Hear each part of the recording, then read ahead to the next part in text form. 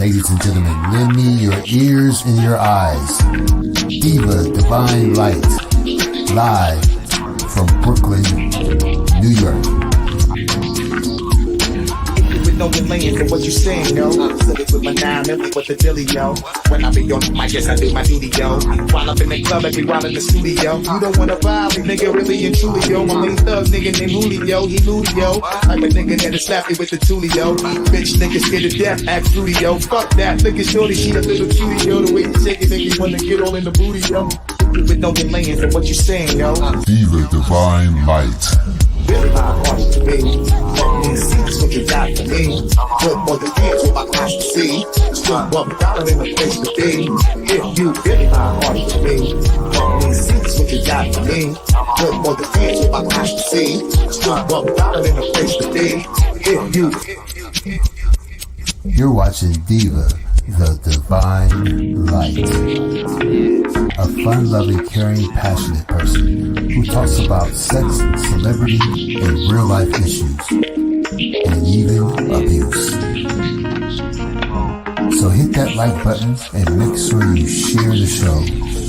Really my heart to me. Let me see this what you got for me. Put more than hands with my eyes to see. Still $1 in the place to be.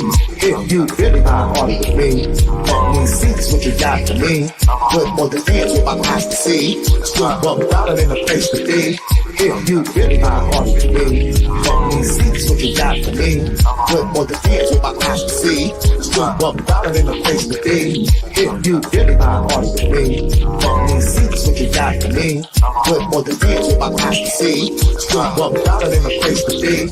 If you. Here comes the pitch, and it comes in wide. On the combo.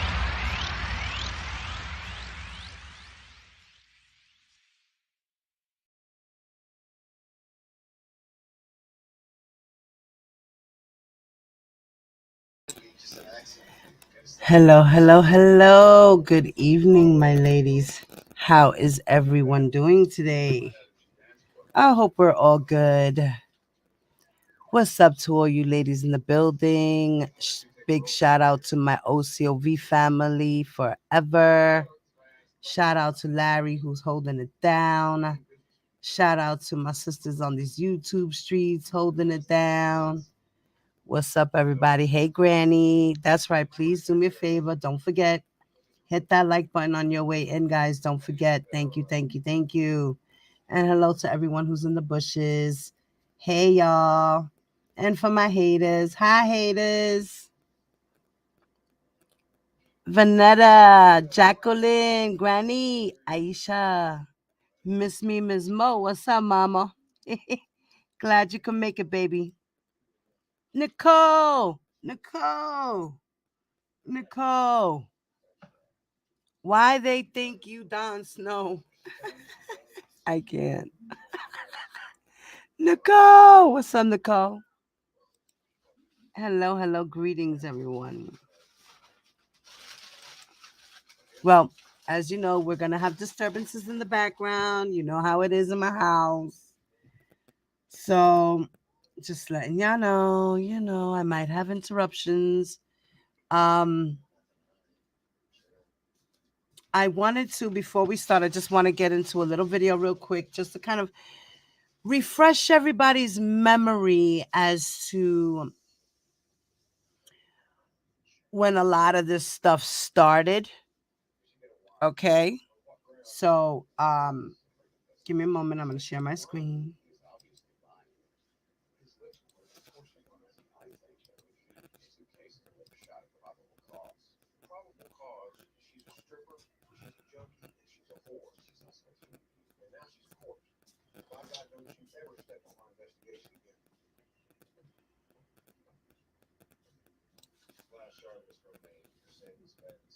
Okay, I'm going to go on mute in a moment, guys.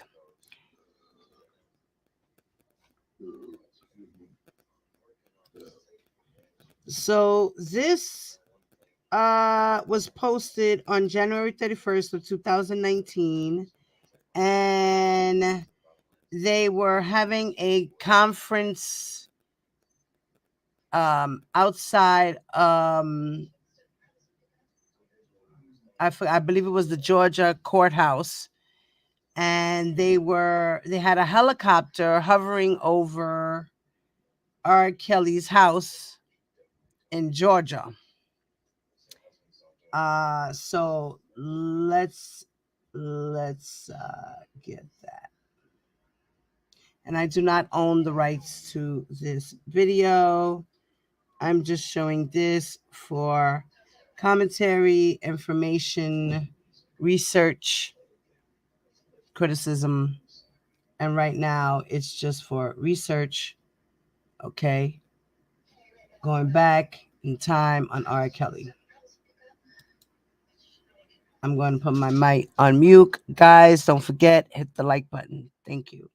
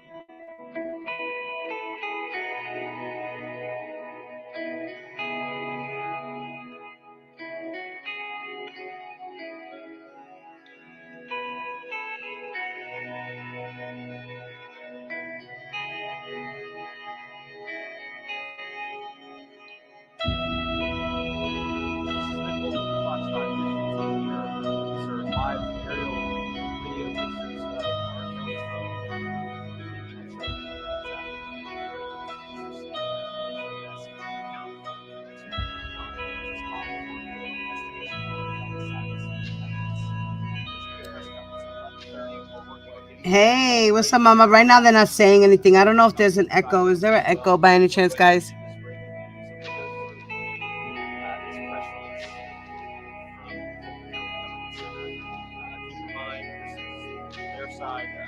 Wait, let me double check because I think I hear the video. Hold on.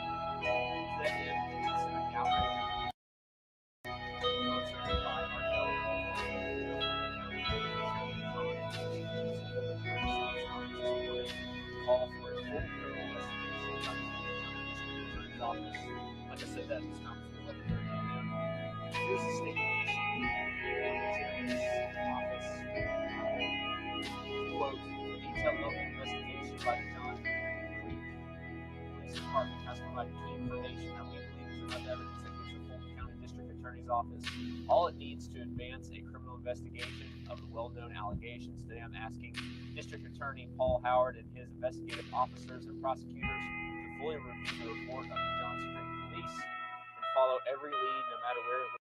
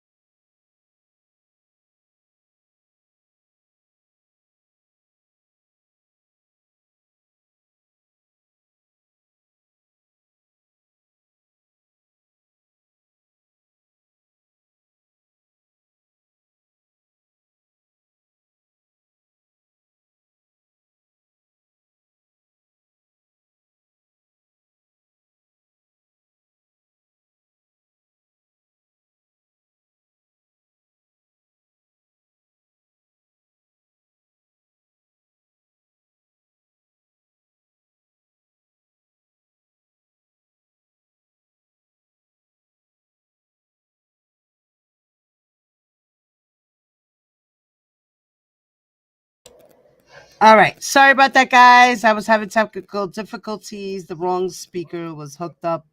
I had to switch it. Give me a moment. I apologize.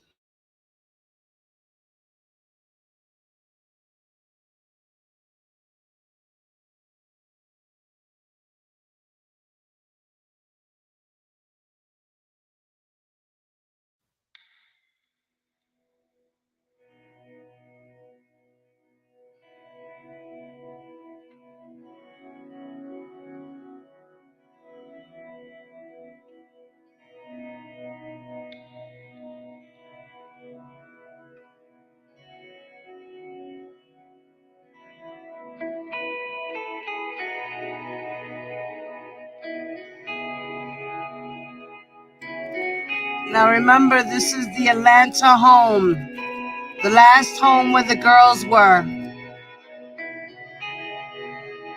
Remember in the As Is documentary said they had, or Gail King interview, they have helicopters flying over my home. This is what it was. The helicopter was flying over his house because allegedly there was girls being held captive in his home. Ready to stream that hopefully in about 45 minutes as well. I want to go ahead and bring you this breaking news. I'm going to go through this press release from Fulton County Government Center. Keep in mind, this is their side asking for a criminal investigation. This is not both sides of the issue. The press release says new information learned and recovered by law enforcement is severely raised the level of concern. The allegations include artist R. Kelly sexually exposing supporting girls by police Johnson and elsewhere. To that end, considering the outrage over the concert by R. Kelly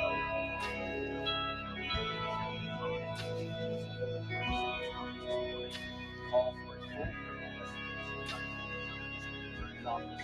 Like I said, that this conference at 11:30 a.m. Here's a statement issued from the Chairman's office. Quote, a detailed local investigation by the John Police Department has provided key information that we believe is enough evidence that gives the Fulton County District Attorney's Office all it needs to advance a criminal investigation of the well-known allegations. Today I'm asking District Attorney Paul Howard and his investigative officers and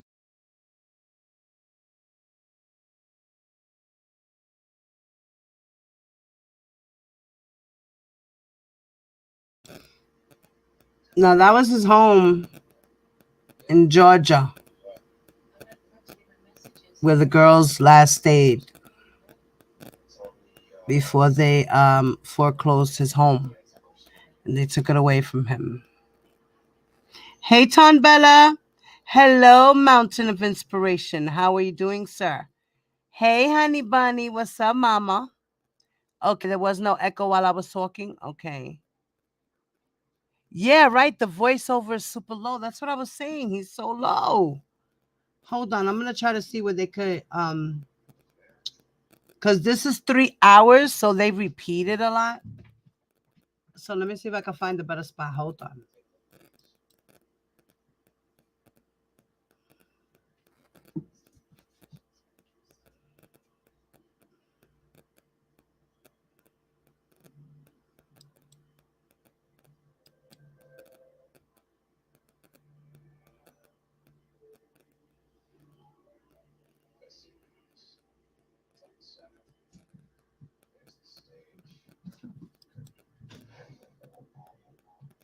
sorry about that. I had to get the image pulled back up.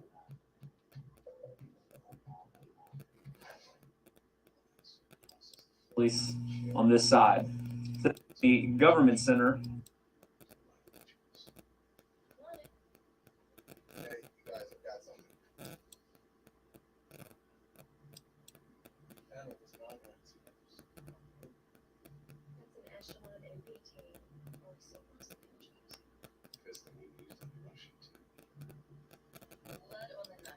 Side of so we're planning on taking that live here on the government center.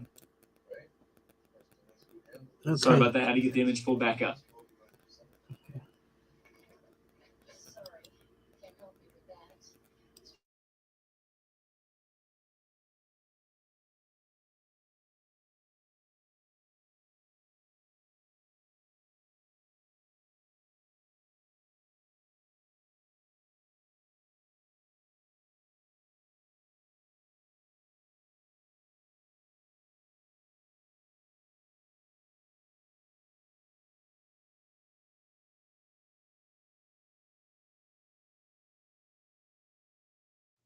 This has been Bolton back here with the Fox 5 digital team. I'm going to go through the information that we have right now.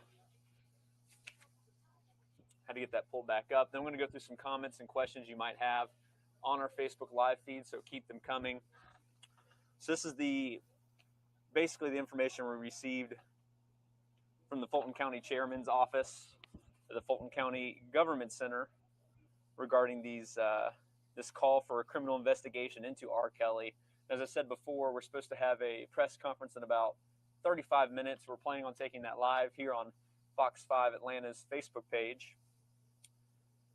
I'm going to go through this email and the information and the statement provided to you, but remember, this is one side of the coin here in terms of an argument that's probably going to go into back and forth if there's a criminal investigation.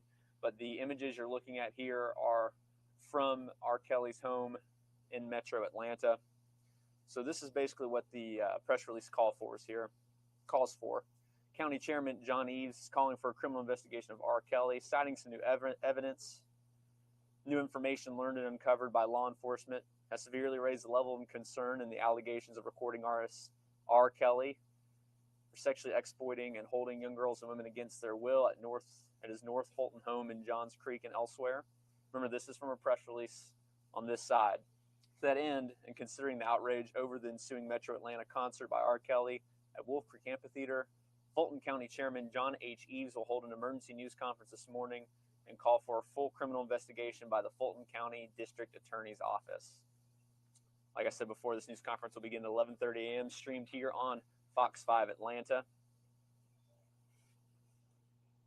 And that press conference is going to be outside the Fulton County Government Center, working on getting that crew set up and over there so we can bring you exactly what they want to say. But I'm going to read you here the chairman's statement sent to us already. And this statement is probably a synopsis of what we're going to hear at 11:30. Maybe at 11:30 we'll hear a little bit more about this information or a part of this initial investigation that's taken place.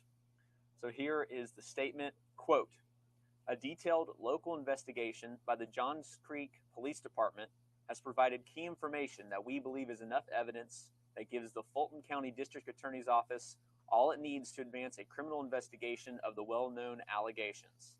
Today, I am asking District Attorney Paul Howard and his investigative officers and prosecutors to fully review the report of the Johns Creek Police and follow every lead, no matter where it leads or who it implicates, and bring those persons to swift justice. No one should be above the law because of their income or their zip code, and we will not allow our young girls and young women to be preyed upon by predators or anyone who aims to brainwash and strip them of their human dignity and their right to be free. Again, as a father of a teenage daughter and a responsible leader in this community, we have a moral responsibility to stand up for people who cannot protect themselves. Today, I'm asking our Fulton County justice officials to do just that. If we won't protect our young girls and our young women, who will?" End quote. So that's the full statement there. That is from Fulton County Chairman John Eves. We're going to hear more from him and from government officials at 11:30. Now, if you remember, the Fulton County Board of Commissioners unanimously voted to approve a letter that was sent to Live Nation requesting the canceling for the upcoming concert R. Kelly has. The Live Nation is contracted to manage all of the concerts at Wolf Creek Amphitheater, and Fulton County does not have legal right to cancel the concerts. However, the board elected to send a message of disapproval in the continuation of the concert in the public-owned facility. So we're working on some more details here. I'll be back on in just a couple seconds to give you some more information. Real quick, though, I'm going to go through some of your comments and questions and see if I can answer anything at this time. If you remember, about a month ago, there were some allegations that came out against R. Kelly. R. Kelly and his representatives came out and denied those allegations. And as I said before, the statement I just read and the information I read, that's coming from one side, that's coming from the Fulton County Chairman John H. Eves, their side calling for a criminal investigation. We've yet to hear a response from R. Kelly and his management.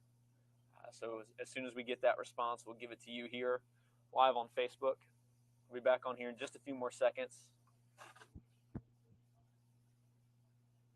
Going through some of your comments, though, real fast, just to see if there's anything I can answer. A lot of you guys are just discussing, which is great, but looking for any questions, any comments.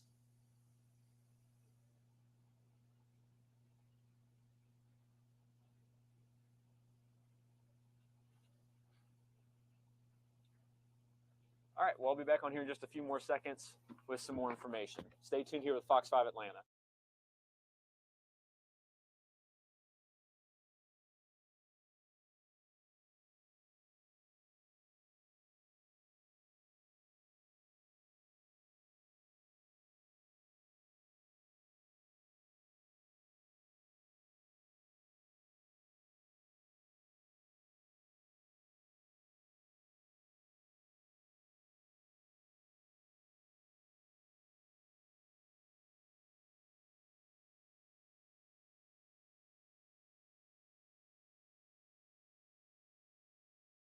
investigative officers and prosecutors to fully review the report of the Johns Creek Police and follow every. While we wait here, I'm going to pull up in the corner the images from his home. 1 second.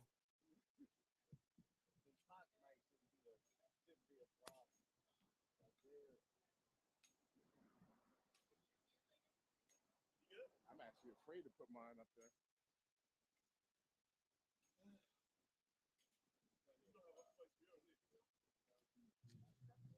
I'm about to do Right now. your white balance too, man. Who? What? Your badge. Oh, Your white too. balance. My badge is sort of. Yep, just a mic check as of right now. Making sure the audio is clear for you guys here on Facebook Live as we continue to wait here for this press conference to start. So that's the feed we're looking at right now. Let's take you back here to his house as we wait. So I'm going to go through this information one more time as we wait for this press conference to start. We're going to hear from officials in just a few minutes, but the statement issued here from Fulton County Chairman John Eves reads as follows, quote, "A detailed local investigation by the Johns Creek Police Department has provided key information that we believe is enough evidence that gives the Fulton County District Attorney's Office all it needs to advance a criminal investigation of the well-known allegations. Today, I'm asking District Attorney Paul Howard and his investigative officers and prosecutors to fully review the report of the Johns Creek Police and follow every lead, no matter where it leads or who it implicates, and bring those persons to swift justice. No one should be above the law because of their income or their zip code. We will not allow our young girls and young women to be preyed upon by predators or anyone who aims to brainwash and strip them of their human dignity and their right to be free.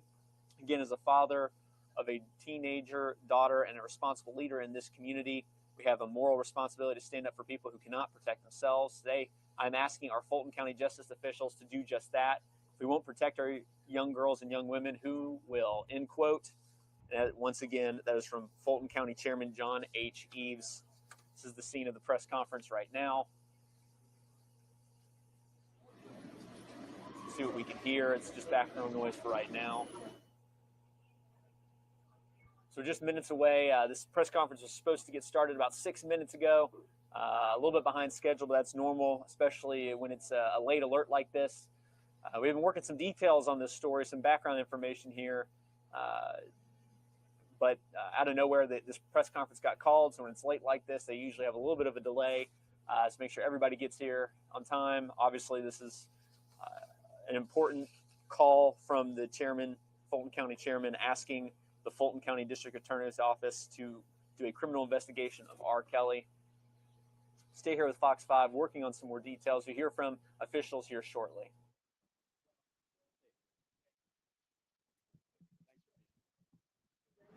Want to try the podium or no? Will the podium be able to? Okay.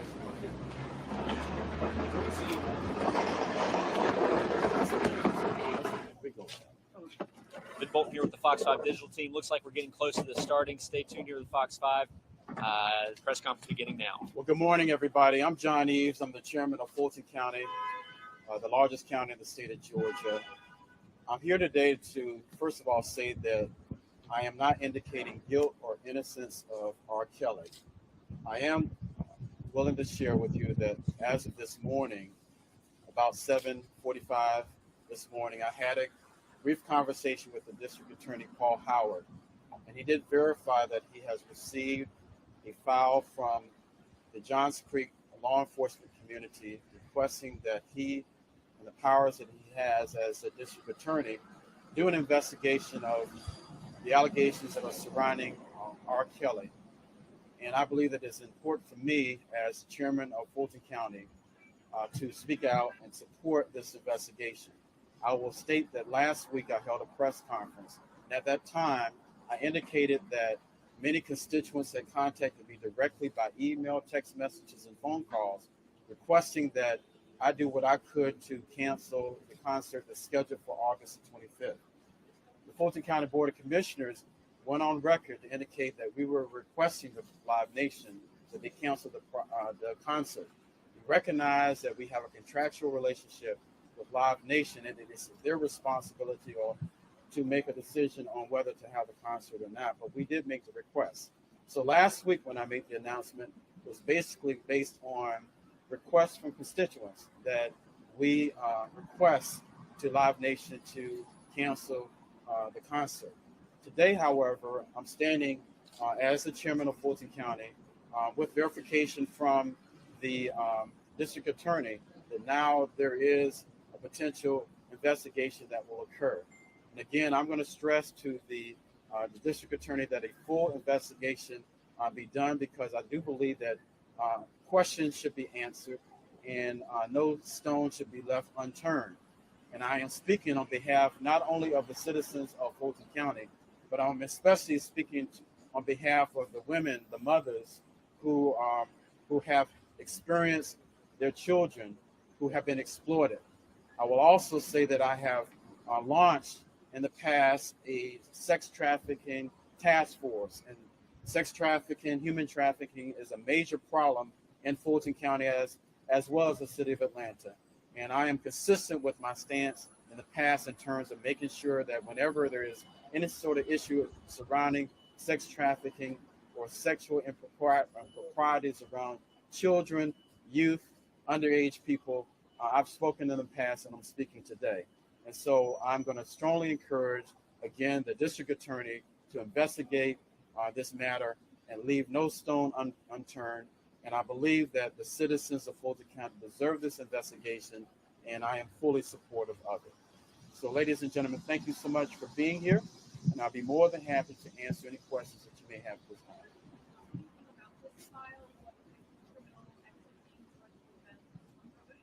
So I have not been privy to this file, and nor do I really have a desire to know the contents of the file. But I am indicating that and verifying that the file has been transferred from law enforcement in Johns Creek to the district attorney. And I'm going to use my power as chairman to encourage the district attorney to proceed and to launch an investigation so that no questions are left unanswered.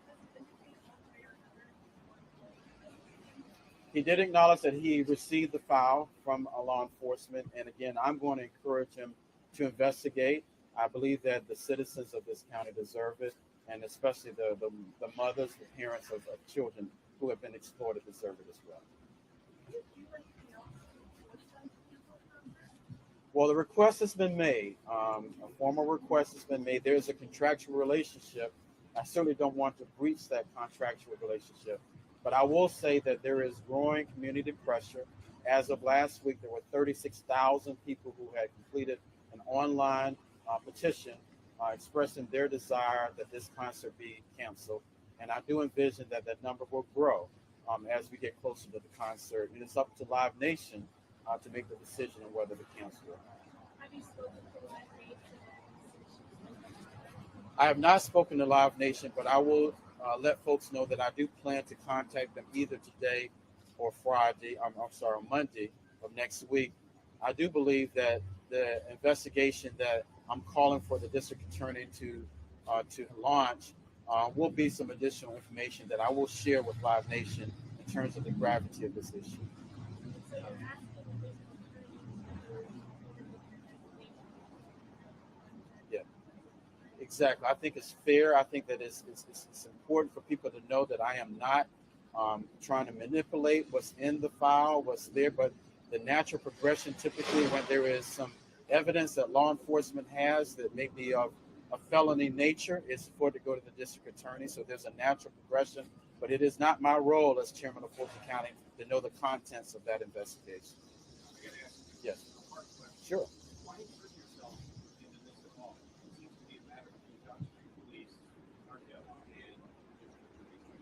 Well, I'm the chairman of Fulton County, and I represent 1 million people as well as the people in Johns Creek. I didn't ask for people to contact me and say cancel the concert. A lot of folks unsolicited, in an unsolicited way, contacted me and requested. And so I feel that I'm speaking very fairly and very honestly on behalf of people who contacted me and asked me to step up and to express my words, which I'm representing on behalf of them. Well, ladies and gentlemen, thank you so much for being here, and we'll provide more updates to you as we receive them, potentially as early as next Monday. So thank you for being here. You said next Monday? Yes, I'm like, yes. Thank you.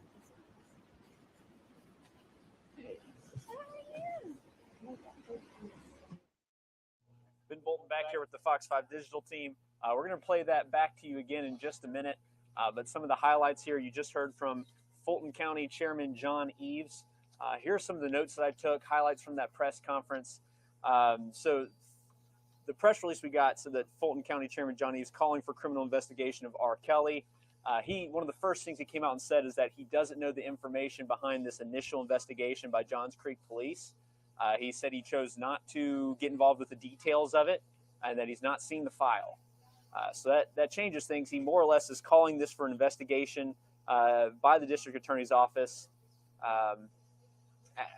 basically not out of calling for a guilty call or for not guilty, any of those things, mainly just wanting somebody to investigate these calls, especially after the backlash and uproar of canceling the concert. We're about to take you back here for another press conference. Not sure who's speaking right now. IETTEBARNES. And your organization? I represent Mute R. Kelly. It's a collective of women in Atlanta who band together to start a national campaign against Live Nation to cancel the R. Kelly tour. We started with Atlanta, and the campaign has resulted in 3 of the 5 cities being canceled. I'm speechless. I was actually on my way to Netroots for a presentation on sex trafficking at the Netroots conference, and I got a call. You got to get down there because they have some charges that they're going to place against him. And for me, this is the natural progression of things. We knew for years that Mr. Kelly's behavior was egregious enough to reach the level of criminal prosecution, and we hope that this time it's fixed. Absolutely, we understand that, but the ball rolls for us. We're excited because the trajectory is moving in our direction, and we're happy with that. For several reasons. One, as a community activist, sex trafficking is something that I have been working on for years. I also work as a registered lobbyist in the General Assembly and was helpful in passing the Safe Harbor sex trafficking legislation in 2015 session. And, full disclosure, this is personal to me because I am a survivor of child pornography. So for me, I understand what that feels like. I understand that space of being manipulated. And I just feel like that we need to start speaking up against this because this is real and it's happening all over the country. What are your plans? If the concert does not get canceled, we have actually begun to create a coalition of partners, including Women's March and some of the more national or social justice groups. We are planning a protest. We are planning a peaceful protest the day of the concert at the Woodford Theater. So yes, we will exercise our First Amendment right and we will protest. And we are expecting a crowd of about 1,000 protesters. Absolutely. Right now, our petition is trending at 37,000. Last time I checked, we've actually partnered. We were requested to partner with the Drop Sony campaign. We are now under the umbrella of Mute R. Kelly, so we are now trying to drop it from Sony, cancel the Atlanta concert, and cancel the tour. So we have begun talking to activists in Memphis, in Detroit, in Birmingham to say, you know what, let's just end this whole thing. Yes. This is the country. This is the country at this point, yes. The Atlanta specific petition, we got about 1,700 in Atlanta specifically. And you said you rushed down here for this, but there was really no news that was really announcing investigation. Right. Why is that important to you? Why is that news story? It's news for us because it's a step in the right direction. And this is more than just canceling a concert. This is about having a larger conversation about how we handle sex trafficking and sexual exploitation. And as you might know, very often these type of cases don't even reach this level, so that it has actually reached a level that the Johns Creek Police now have turned it over to the Fulton County District Attorney's Office. And Chairman Eves is going to ask for that to go through the process. To us, that is worthy, and that is worthy of coming down here and just being present in that moment. Because for all of the girls who are dealing with this, it gives them a voice. And when you're dealing with issues of child exploitation and child pornography, usually these young women and sometimes young men are extremely disempowered. So any movement in the direction of empowerment, it is newsworthy and it is important. What organization did you say reached out to you? Right now, we are in conversations with the Women's March, and the Georgia Coalition. The Georgia Alliance for Social Justice, and we are continuing to reach out to our partners in social justice to get them on board. And so far, we've had favorable. We're still in the process of making those connections because right now we want Live Nation to cancel concerts, so we don't want to protest. However, if we are unsuccessful. And we're actually planning another press conference on the 24th. We're giving them to the 24th to cancel the concert, or we are going to protest. Have you heard from them at all? I'm beginning my second conversation with them was going to be today. I'm actually going to be speaking with Chairman Eves, and we might actually do a joint conversation with them on Monday. Have you watched the video of Jocelyn? Yes. Does it come across to you that she's being exploited? Yes. Why do you say that? I'm speaking as a survivor of that I understand what it feels like to just want it to go away. I also feel like when I saw the tape, just the optics of it just looked very coached to me. It also, I in my job as a political strategist, I coach people. So I kind of know what coaching looks like. It just seems to me like she's in a space where she's a young woman, she's confused, she's scared, she has media attention she did not want. Very personal details of what's happening to her are now being, shared across the country, and she just wants it to stop. And so I do believe that, yes, she was coached. It just did not come across to me as authentic at all. Even if she said she's not a hostage and she's happy where she is? It's not convincing to me. I'm sorry. It's just not convincing to me. It's sort of like I can't explain it, but I know it when I see it. Have you done the same thing? Yes. Yes. When the situation happened, I actually tried to and somehow make it my fault until I realized that, wait a minute, at 17 years old, you don't have that level of agency. You're dealing with a 35, 40-year-old man who clearly has done this before. So that's really, for me, where the rubber meets the road. But she's 22, she's not underage. Understand. She's an adult. It seems like this is her decision. Purportedly, she was 17 when it happened. So that's the concern that we have, and I think the legal team for the Savage family has made that claim as well, that her age now does not reflect the age she was when this started. And also, when we talk about sex trafficking, very often they're groomed underage, and then they're brought into it when they're 18, because in that way they can skirt some of the legal ramifications of child exploitation. So this is nothing new, and there are agencies on the ground who've been doing this work for years. So. Thank you. Thank you.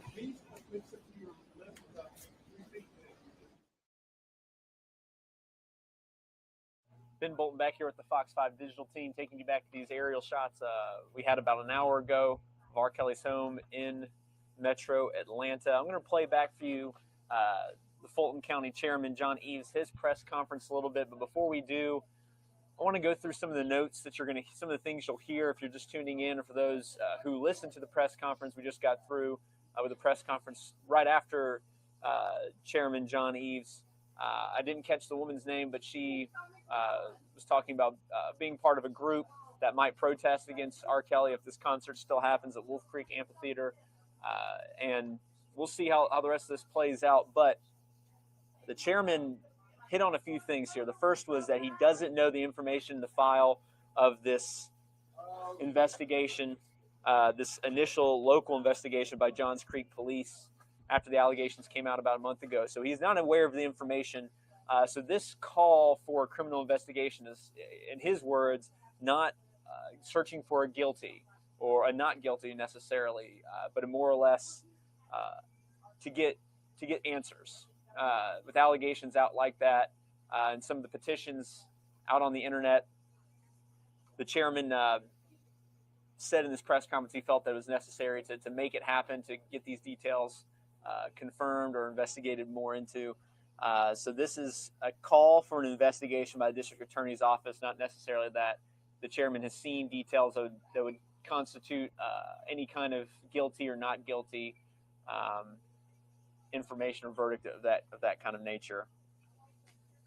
The other piece of information that we have is that the information from this investigation has been sent from Johns Creek Police to the district attorney's office. So it is in their hand as we speak. They can choose whether or not to look to open it up a criminal investigation on it, depending on what is contained in that file. Several sites in this press conference do some petitions online. You heard the woman who claims she will protest if the concert still happens, talking about one of their petitions from her group. On her shirt, it said #mute R. Kelly. Both Chairman Eves and the woman who's protesting said they plan to contact Live Nation. So besides the initial letter sent about a week and a half ago asking for the concert to be canceled, they're trying to get in contact with Live Nation in the next few days to start that conversation as to whether this concert should still happen. One quote that I pulled from the press conference from Chairman Eves was basically, quote, not trying to manipulate the investigation, was basically what he said. I thought that keyword, not trying to manipulate, and doesn't know the contents of the folder. That's very important as to, from the initial press conference we got sent, almost implied that there was some information known here, but it kind of seems now that the chairman just wants the criminal investigation to happen because the Johns Creek Police Department has investigated at a local level. So we're going to get that press conference queued up for you again, and that way you get to hear exactly what Fulton County Chairman John Eves knows and what he's calling for. I'll have that up for you in just a second. Today to first of all say that I am not indicating guilt or innocence of R. Kelly. I am willing to share with you that as of this morning, about 7:45 this morning, I had a brief conversation with the District Attorney Paul Howard, and he did verify that he has received a file from the Johns Creek law enforcement community requesting that he and the powers that he has as a district attorney do an investigation of the allegations that are surrounding R. Kelly. And I believe that it's important for me as chairman of Fulton County to speak out and support this investigation. I will state that last week I held a press conference, and at that time I indicated that many constituents that contacted me directly by email, text messages, and phone calls requesting that I do what I could to cancel the concert that's scheduled for August 25th. The Fulton County Board of Commissioners went on record to indicate that we were requesting the Live Nation that they cancel the concert. We recognize that we have a contractual relationship with Live Nation, and it is their responsibility to make a decision on whether to have the concert or not, but we did make the request. So last week when I made the announcement, it was basically based on requests from constituents that we request to Live Nation to cancel the concert. Today, however, I'm standing as the chairman of Fulton County with verification from the district attorney that now there is a potential investigation that will occur. And again, I'm going to stress to the district attorney that a full investigation be done, because I do believe that questions should be answered and no stone should be left unturned.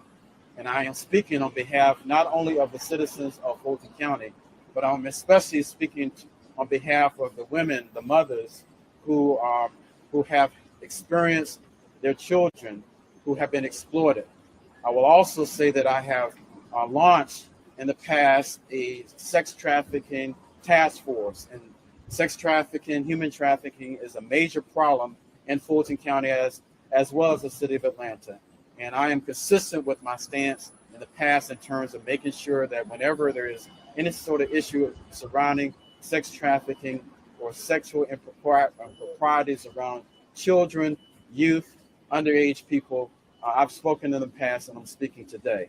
And so I'm going to strongly encourage, again, the district attorney to investigate this matter and leave no stone unturned. And I believe that the citizens of Fulton County deserve this investigation, and I am fully supportive of it. So, ladies and gentlemen, thank you so much for being here, and I'll be more than happy to answer any questions that you may have at this time.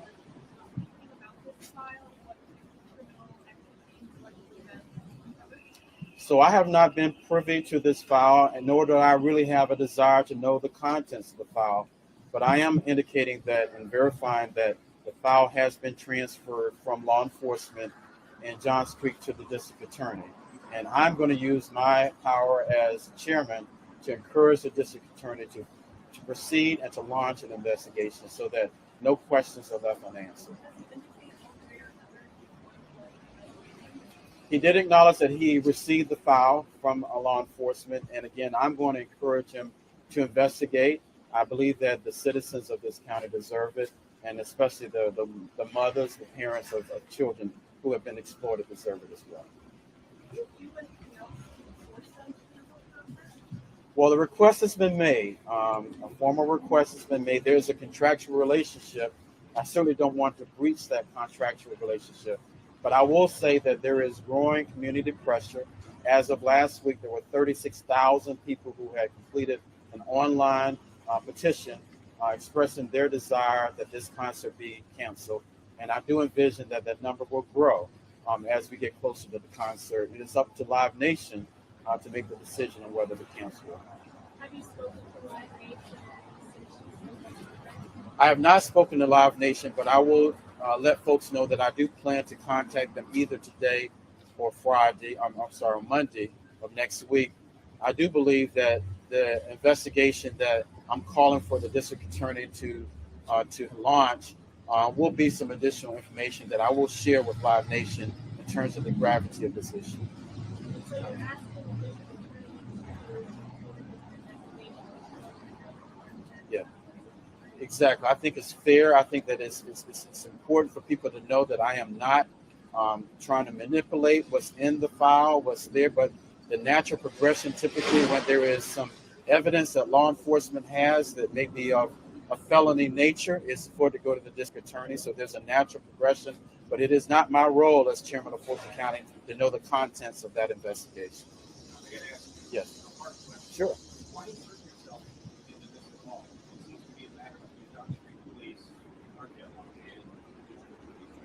Well, I'm the chairman of Fulton County, and I represent 1 million people as well as the people in Johns Creek.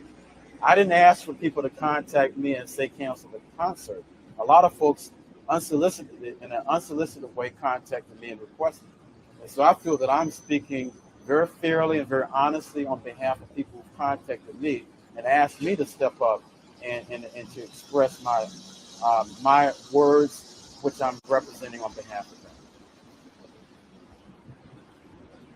Well, ladies and gentlemen, thank you so much for being here, and we'll provide more updates to you, the largest county in the state of Georgia. I'm here today to, first of all, say that Ben Bolton's still here.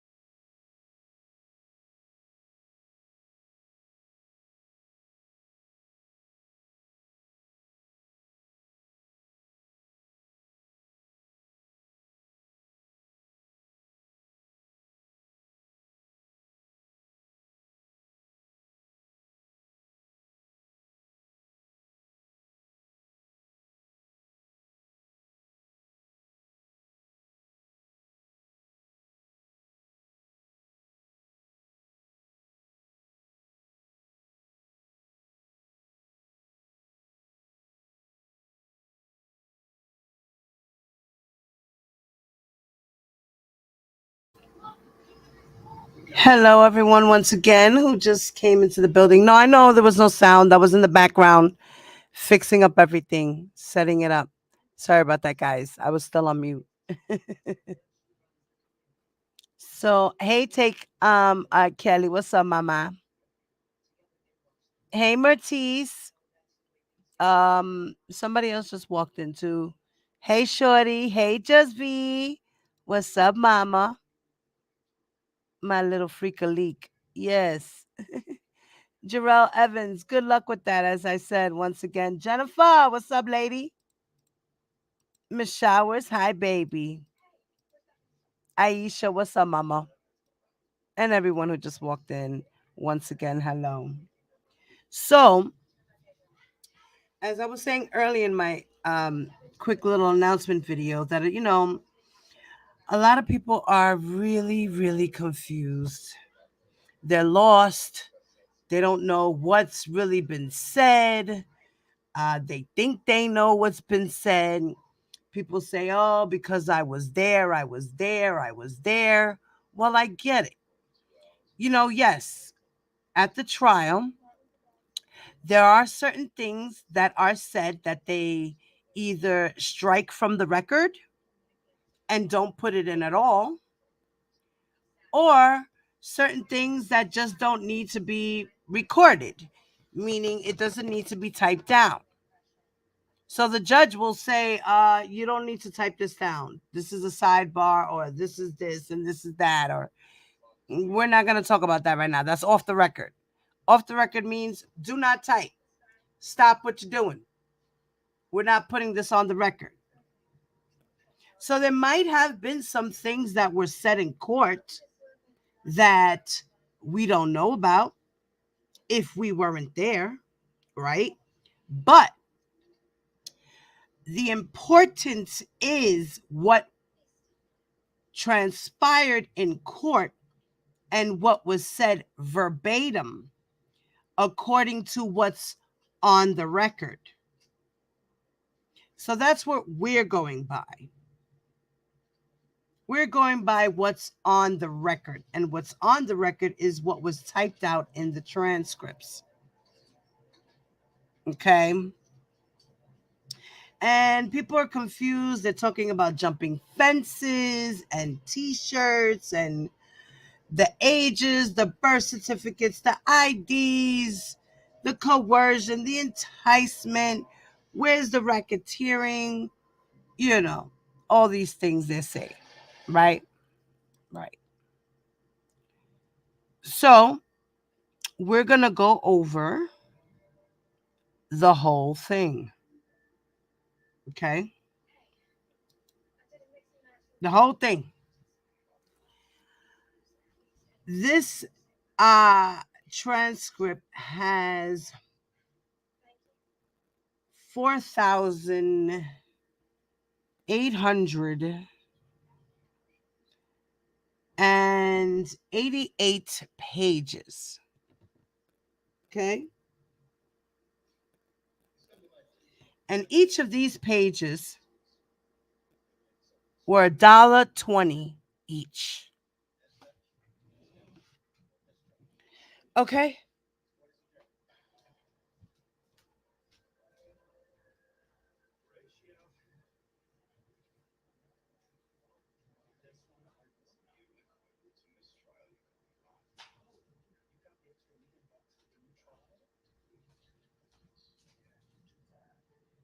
God bless Robert Keller. Just V, God bless your baby daddy, your hubby. God bless him. He helped us out a lot. Okay, hopefully we can get this Chicago trial going as well.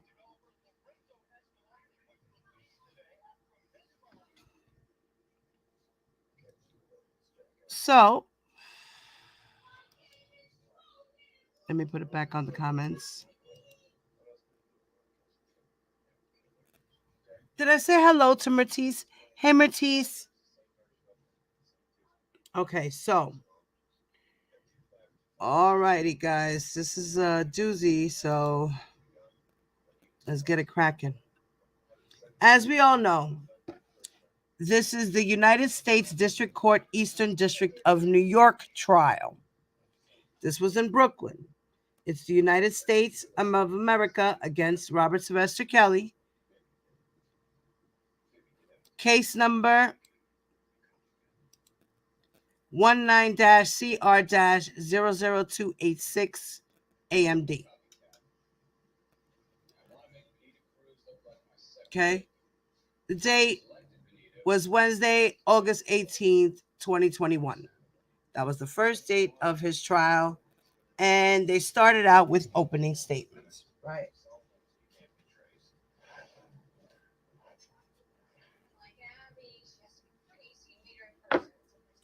They started out with opening statements. Sorry, guys, I'm moving around, so.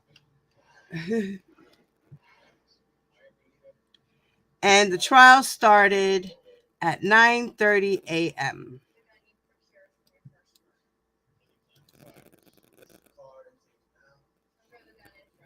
Let's see here. As we all know, we know the players. We have the appearances for the government: Jacqueline Klaus, Elizabeth Geddes, Nadia Shahata, Maria Cruz. They are all for the government. For the defendant, we had Kanik, Devereaux Kanik, Becker, Farinella, and Scholar. Okay.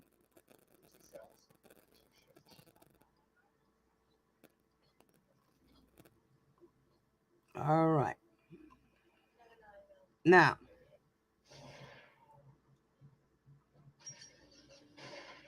in this portion here, in the opening statements that started out the judge. Now, the judge here explains a little background to the proceedings. All right.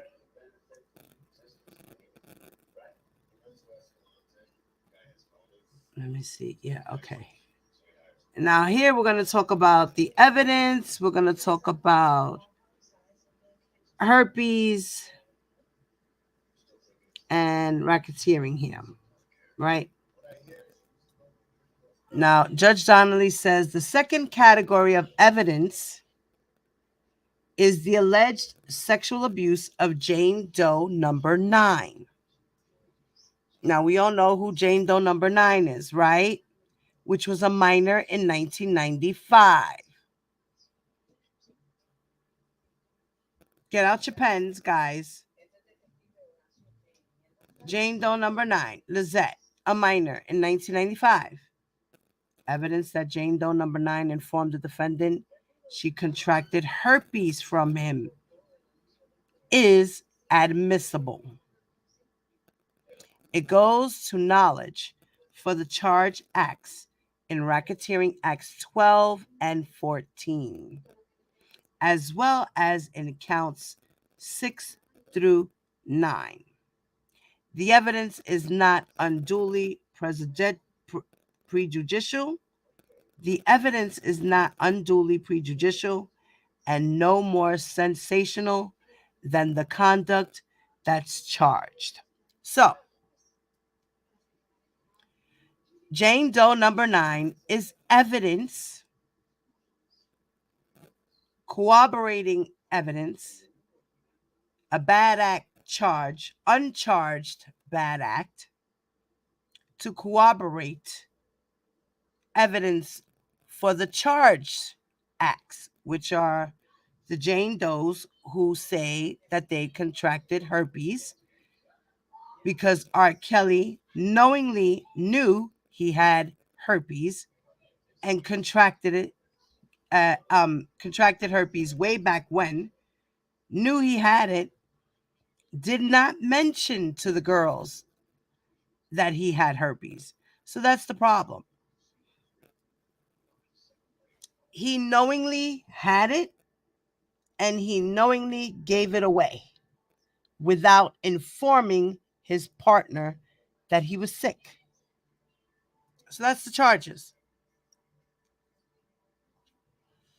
It's not about, like Angie said, it's not about who gave it to who or who did what. And it's about him knowing and then not telling them. That's the charge. Knowing he had it and not telling the girls that he had it. Knowingly having the disease and not telling the girls that he had it. Hey, Cheeky, what's up, mama? What's up, Ty? So that's the charge. That's the evidence. Jane Doe number 9 is evidence. It says it right here. Evidence that Jane Doe number 9 informed the defendant she contracted herpes from him is admissible. This is admissible evidence.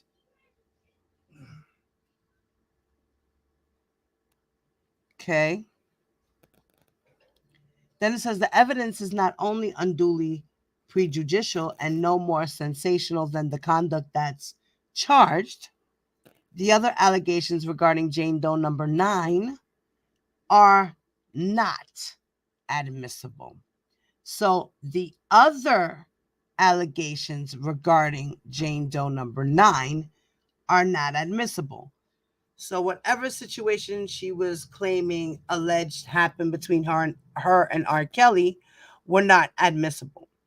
The only thing that they needed Jane Doe number 9 for was to verify that R. Kelly had herpes way back when, in 1995. Get it? Do you guys get it? Do y'all in the back understand that? Do my ladies of OCOV get it? Do you understand the words that are coming out of my mouth? Do you understand why they brought out these other uncharged bad acts as corroborating evidence? They are allowed to do this.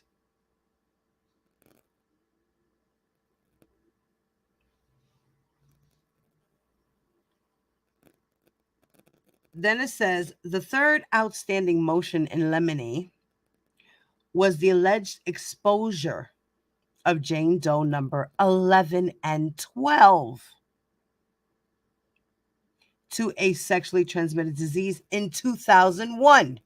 So here's another part of evidence that is admissible to the court to corroborate the testimony of the girls that this man did have herpes back in 2001, back in 1995. Two more girls are corroborating evidence, witnesses to the alleged crime, which is knowing that R. Kelly had the disease and he knowingly gave it to the girls without telling them.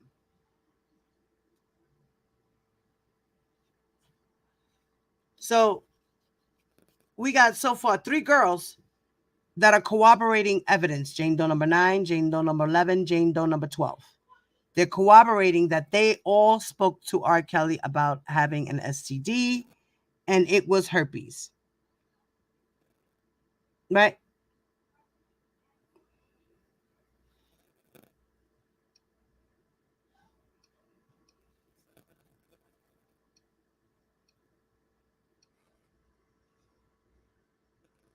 So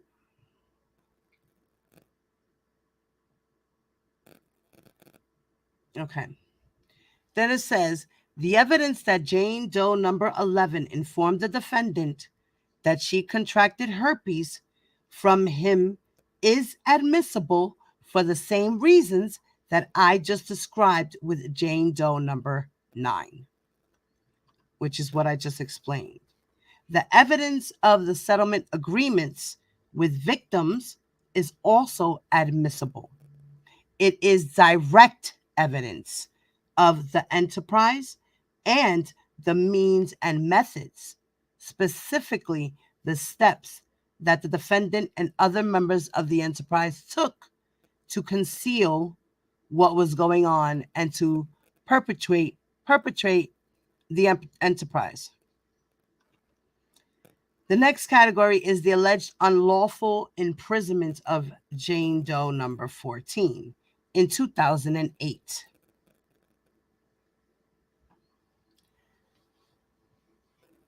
The next category is the alleged unlawful imprisonment of Jane Doe number 14 in 2008. Now remember who we said was Jane Doe number 14? Who was Jane Doe number 14, guys?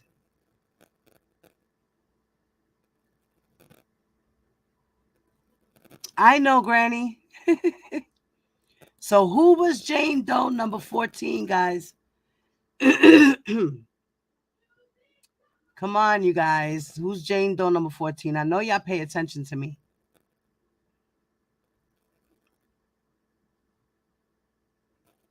I don't just be out here doing shit for y'all not to remember.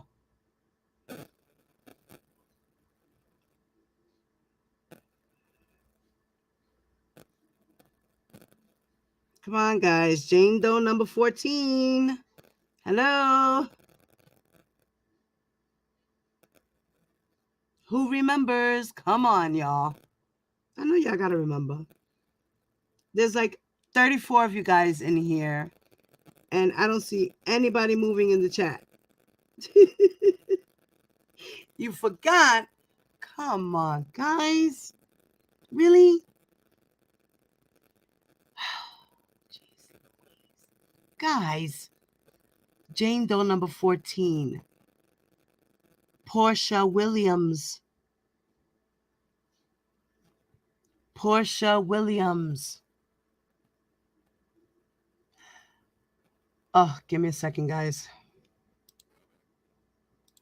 Hold on.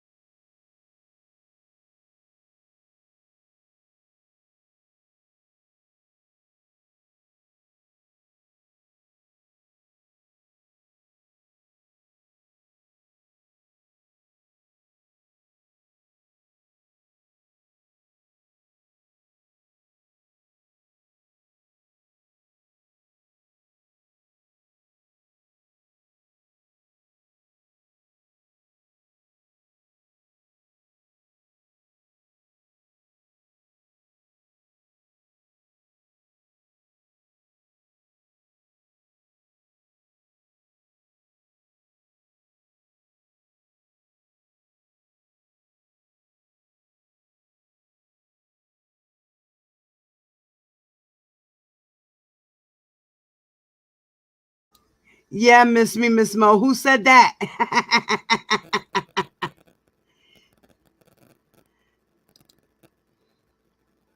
All right.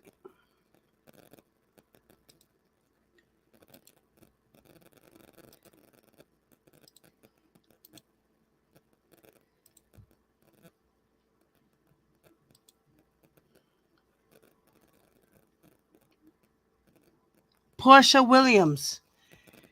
Portia Williams is the lady from Real Housewives of Atlanta. Lizette was number 9.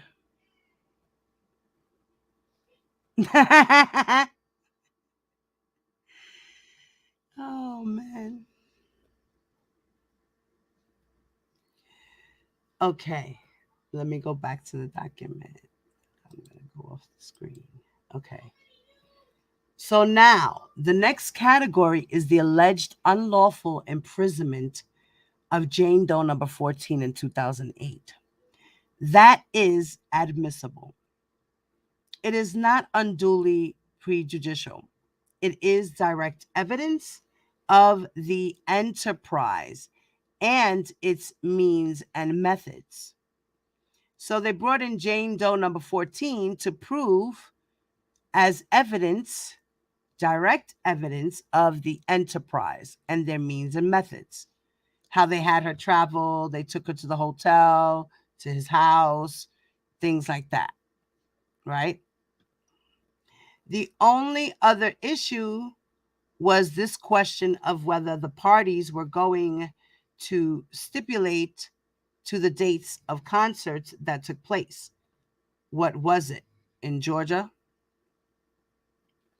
Ms. Getty says that, yes, she answers to the judge. Yes, Your Honor, in Georgia. The judge said, did you stipulate to that?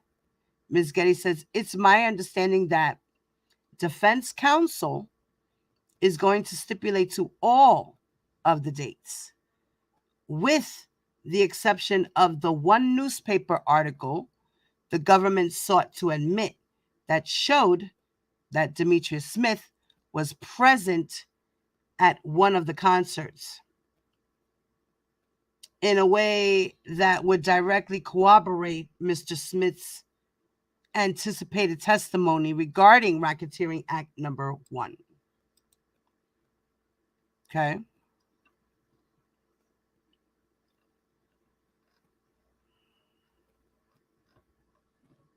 All right.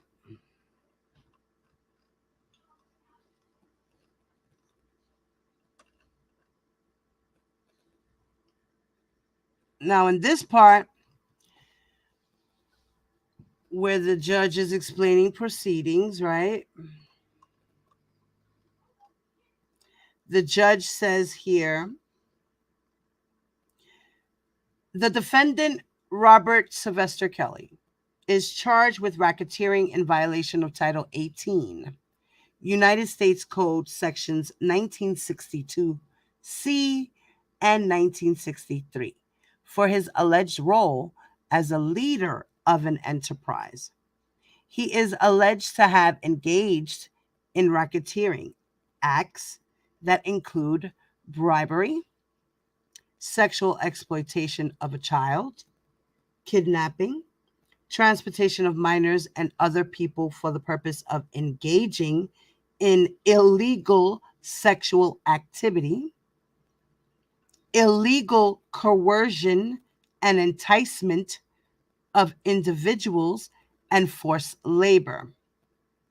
Mr. Kelly is also charged with violations of the Mann Act, including the transportation of individuals, including a minor, for the purpose of engaging in illegal sexual activity and illegal coercion and enticement of individuals, including a minor. So see here where it says Kelly is also charged with violations of the Mann Act, including the transportation of individuals. So it's not only pertaining to minors, it's also pertaining to adults, individuals, people over the age of 18. And then it says also including a minor,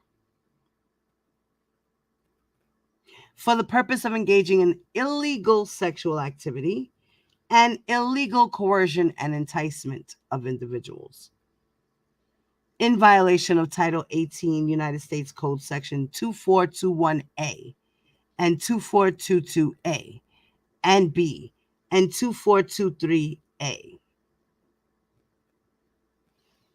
Now, Mr. Kelly has pleaded not guilty to all of the charges. It is the government's burden to prove Mr. Kelly's guilty beyond a reasonable doubt with respect to each charge. As I told you when you were selected as jurors, the indictment is the document that brings the case to court. So, did you hear, for those in the back, what Judge Donnelly just said? She said, as I told you when you were selected as jurors, the indictment is the document that brings the case to court. And me, Diva Divine Light, is telling all of yous out there that we are going by the paperwork. Why? Because the indictment is the document that brings the case to court. So all this other stuff that's going on YouTube is irrelevant to the case. That's why a lot of things are not happening in miracles for anybody. Because all of the shit you're talking about is irrelevant to the case. Because the indictment is the document that brings the case to court, as well as the transcripts. The transcripts is what helps the courts of appeals. Okay, so that's why we go by the transcripts. That's why we go by motions. That's why we go by documents and the indictments. Because that's what the case is going to be about. All this other stuff is irrelevant. It has no meaning to the R. Kelly case at all. So as we all know, all this stuff is just a distraction, a cover-up, a sweep it under the rug.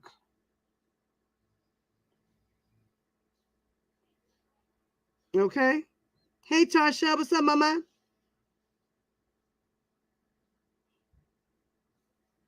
You know what I'm saying? So,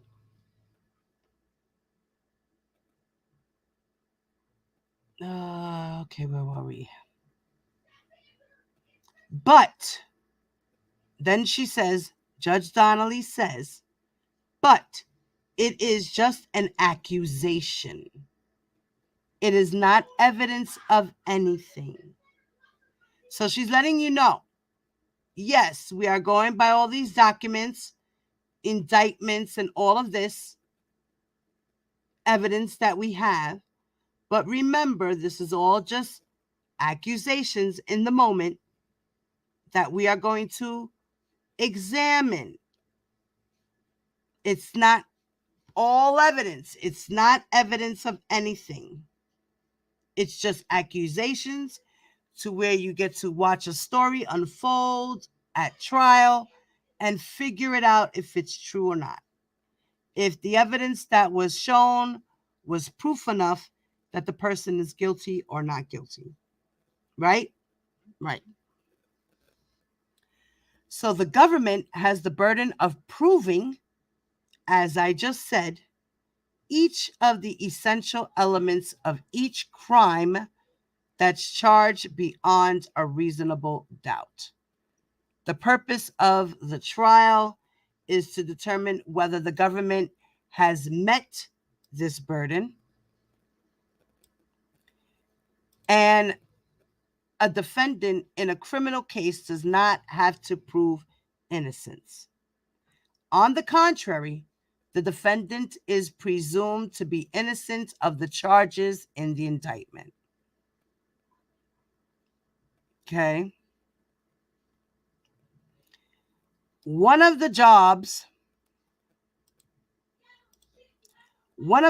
as jurors is going to be to determine what the facts are based on the evidence.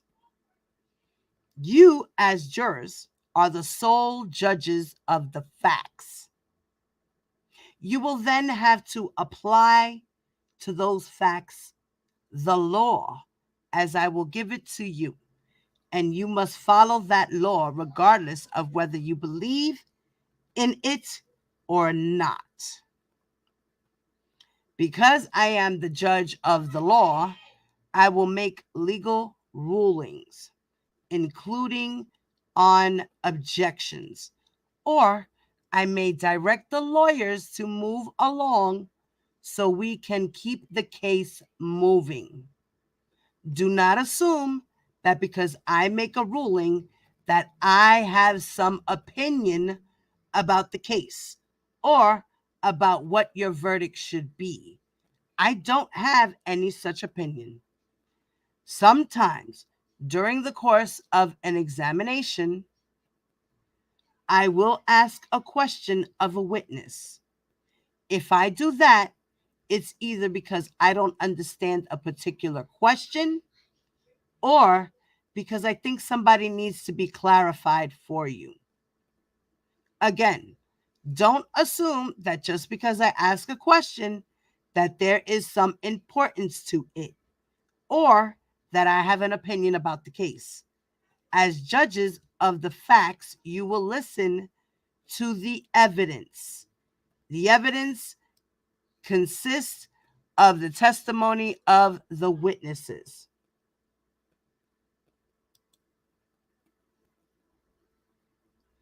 On direct examination and cross-examination.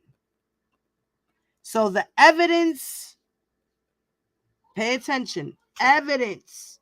The evidence consists of testimony of witnesses on direct examination and cross-examination.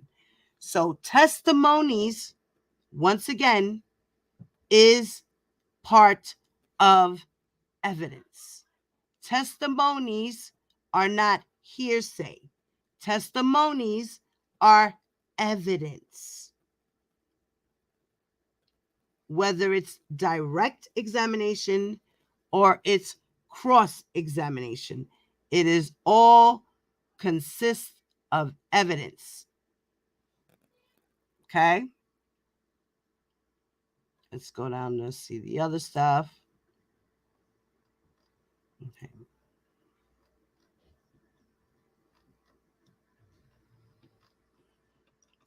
Now, as I said, guys, this is a lot of stuff. So I did highlight some points. The stuff I did is not in order. So I'm just going to scroll down until I get to the portions that are highlighted for me. Okay. So now we're going through what you are seeing scrolling on the screen is open statements. Okay. All right. Now, this part of the opening statement is from Miss Cruz Melendez, and she is the prosecutor for the government. Okay, let me get my drink.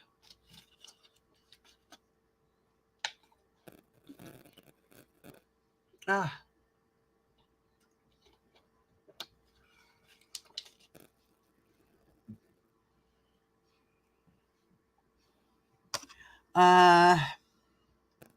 right, I'm going to read this last sentence from here.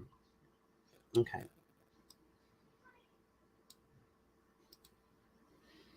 Now, this portion,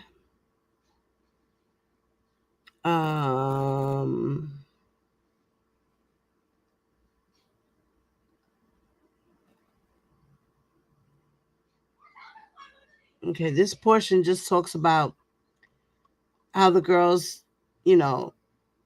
and the boys and girls took a chance on R. Kelly and his popularity. So what this success and popularity brought him was access, right? That's the whole point. The enterprise helped him with access, right?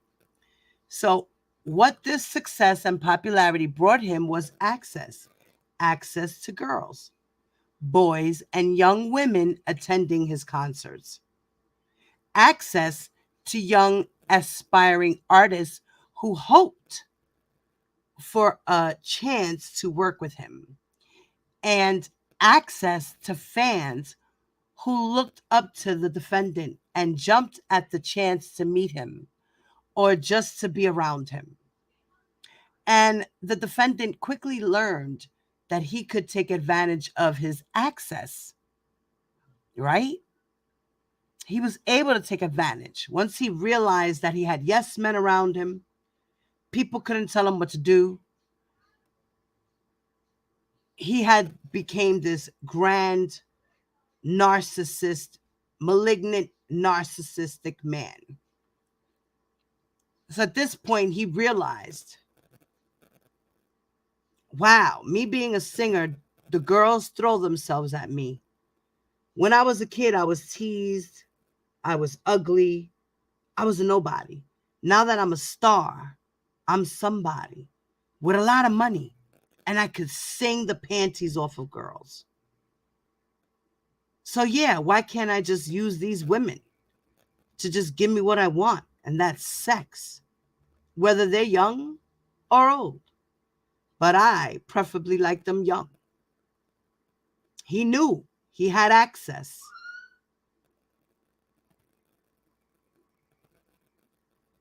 And the defendant quickly learned that he could take advantage of his access. And he did. At his concerts and other locations like the mall or the local McDonald's, the defendant had his pick. Remember, he picks them out. Give that girl my number over there. Tell that girl over there when I talk to her. Bring her over there. Give that girl a bracelet over there. Yep, that's the one over there. Yep, give her my number. Yep, that's the one. Yeah, tell her to come over. He picks them. The defendant had his pick. Nowhere in here does it say anything about the girls picking him. The defendant picked the girls. They were just at your local McDonald's, hanging out, eating with their family, friends. At the local mall. Shopping, window shopping, meeting friends, just hanging out at the mall, being teenagers. What teenagers do when they go to the malls, hang out.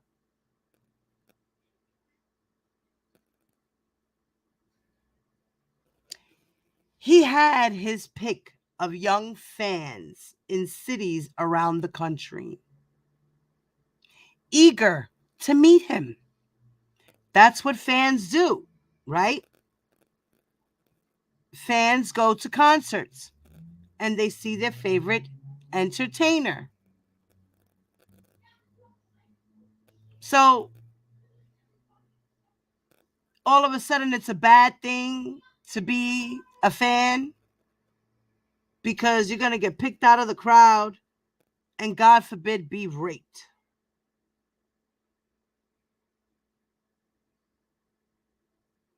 These girls don't know these things. They're not expecting that. They expect the autograph and some pictures and be on their way. A simple little conversation. That's it. That's all. You got your groupies.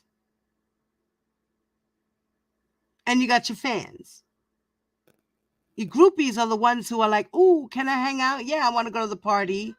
I want to be there all night. Yes. Your fans just want to go backstage, get your autograph, take pictures, be happy, and leave. Groupies want to stay and fuck. They want to follow you around. They want to be up your butt.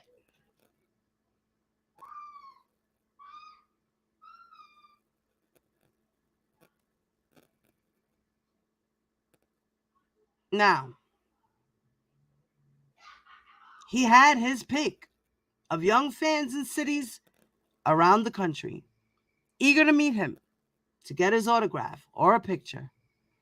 And when he found the girl, boy, or young woman he liked, he either approached them himself or had one of the members of his inner circle do it for him.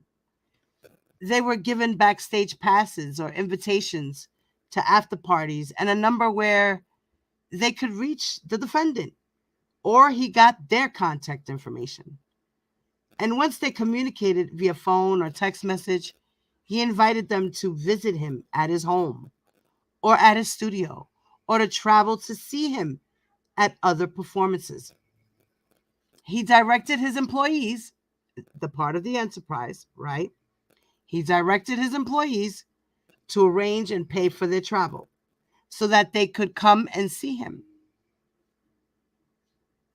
And when he had them alone with him, he used them to exert power over them, to dominate and control them physically, sexually, and psychologically.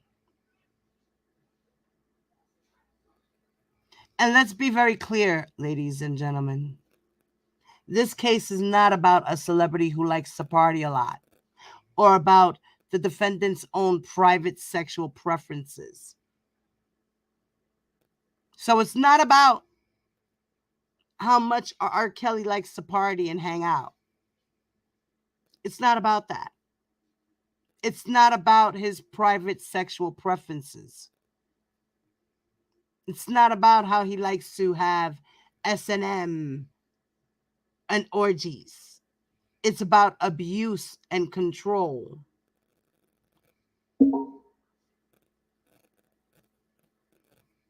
The real issue here, the reason that we're here today, is because, as the government will prove during this trial, the sexual conduct at issue in this case was illegal.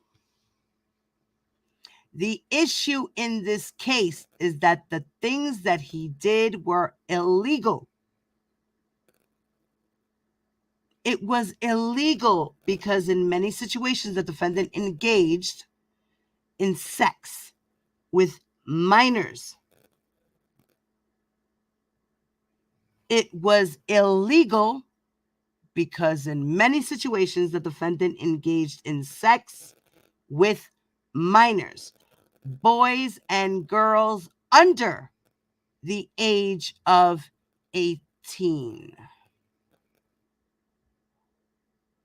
Some even in their very early teens. And when he was having sex with these minors, he often recorded it using video cameras, iPads, or smartphones to produce child pornography. He also transported some of these girls and women across state lines and sexually fondled them while they were not able to consent and expose them without their consent to an incurable sexual transmitted disease, an STD or a venereal disease, genital herpes, an STD that he knew for years that he had and was being treated for. And as the government will prove during this trial, he was not able to do these things unchecked for multiple decades on his own without help. See, the defendant created this persona, R. Kelly, and he was at the center of it all.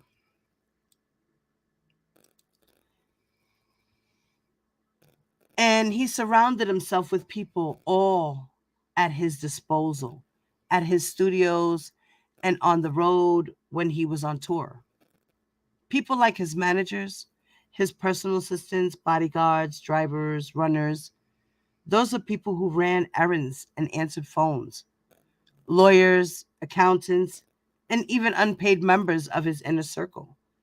But he didn't just use these people to help him with his music career. No. He created and relied on this inner circle to facilitate and to help him cover up his crimes. Okay? His enterprise was covering up his crimes. These young girls were taken advantage of. He had illegal sex. He did illegal criminal activity with minors under the age of 18.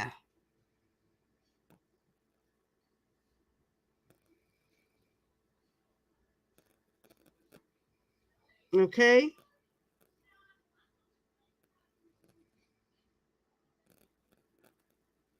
Hey, Diamond Nicole. How are you, honey? Say hello to Diamond, everyone. Welcome, welcome, mommy. All right, the truth. What's up, the truth? Missy, how you doing, Missy? So you see, I'm gonna drop the link, and I'm gonna let me get out of here for a second. Let me go to the screen. All right, I'm gonna drop the link in here, and then I'm gonna pin it to the chat. Okay. Oh. No. Darn it. Wait, hold on.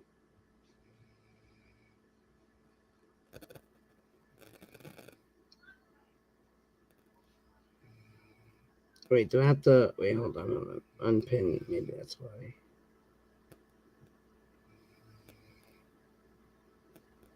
Wait. No. No.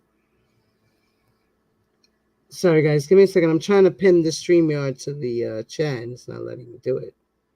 Why?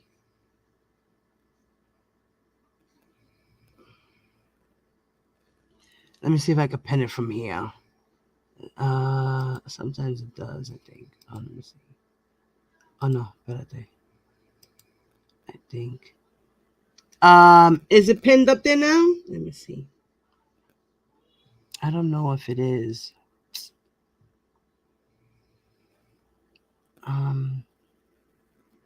No.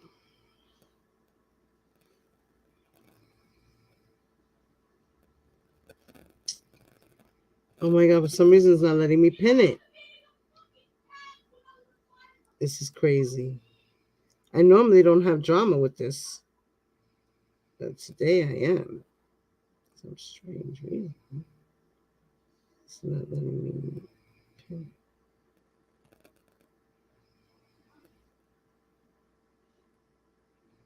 Ah.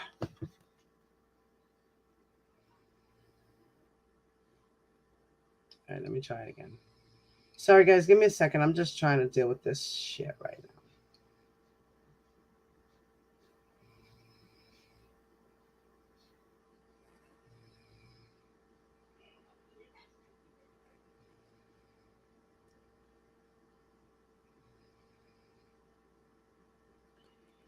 All right, listen, guys. I don't know. I'm having issues with pinning this.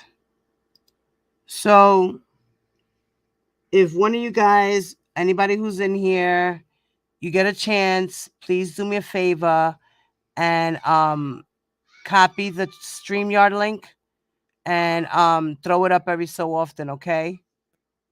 All right. Thank you, guys. Okay. Let's go back to the reading. All right. Hey, Blue Lagoon. What's up, puppy?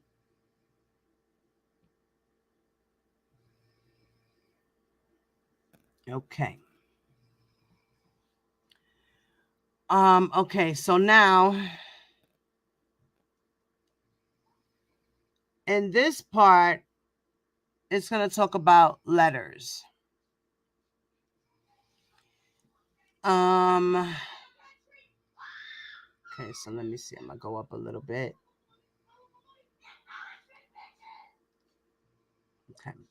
Now, this is the opening statements continued by Cruz Melendez. Okay.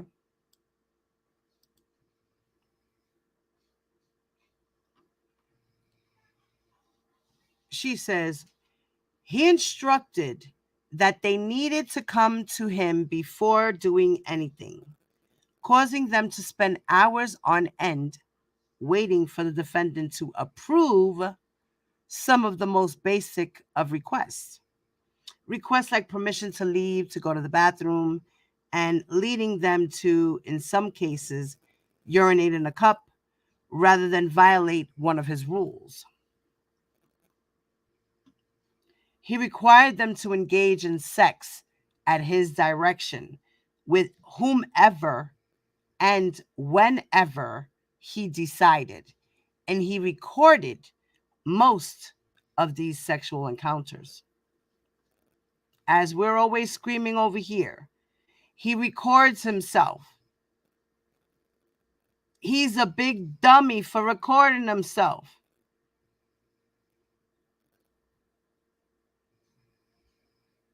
And above all else, he demanded absolute obedience. And if they didn't follow his rules, if they messed up in some way in his eyes, the defendant made sure that there were consequences. He exacted cruel and demeaning punishments. Sometimes he confined them to a room for days. He physically assaulted them, delivering violent spankings and beatings. And these rules, these punishments, they kept his victims compliant.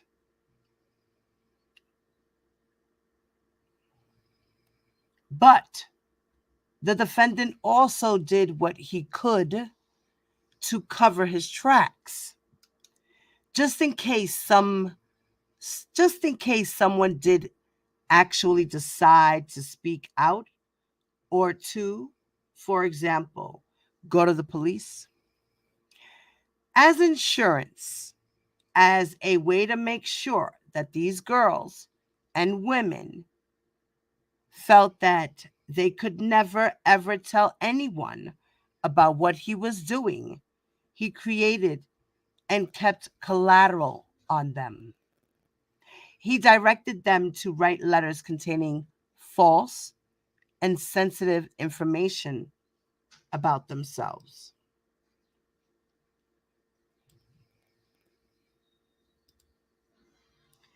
Or had them create embarrassing and degrading videos that he could lord over them if any of them crossed him. He photographed and filmed them naked and engaging in sex with him and others at his direction. And he kept this stash of sex videos and photos, not just for his own use, but always at the ready if he needed to protect himself by threatening their exposure.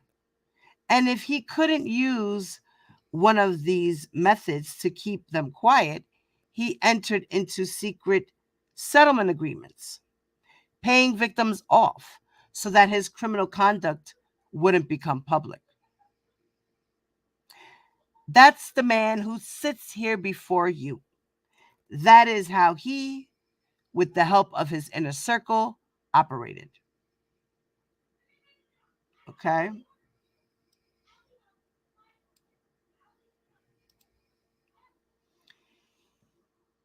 I want to talk to you now about the experiences of 6 of the defendant's victims and tell you about some of the specific illegal acts that he committed with respect to these victims. Okay? And then they start talking about Aaliyah.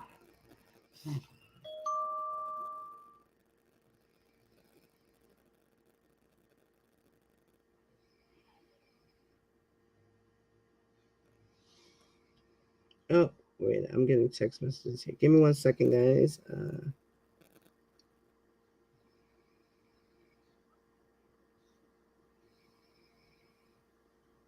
Okay.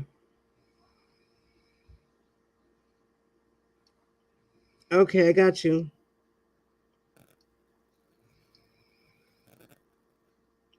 Thank you, Mama Love. Ty. I'm going to do that right now, Mommy.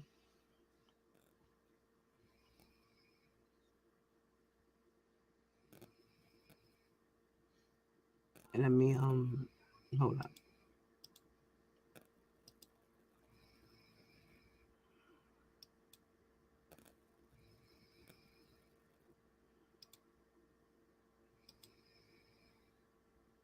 Okay. Ty, I'm gonna send it to Messenger. Ty.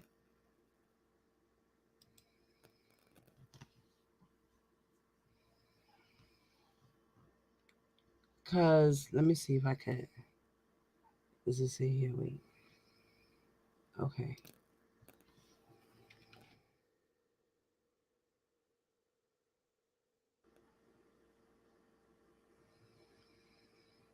All right.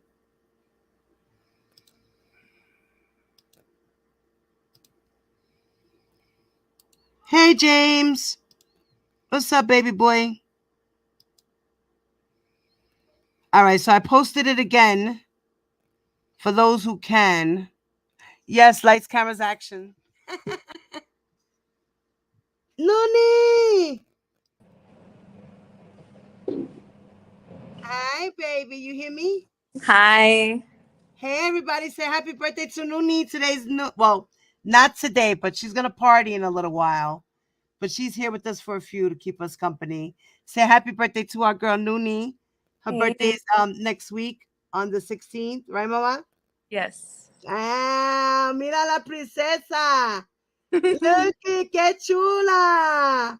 You look so beautiful, Mama. I love that. Thank you.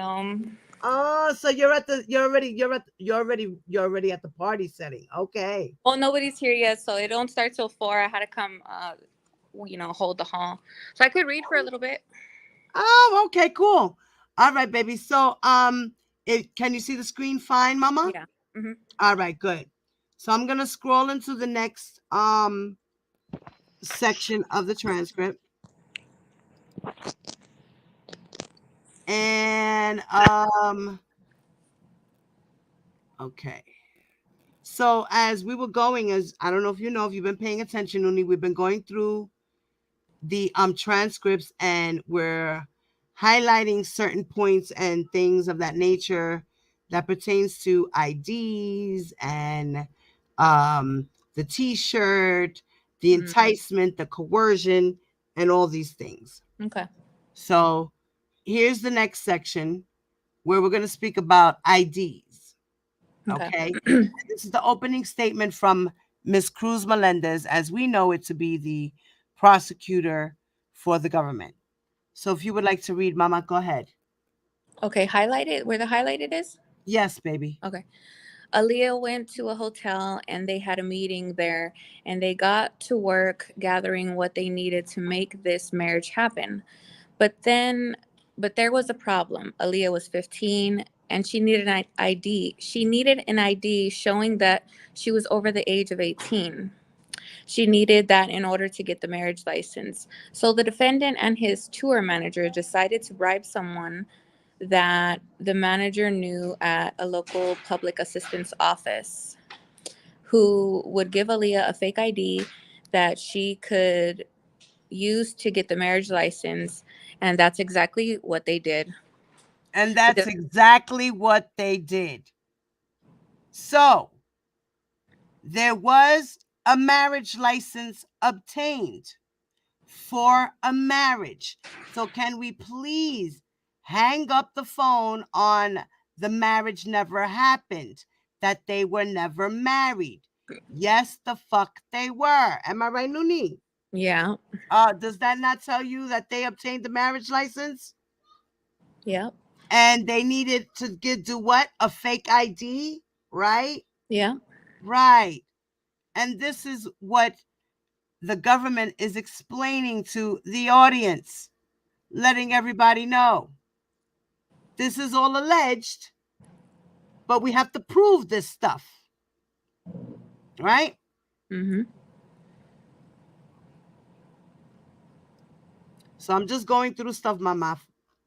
I wonder, I have like two theories on that. I was wondering, I wonder if he wanted to marry her so they could just have their own little family, or they wanted to do the abortion all on their own without the parents involved and all that, and it getting out. I think your assumption number 2 is how I feel about that. That they did it so that to protect him from being prosecuted, as well as protecting her so that she wouldn't have a baby at such a young age, to hide it. It was basically just to cover it up. Yeah. So that they could go to the abortion clinic, get her an abortion without the family knowing. Like you said, I agree. You want to read the second part, Yeah. Mama? On one occasion, while Stephanie was still a minor, the defendant told her he was picking her up from the studio where she had been waiting for him to bring her to his house to make a movie.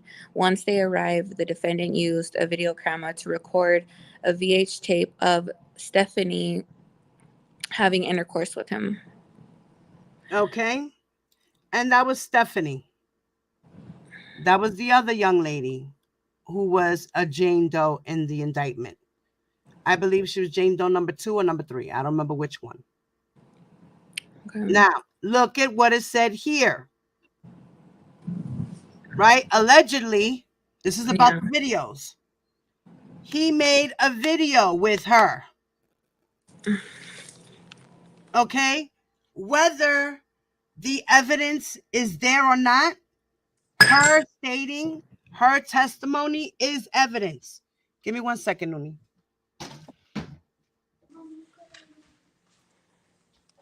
Mm-hmm.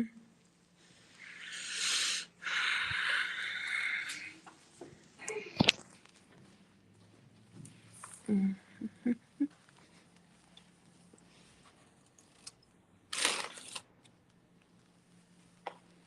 Millie, tell Angel to get us something to eat.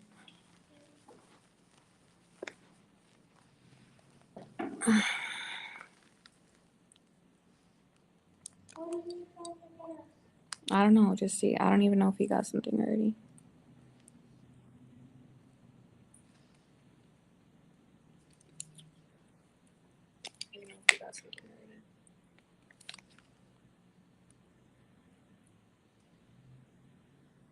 Thank you, everyone, for the birthday wishes. I got my other phone. Let's see.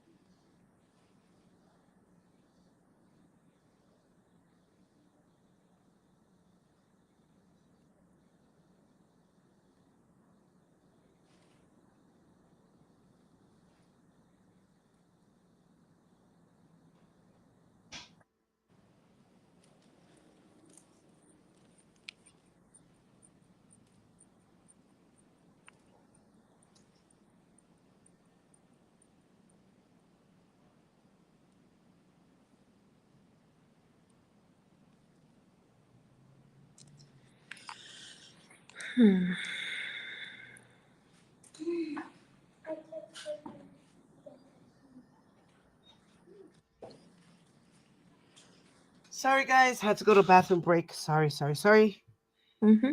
Okay. All right. So, all right. So we know he likes to make videos, right? Let's see what else we got going on. Next subject is an opening statement by Cruz Melendez. And it talks about the girls and an ID, right? So it says, next one. You ready, Nuni? Yeah. Mm-hmm. Okay, baby, can you see it? Yeah. Okay. Now, shortly after the defendant began having sex with Duranda told the defendant her true age. She told him because she was actually 16 years old. She even showed him his ID card. Well, it must be hers. She even showed him her ID card. Yeah. She told him that she was actually 16 years old. Okay, wait, you moved it. She told him that she was actually 16 years old, and what the defendant what the defendant do? She didn't ask her to leave. He didn't ask her to leave. He didn't say we can't see each other because you're a minor, because you're 16 years old. He shrugged it off. He asked her what's this that's supposed to mean and instructed her to just continue to tell people that she was 19. And for the next 6 months or so, the defendant continued to have sex with Duranda, a 16-year-old girl, too young to consent to sex regularly for the better part of a year. At times, her video recorded sex with Duranda using a video camera or iPhone. The defendant also became controlling, making her follow a list of rules, and he became violent with her. At one point, the defendant even instructed Duranda to write and sign a letter that he could keep for an insurance policy of sorts, containing false information saying she worked for him and that she had stolen money and jewelry from him, and that her parents told her to get close to the defendant. On one occasion, one of the several times that the defendant became angry with Duranda, he slapped her, choked her, and threatened her. The next time, it would even be worse. And then the defendant, while Duranda was shaken and upset from the beating, made her give him oral sex. That was the last day that Duranda was with the defendant. Okay. Now you see what they say here? Allegedly, right? Duranda told the defendant her true age. She told him that she was actually 16. She even showed him her ID card. It was supposed to be her. She even showed him her ID card. She told him that she was actually 16 years old. There's your minor, Duranda Pace, right? Aaliyah was the other minor in the case. Two minors, 15 and 16, at the alleged time when the crime was committed. Not now, at the alleged times when the crimes were committed. You see, that's the shit that these people try to spin out here. Like, no, they're adults now. They're adults. They were adults. They look like adults. They don't look like little girls. No, it was at the time that the crime happened. The girls were girls. Now they're women. At the time of the crime, they were little girls. She did show R. Kelly her ID. She did tell him eventually, yes, I am 16. But the problem is, he continued. He did illegal sexual activity. That's his crime.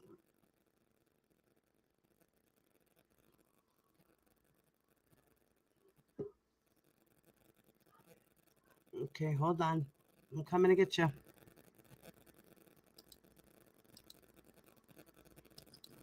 Okay, gotcha. You must have got a phone call, right? Yeah, I hate when that happens. That's okay, baby. It's okay. So as I was saying, I was just explaining and breaking it down, right? So now, and he also, like we said about letters and videos, he likes to keep collateral, letters for collateral in case he needs it one day to blackmail somebody. In letter protectors. Right. Just so he can protect his own self.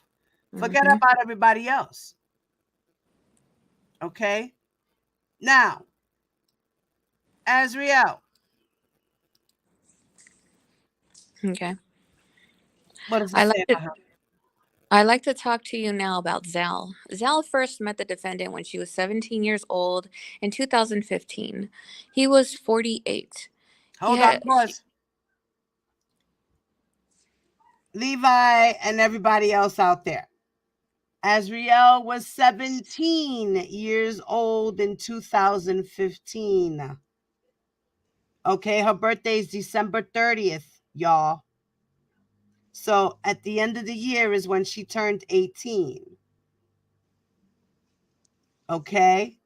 So let's correct that. Mm-hmm. And he was 48.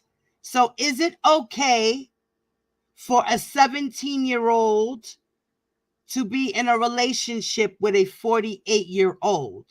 Now, 17 is not a teenage adult, as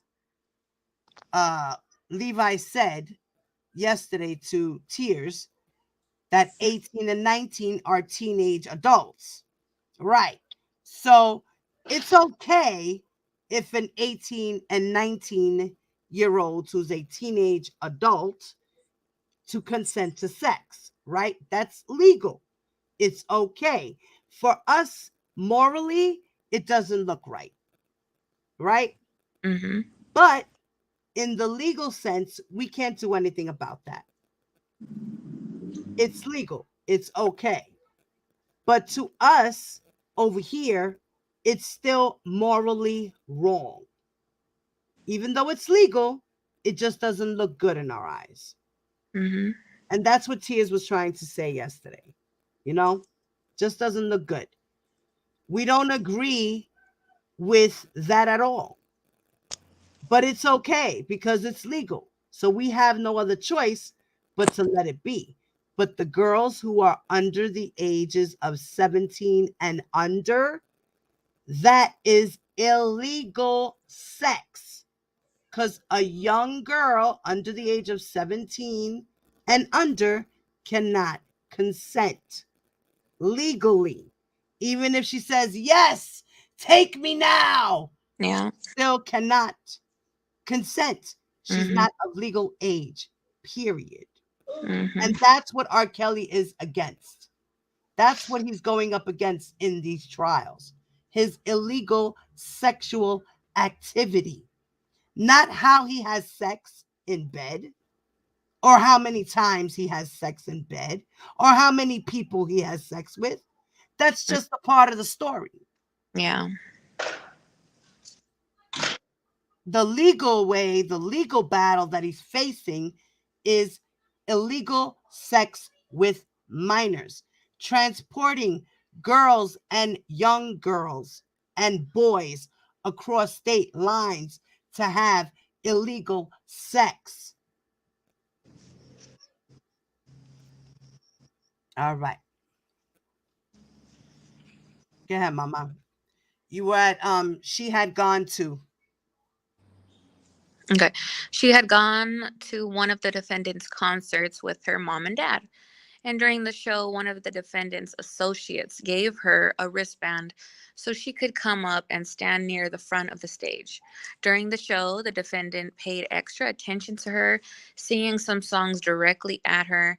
And then one of his associates gave her his number and told her not to say anything to anyone. Boom! They said, shh, that's for you, mamita. He'll see you later. Don't say nothing. Shh.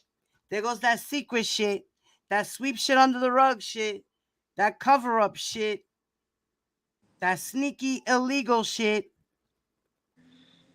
A ripped up piece of paper with the number on it. Right.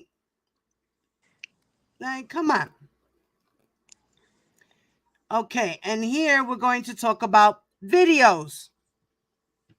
Go ahead, Nuni. I'm going to go get a cigarette real quick. Okay. After that, the defendant spoke with Zell and he invited her to travel to various shows around the country where he was performing, or to visit him at his home in Chicago, directing members of his inner circle to arrange travel for her. During these trips, the defendant continued to engage in sex with her, video recording the sex most of the time. Still, the defendant... Wait. I went too far. I'm sorry. Yeah. Wait, where were you during these trips, right? Still, the defendant talked, so a little bit more down, just like one more line. Okay, right here. Okay. Yeah. Still, the defendant talked to her parents about how important it was for Zell to practice and learn the business, and telling them that he could help her with her career, and under the guise of mentoring her, telling Zell that she was going to be the next Aaliyah. He invited her to travel with him while he was on tour, all the while continuing to have sex with her. After spending all summer with the defendant on tour, when the time came for Zell to start her senior year in high school, she told him that she was in fact 17 years old. Did he end it? No. He suggested that she do her senior year remotely and live with him full time. He continued to have sex with her in various locations around the country, despite the fact that she was a minor and too young to consent to sex. And the defendant not only had sex with Zell when she was a minor, but he also exposed her to an STD, genital herpes. Years earlier, the defendant was diagnosed by his doctor with herpes, an incurable STD. His doctor told him that he had the disease and that he needed to disclose the fact to his sexual partners and to practice safe sex. But the defendant never told Zell that he had herpes. And you will learn during the trial, ladies and gentlemen, this is the crime in both New York and California, two of the places that the defendant had sex with Zell.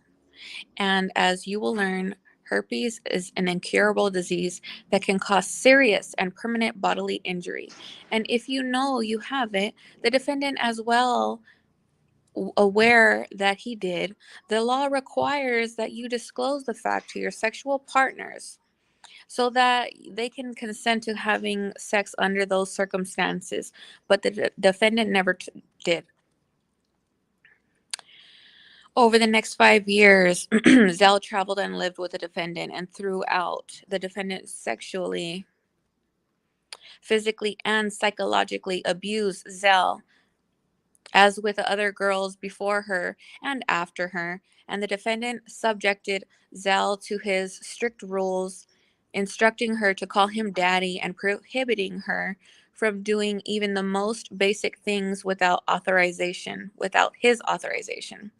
And as he did with other girls and women he punished her severely when she broke his rules, giving her violent beatings that he called chastisements to teach her how to behave and how to follow his rules. Okay? Coercion. Coercion. This is how he coerced the girls. He even coerced the parents. He did. Even though the parents wanted her to be there for her career and wanted opportunities of their own, but he still coerced the parents as well as coerced the girl. And you know what? How they keep trying to like with all of their idiotic loopholes, they keep trying to say, oh, you would have to knowingly when he about the herpes, he would have to knowingly be trying to give it. It's like they just told you, for one, the law requires you to tell the people that you're having sex with. And number two, practice safe sex. If you don't do those two things, that's how you're trying to give it to them. Right. Right. They're so idiotic. It's law that you disclose your STIs. Okay? Even if you have a yeast infection, you should be like, listen, today is not a good day. Give me like 3 weeks because I got a yeast infection. Okay. Yeah. All right. Okay. And that's it. That's all. Fuck even having sex. Abstinence is the best remedy. So now here we're going to talk about the herpes situation, right? And this is still we're going through Ms. Cruz Melendez opening statement. You ready? Yeah. On one of these occasions, when the defendant had one of his employees arrange travel for Faith to come and see him, the defendant brought Faith into a small room and he told her to take off her clothes. In the room, in her view, right by the defendant the defendant was a gun which the defendant placed nearby. He then began to ask her a series of questions and told her that there would be consequences if she lied. Scared by the situation, believing that she could not leave even if she wanted to, Faith did what the defendant asked her to do, including when he directed her to give him oral sex. Pause. Right here is a form of coercion and forced labor. This is a form. This is a situation here. This is where we have coercion. This is where we have forced labor. Mm-hmm. He said, he asked her a series of questions and told her that there would be consequences if she lied. Continue, baby. Scared by the YouTube. Yeah, number 17, line 17. Okay, so this will be my last one. Okay. Now when she traveled to see the defendant, including in New York, as was his practice, he engaged in unprotected sexual intercourse with her, never disclosing the fact that he had previously been diagnosed with herpes.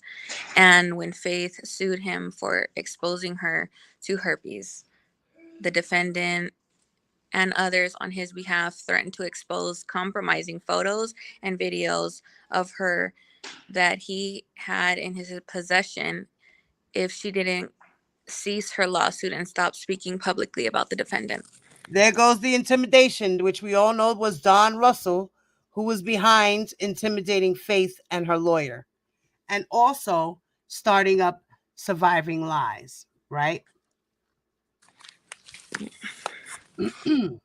And here we talk about herpes and the racketeering charge. And this is continuation of opening statements by Miss Melendez. You ready? No, I have to go now. Okay, baby. I love you. Have an awesome night, mommy. Don't get too twisted, okay? We want to see you around. I know. All right. Love you. Have guys. some for me. Mwah. Say happy birthday to the birthday girl. We love you. Love Thank you. you, mama. Bye. Peace.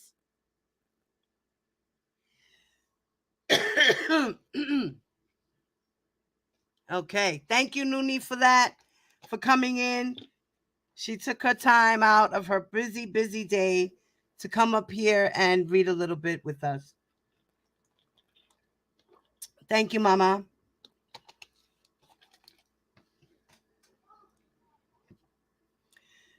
So as I was saying, so the next thing Ms. Melendez says in the opening statement, she says that the charged racketeering activity related to those victims included bribery, sexual exploitation of children by producing child pornography, forced labor, and illegal transportation, coercion, and enticement of minors for the purpose of engaging in illegal sexual activity, including sex with minors, and illegally failing to disclose his herpes to his sexual partner before having unprotected sexual intercourse.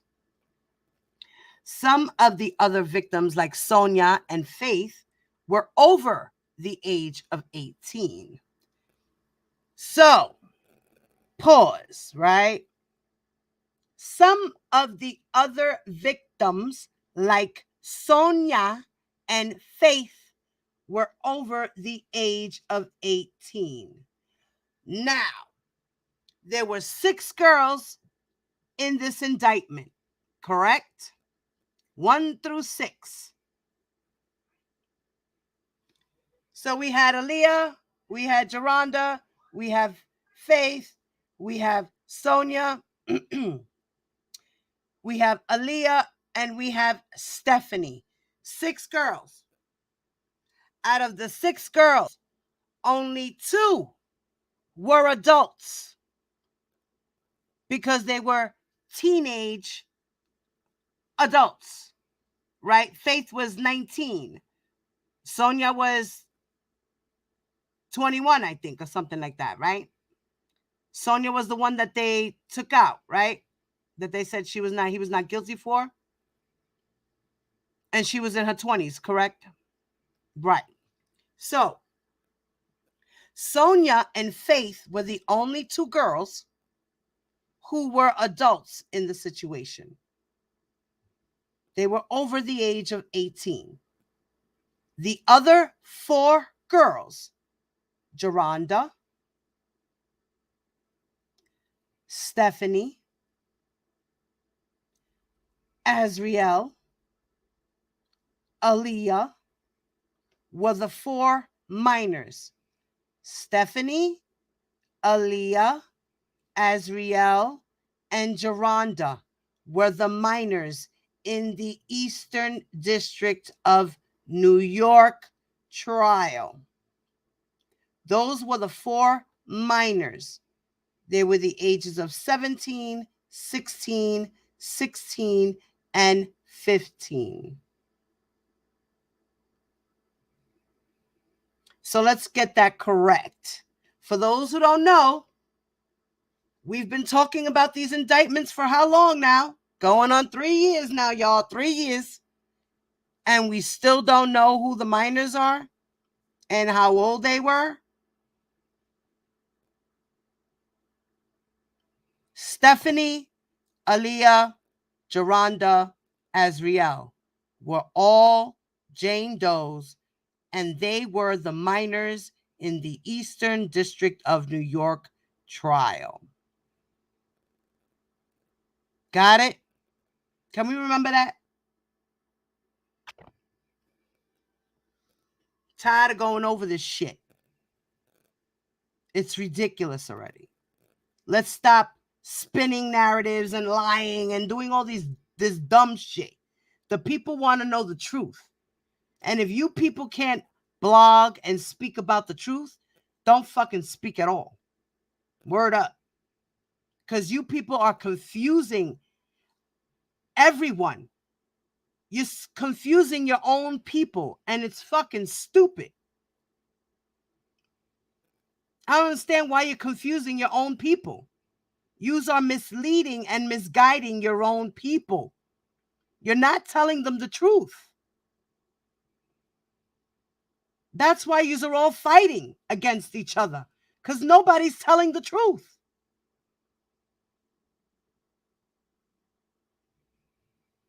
Everybody wants to tell a different lie on R. Kelly to protect them.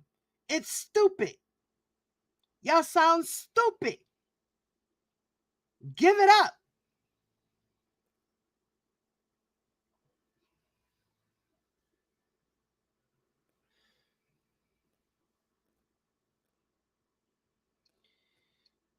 Give me a second. I just had to breathe a minute.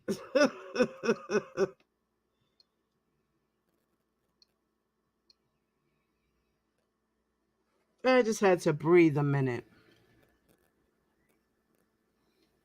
Now, Ms. Melendez continues. The charged racketeering activity. Okay, I said all of that.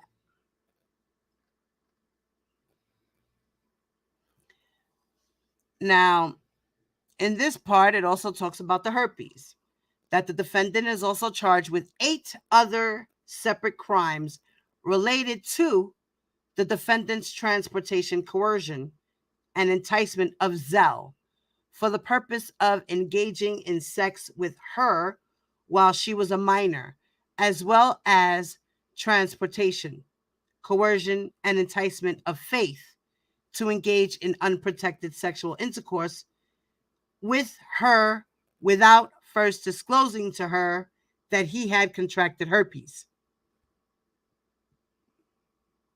8 other charges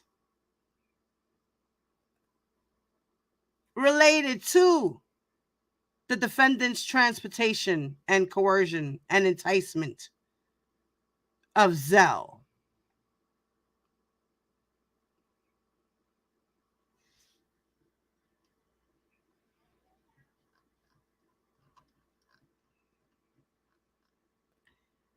Then in the opening statements, Ms. Melendez talks about, we're going to talk about more about the herpes. In addition, you will sear evidence such as official documents. Pay attention now. I want everybody to understand, especially for those in the back who are very slow. Okay? Please pay attention to what I'm about to say. In addition, you will sear evidence such as official documents like birth certificates for the victims and documents proving that the defendant did marry Aaliyah when she was just 15 years old. Okay. I'm going to repeat that again. Microphone check 1 2.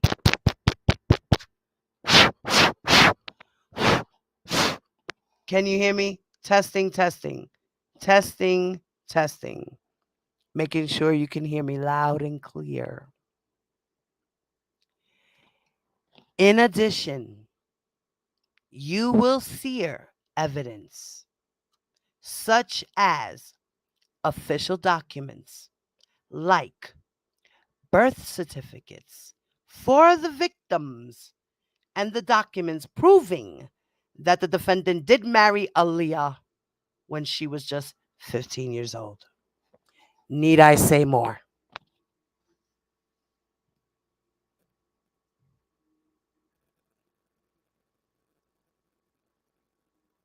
What's up, I am Queen? Okay, so I was just microphone check 1 2. What is this? Making sure y'all heard that shit loud and clear. They submitted birth certificates of all the victims. Hello. So, therefore, there is proof of their ages. So, nobody in here is lying about how old they were when these incidents happened. Okay? Only 2 girls lied about their ages, and that's Geronda and Azriel. Everybody else told R. Kelly the truth. And even after the fact that R. Kelly found out that one was really 17 and the other one was really 16, he still continued his relationship illegally. That's the problem we have today. This is why we are here today. Can you understand that? Okay, good. I'm glad we've come to an understanding. Then she says, text messages showing that the defendant demanded total obedience, that he had members of his inner circle stand guard over his victims when they were on punishment. There goes that coercion. Telephone records showing contact between the defendant and his victims, including while they were minors. You're going to see travel records that show the victims traveling to locations around the country to see the defendant. Also, medical and prescription records regarding his treatment for the disease that will be explained during the testimony of the defendant's primary care physician regarding the defendant's herpes diagnosis. So, that means that they have R. Kelly's medical and prescription records regarding his treatment for the disease that will be explained during the testimony of the defendant's primary care physician. As we all know, Mr. McGrath was his primary care physician. Right? Right. So therefore, the government has submitted into evidence R. Kelly's medical records, who which were provided by Mr. McGrath, his doctor. He had to give up those records because he was subpoenaed as a doctor. He has no choice. He has to. Forget about the client privilege that went out the window when it came to this. Because he committed crimes.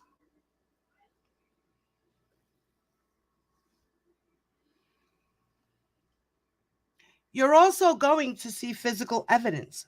Physical evidence obtained by law enforcement from searches done pursuant to search warrants authorized by a judge, the defendant's own apartment, and his storage facility. So they obtained evidence. They got a subpoena, they got a search warrant, and the law enforcement did searches to his apartment and to his storage facility. So, for example, you'll see decades old paper phone messages recording calls from his victims. You'll see video and audio recordings that the defendant made himself or instructed victims to make that show the type of control that the defendant had over his victims and the demeaning punishment he forced them to perform if they broke his rules. So there's also video and audio and text messages and paper trails of coercion.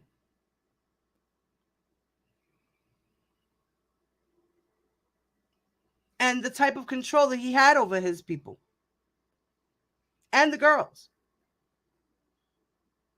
And the demeaning punishments that he forced them to perform if they broke his rules. Now, in this part, we're going to talk about some more letters. Now, Ms. Melendez continues with her opening statement to say, some of these recordings may be difficult to listen to and to watch. So they presented videos and audios to watch and hear, listen and watch. But we will be presenting this evidence to you to prove the defendant's pattern of illegal sexual, physical, and psychological abuse.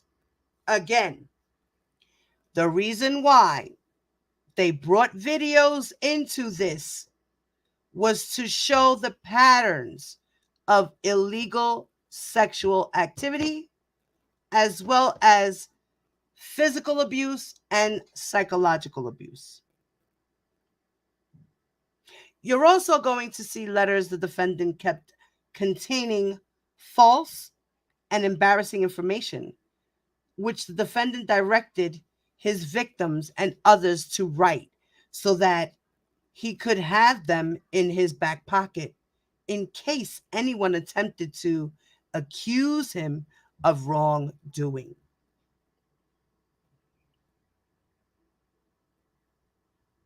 That was his collateral. You see how Keith Rainier, the Nexium guy, had his partner, that girl, I forgot her name. He had her collect collateral, letters, statements from these girls who were, as well as photographs of themselves. He had to keep collateral in case something would happen. But it all backfired on him. The same way everything is backfiring on R. Kelly here.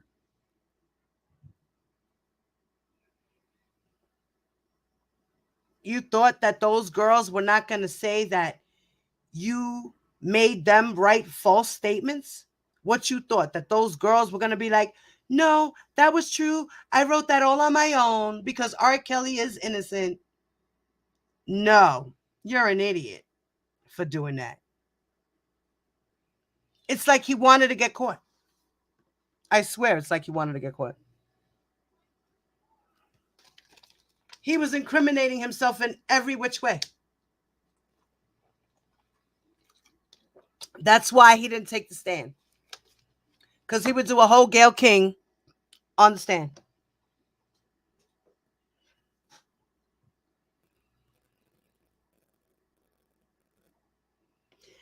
I agree. He should have burned everything in storage. He should have, but he didn't.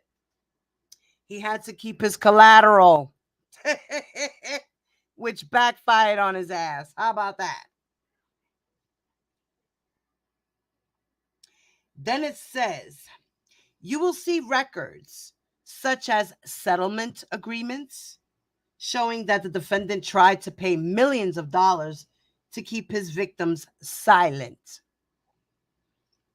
Again, you will see records such as settlement agreements showing that the defendant tried to pay millions of dollars to keep his victims silent.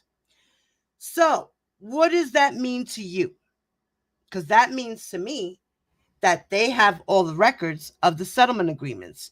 That's Geronda's settlement agreements, Lenita Carter's agreements, Rashonda Landfair's agreements. Who else? The other girl that was in here, Jane Doe. I think it was Stephanie, right? Stephanie. That means they have Tracy Sampson's, they have Montina Woods, they have Aaliyah's, they have anyone that he has ever settled out of court with. They have that. You will see records such as settlement agreements showing that the defendant tried to pay millions of dollars to keep his victims silent.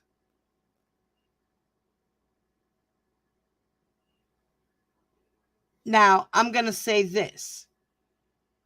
Anything that the government has as evidence, the government only pulled out evidence that was needed to corroborate for this particular case. So anything that they needed to use is what was submitted as evidence on record for the case. That does not mean that they don't have other things in evidence. That means they pulled out what they needed to extract to use for this case.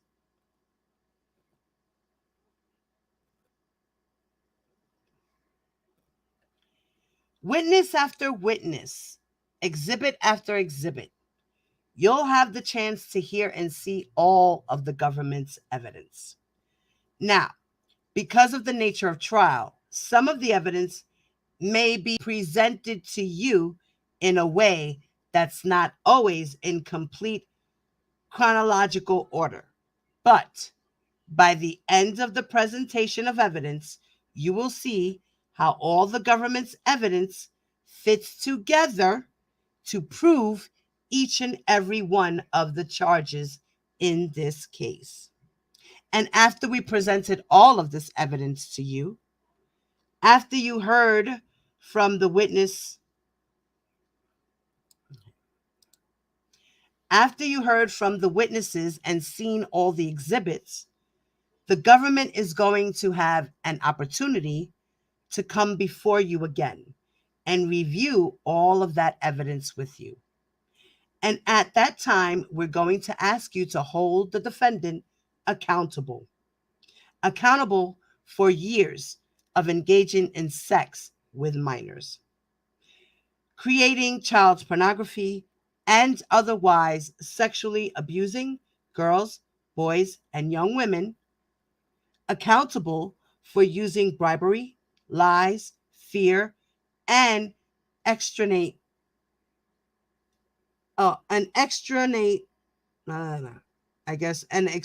tactics to keep his victims and other potential witnesses silent.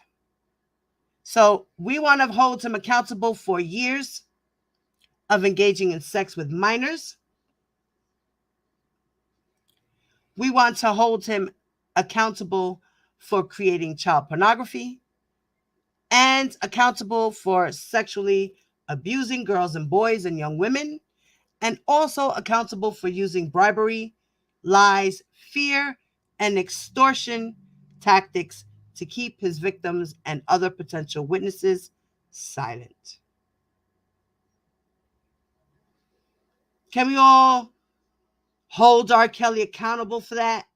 Because he was convicted of all those things, regardless of what Bonjean wants to say. Right?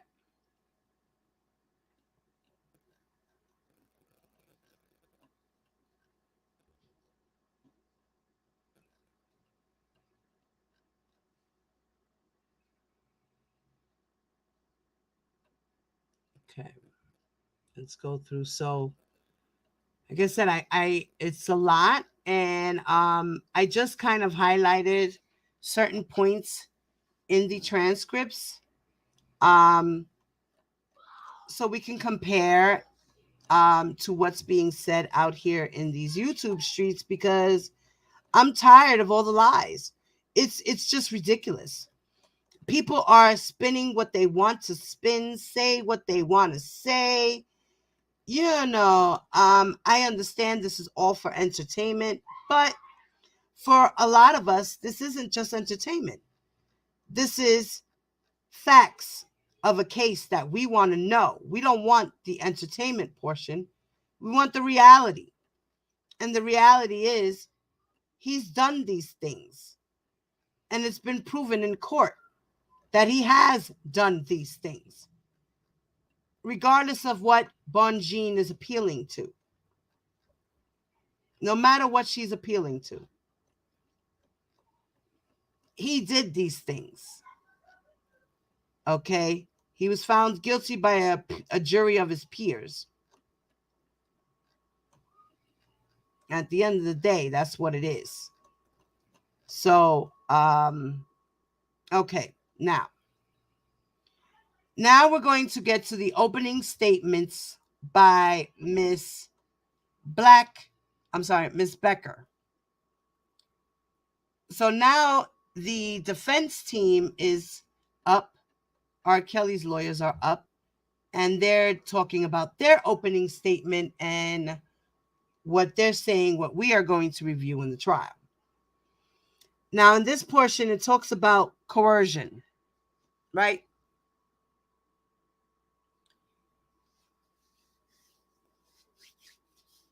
So Ms. Becker says in her opening statement, she comes out to say, now, with Jane Doe number 2, you are going to hear, and the allegations are, that there was a sex tape video. In fact, the allegations are that she was exploited, is the word under the law, that Mr. Kelly intentionally and knowingly coerced her into having sex. Ladies and gentlemen, we believe the evidence will show quite the contrary. And that's why, ladies and gentlemen, we need you to use your common sense when you hear about the relationship that Jane Doe number 2 had with Mr. Kelly. Now, you are also going to hear about Jane Doe number 3. Now, Jane Doe number 3, Mr. Kelly's charged in the indictment with regards to Jane Doe number 3 with secretly confining her. All right, so Jane Doe number 2 was Stephanie. Jane Doe number 3 was Sonia. All right, so let's remember that. Jane Doe number 2 is Stephanie. And Jane Doe number 3 is who? Sonia.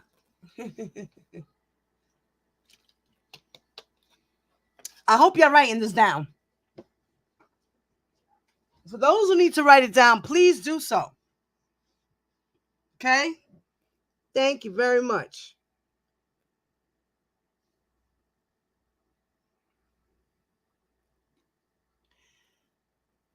So, he is charged with confining her for the purpose of kidnapping her. Ladies and gentlemen, we anticipate that you're going to hear that she came to the studio in Chicago, Mr. Kelly's studio, in the hopes of getting to know Mr. Kelly. Initially, she'll tell you it was because she worked at a radio station and her boss at the station wanted her to come and go find Mr. Kelly or interact with Mr. Kelly in an interview. The interview was declined. You will hear, but she continued to talk to Mr. Kelly. And over weeks, if not months, they decided that they would get together.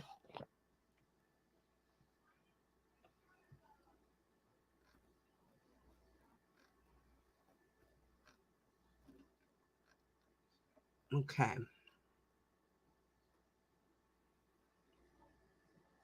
Now, here in this portion is Miss Becker, and this is part of her opening statement. And in here, she talks about an age of a particular Jane Doe. She says, now, next, ladies and gentlemen, I am going to move on to Jane Doe number 4. Now, you're going to hear not 1, not 2, not 3, but I can't even count as high as the number of untruths, stories that you're going to hear from Jane Doe number 4 on that stand. Ladies and gentlemen, she is going to tell you from her own mouth. She will admit that she's a liar. She's lied to Mr. Kelly. In fact, she's going to tell you and admit that she was a superfan. She'll tell you since a young age, Mr. Kelly's music has been around her family, friends, the neighborhood, and she listened to it. And that his music was everything to her. You're also going to hear her tell you that she was completely enveloped in her passion for R. Kelly, the singer.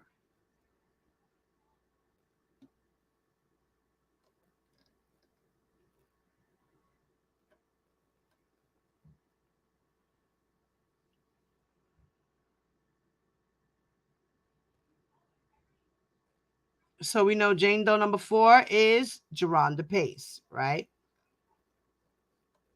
Okay. Now, she also continues to state that, I'm going to read this whole page and then I'm going to go to the next one. Okay.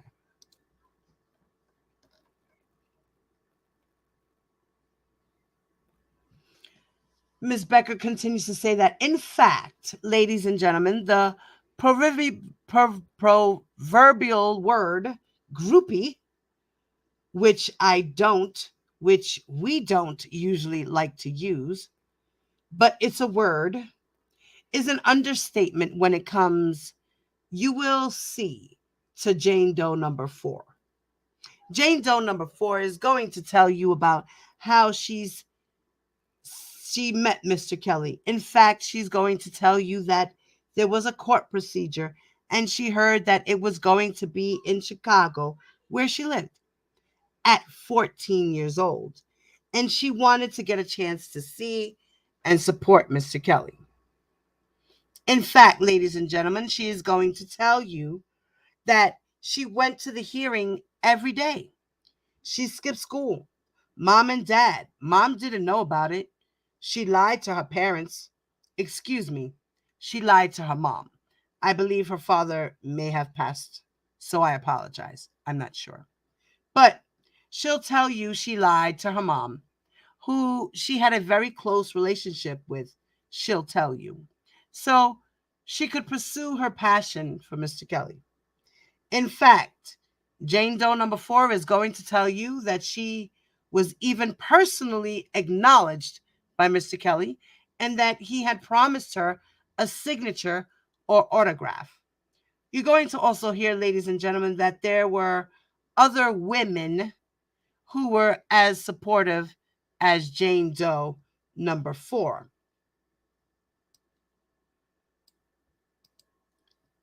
Of Mr. Kelly. They had a forum, you'll hear, on the internet for R. Kelly supporters. She met and befriended people from that forum. Okay.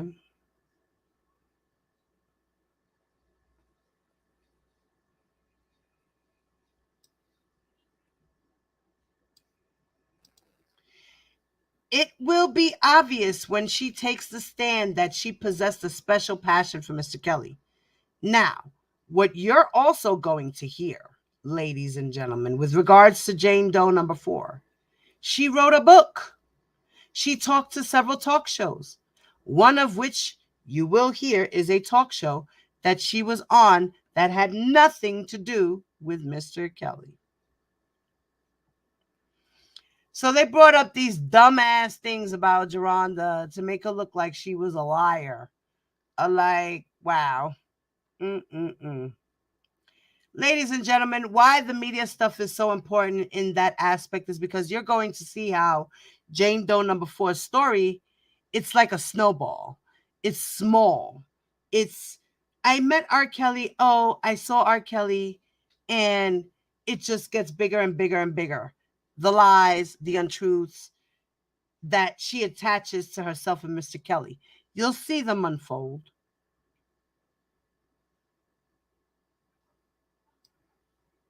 And that was her statement, Ms. Becker's statement on Geronda Pace's case.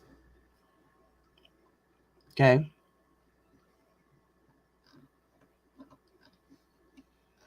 Let's continue on here.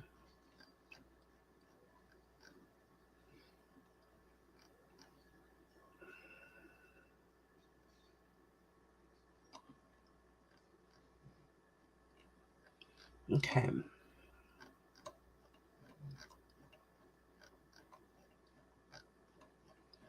It's a lot, guys, so I'm just going through it one by one.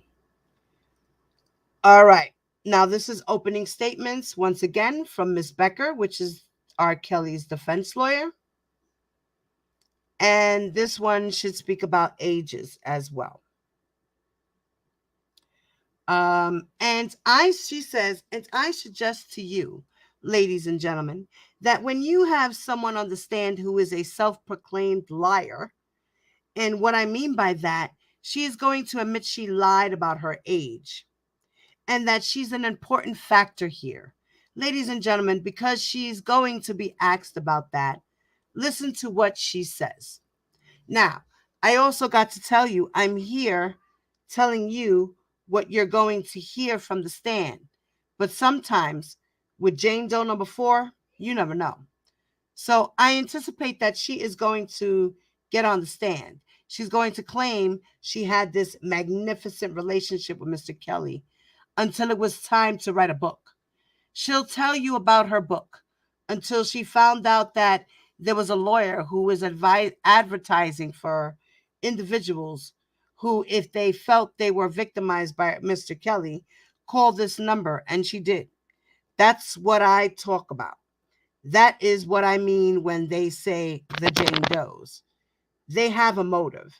And Jane Doe number 4's motive is no different. Only we believe that it will be obvious when she testifies and we try to get her to stick to a story. She can't do it. And why? Why?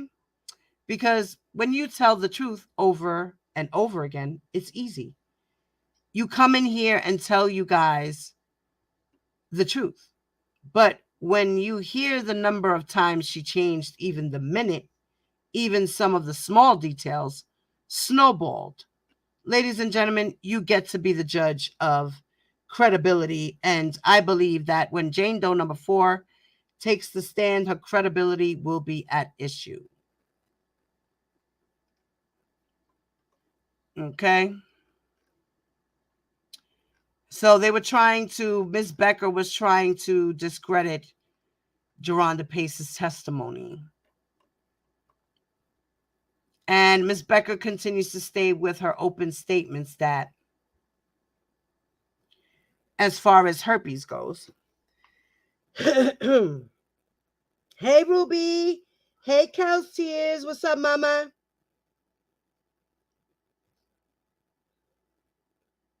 Hey, T-Bam. You back? Good girl. So now, Ms. Becker continues to say with her opening statement, now, she's going to claim that she didn't know about them. Ladies and gentlemen, but I anticipate what we anticipate that you're going to get a chance to see text messages and messages where she is on them with other girlfriends of Mr. Kelly. But ultimately, ladies and gentlemen, one of the things that she's going to testify about is she's going to tell you that she believes that she is confident that she contracted herpes from Mr. Kelly. And she's talking about Geronda.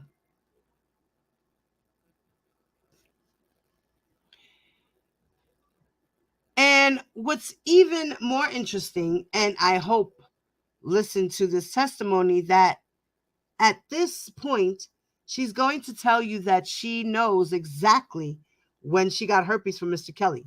The last time she was in New York. Oh no, we're talking about Faith.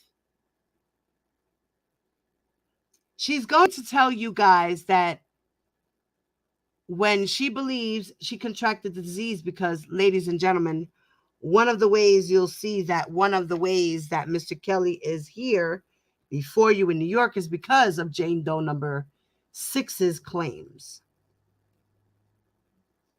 Now, Jane Doe number 6 is going to tell you about her relationships. And Jane Doe number 6, as we all know, is Faith.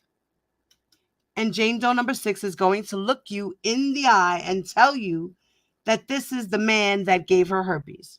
Well, ladies and gentlemen, you're going to hear from doctors, probably doctors both sides. And when you hear what they explain to you about herpes in your mind, I hope you reflect back on what Miss Jane Doe number 6 said and ask yourselves, does that make any sense? Use your common sense. We believe that your common sense is going to be a very important tool when it comes to Jane Doe number 6. You know, she watched the R. Kelly, Gayle King interview too many times. She's like, use your common sense. Use your common sense in every other sentence. Rob, Rob, Rob.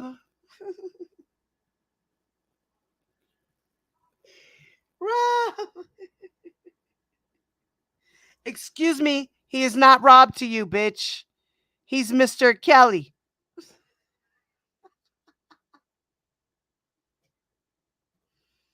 Oh, Lord.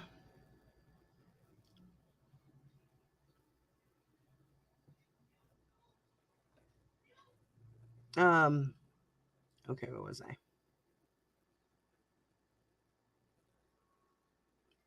All right.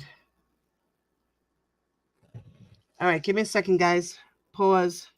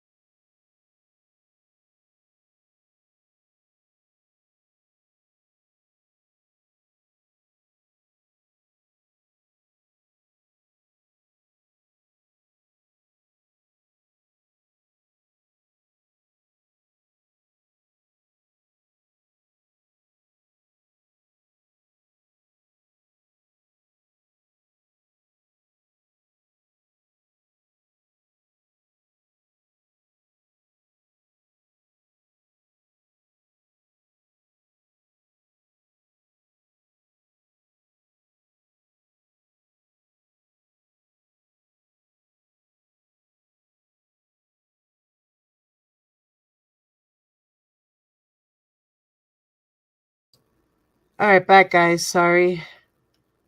I had to pause for a moment. Okay. Ms. Becker continues to say in the opening statements, now, ladies and gentlemen, another interesting thing just to note, because it's a huge topic and something that's going to be asked about a lot regarding herpes. The individuals, the witnesses, who take the stand and point to Mr. Kelly and say that that's the person that gave it, that particular herpes, to them. Wait till you see how confident they are. And again, ringing that bell and listen to the doctors. What they tell you about herpes, and then the number of witnesses that are on the stand, you'll be able to just cross them off, I suggest. She sounds so... I cannot with her. Now, let's move on to Jane Doe number 5. Jane Doe number 5, you will hear, was a long-term girlfriend of Mr. Kelly's. You're going to hear that the way she met Mr. Kelly was her parents decided to take her to one of his shows. They went to the show. Her parents went as well.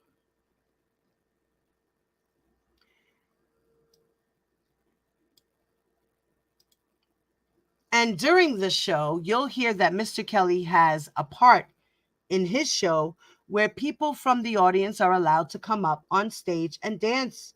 Or do you know what people do on a stage at a rock concert? And you're going to hear, ladies and gentlemen, that Jane Doe number 5, she was up on that stage. You'll hear that.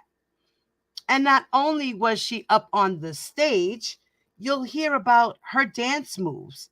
And ultimately, ladies and gentlemen, you're going to hear, as a result of that, phone numbers were exchanged and her parents were aware of it.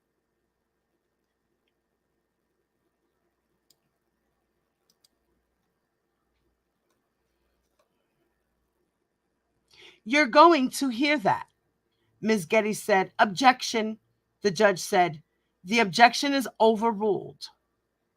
But please bear in mind the rulings that I made prior to trial. Let's move on to something else.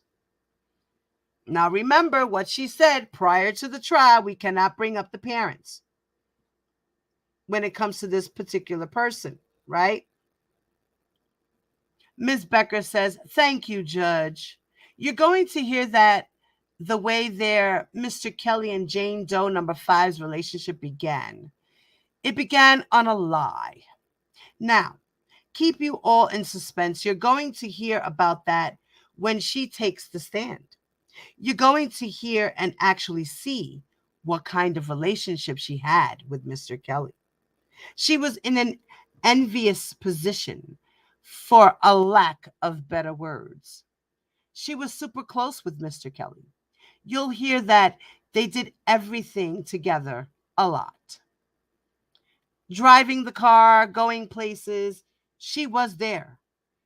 And then it wasn't until she talked to Mr. Kelly and they, at that point, which was recently, Mr. Kelly had a relationship with Jane Doe number 5, but also another young woman, and they were friends.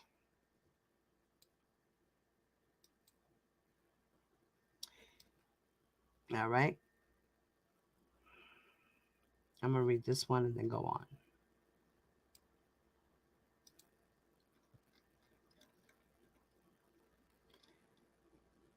Then she said, which was recently, and Mr. Kelly had a relationship with Jane Doe number 5, but also another young woman, and they were friends. You'll hear Jane Doe number 5 and the other woman, they were all friends. But there came a point where Jane Doe number 5 drew a line in the sand, and Jane Doe number 5 told Mr. Kelly, it was time to get rid of her.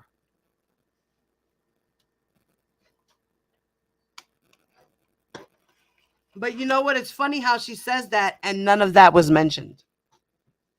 So I think you're right. She was jealous. Not only that, you'll hear that she asked or told Mr. Kelly she wanted her own place. And when Mr. Kelly told her he's not going to do that, the other woman is just as love willing and supportive as you are. He's not going to get rid of, break up with the other girl. Not going to get this new apartment for Jane Doe number 5 to have by herself. Guess what happened? You're going to hear and you're going to see and you're going to hear she unraveled. No longer was she supportive. Was she close to Mr. Kelly? Instead, it was like the total opposite. And you're going to hear her talk about how I anticipate how horrible Mr. Kelly is. You're going to get to see the pictures as well, the happy times, the good times, and somehow you will see that Jane Doe number 5 won't have it. That is not the reality she'll tell you. That relationship, even though you see the pictures, you hear that we're out together. All the other girls are, all the other women are. They're going to say, yes, they seemed like they were the closest. But wait till she testifies and wait till you see and hear the web of truth, confusion, and unbelievability of that witness. Okay? That was her game. That was Becker's game, kicking it to the jury. Like, listen, wait till you see this, because you're gonna see all these pictures, how they were all happy and cute and everything was good, and they would go shopping and hanging out and doing all these things. But in reality, she was really mad at him. She really was mad at him. Once things she knew weren't going her way, that's how she made it seem, you know? But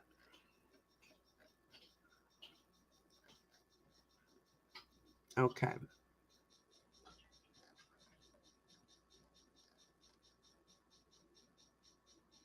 Okay.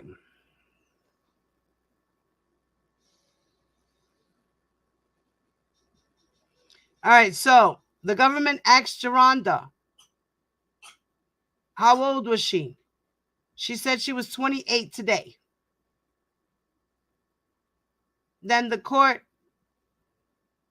had asked her, what is your birthday? And she said April 19th.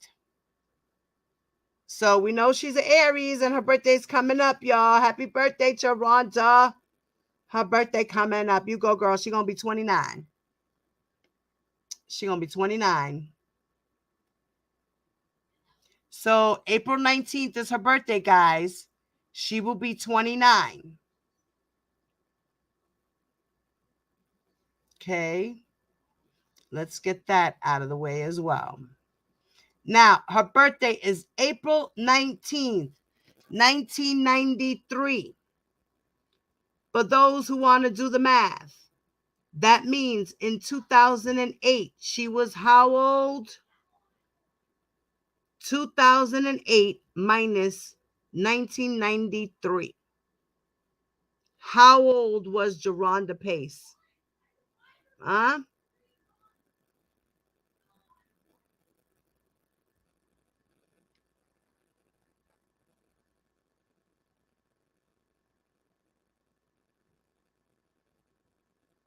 Let me wait. Can I use my calculator? Oh, my phone's about to die too.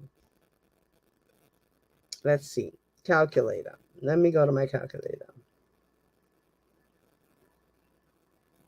Let's do this math real quick.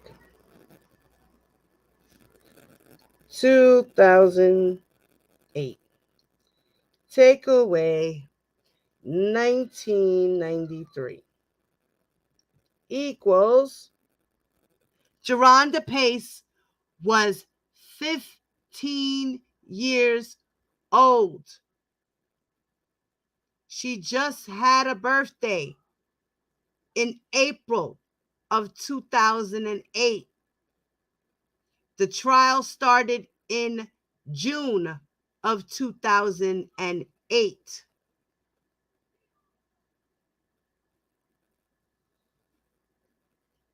She had just turned 15 when she went to his trial. So she was actually 15 years old.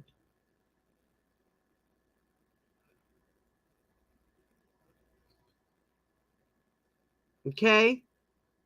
15 when she went to R. Kelly's trial. She met him again in 2009.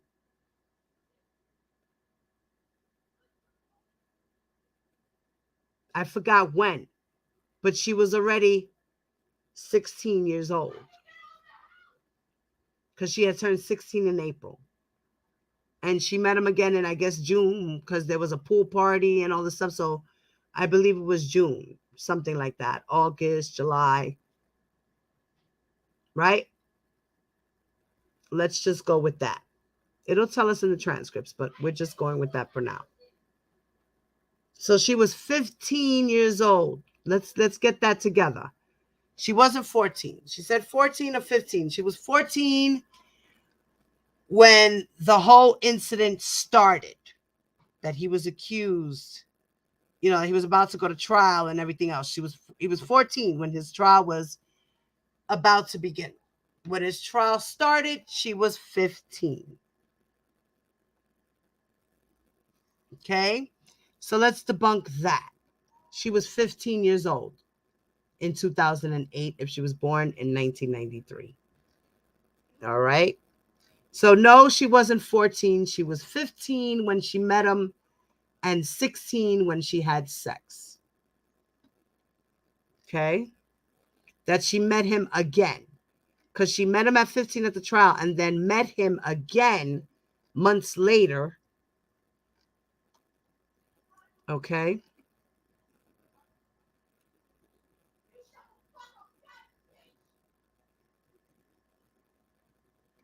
Okay, so in here she says, do you remember when in 2008? She said April 1st of 2008, April Fool's Day. Yes. How old were you then? I was 14. No, she was 15. She was not 14. She was 15. We just did the math. 2008 take away 1993 means she was 15. From April of 1993, she turned 15. I mean, she was born in April 15th of 1993. In April 15th, April 19th, I'm sorry. In April 19th of 2008, she turned 15.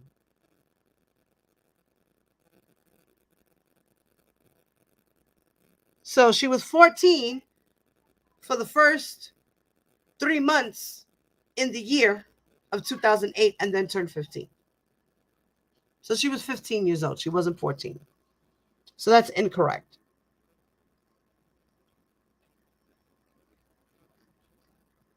So let's give it that much.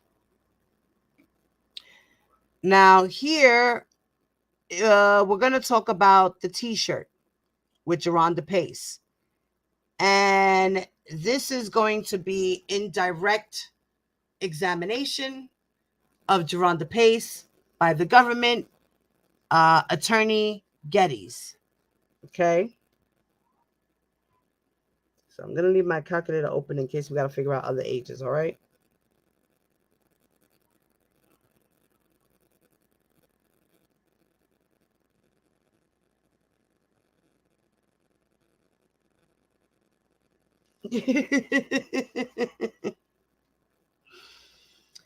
So now we're going to talk about the t-shirt here, right? Now, Ms. Geddes says indirect to examined Geronda, and her question to Geronda is, what, if anything, did the defendant say to you when you saw him on those days when you went to court? Geronda said, he was just speaking to me. He would say hi to me. And on April Fool's Day, when I saw him for the very first time, I was walking next to him. And I said, like, I was a fan. And he said, thank you for your support. And I said that it was my birthday coming up. He said, happy early birthday. Then Ms. Getty says, what, if anything, did the defendant's manager, Daryl McDavid, say to you? Geronda said, Daryl McDavid had promised Kiona and I a t-shirt and autograph once everything was over. So Daryl McDavid told these two little girls, you can have a t-shirt and an autograph once everything's over. Ms. Getty says, did you eventually get a t-shirt or an autograph? Geronda said, I did not get a t-shirt, but I did get an autograph. Ms. Getty said, whose autograph? Geronda said, R. Kelly's autograph. Ms. Getty said, the defendant's? She said, yes. Have you ever been inside of the defendant's home? Geronda said, yes, I have. Where does the defendant live? Where did the defendant live when you went there? She said, in Olympia Fields. Where is Olympia Fields? She said, south suburb of Chicago. Okay. So she said, approximately how far is the defendant's residence in Olympia Fields from where you were living in Streamwood?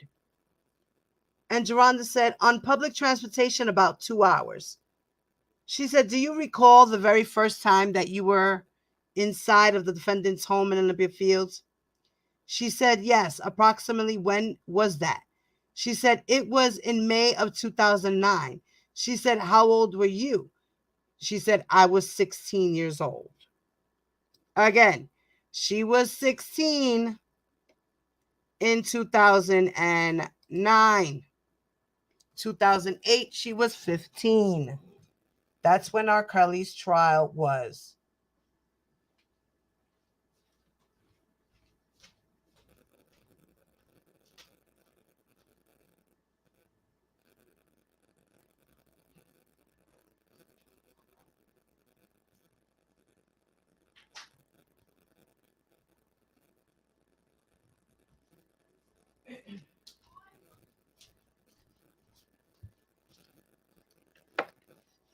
Okay.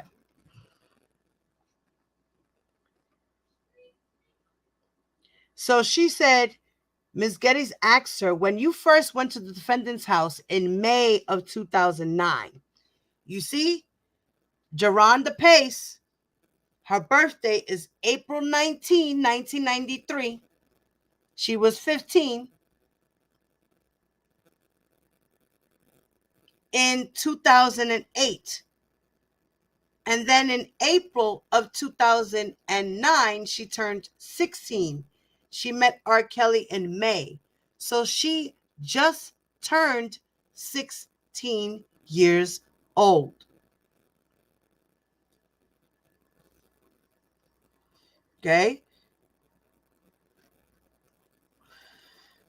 Just wanted to point that out. We're going through ages, birth certificates, IDs, all those types of things today. I'm going to go through it as much as I can until I give up, and then I'll just make a part 2. All right, guys? You guys can stick with me. You are awesome.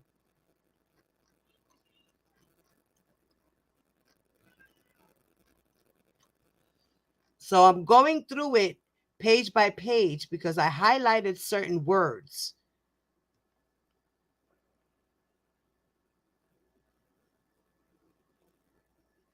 Now, in this part, it is The direct examination, once again, for Geronda Pace by Miss Geddes. Okay.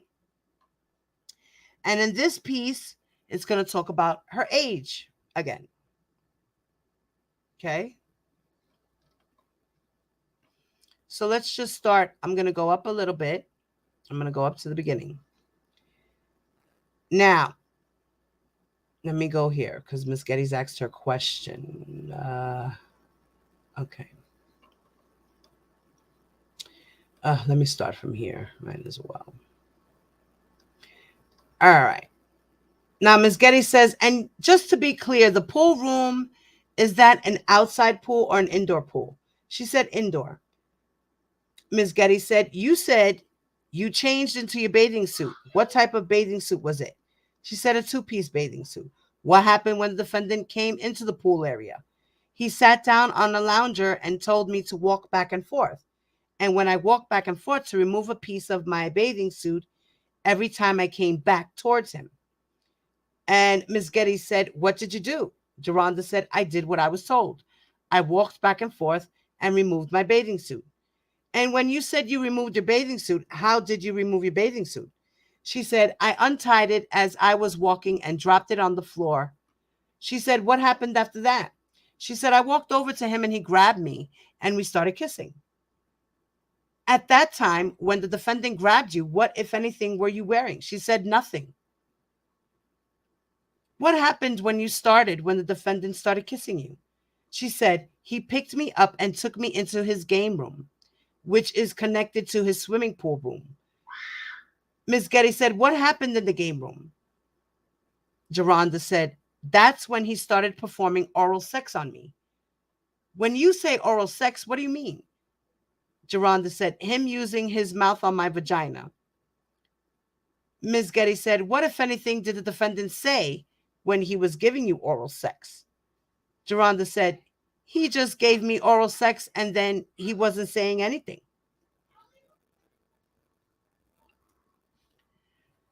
So now,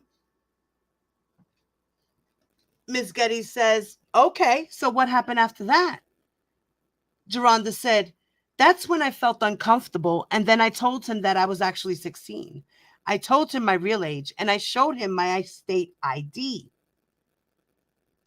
Ms. Geddes had asked her, why did you tell the defendant your true age? You said you felt uncomfortable. What do you mean? Geronda said, I felt uncomfortable. I felt it wasn't right, that I should tell him my age.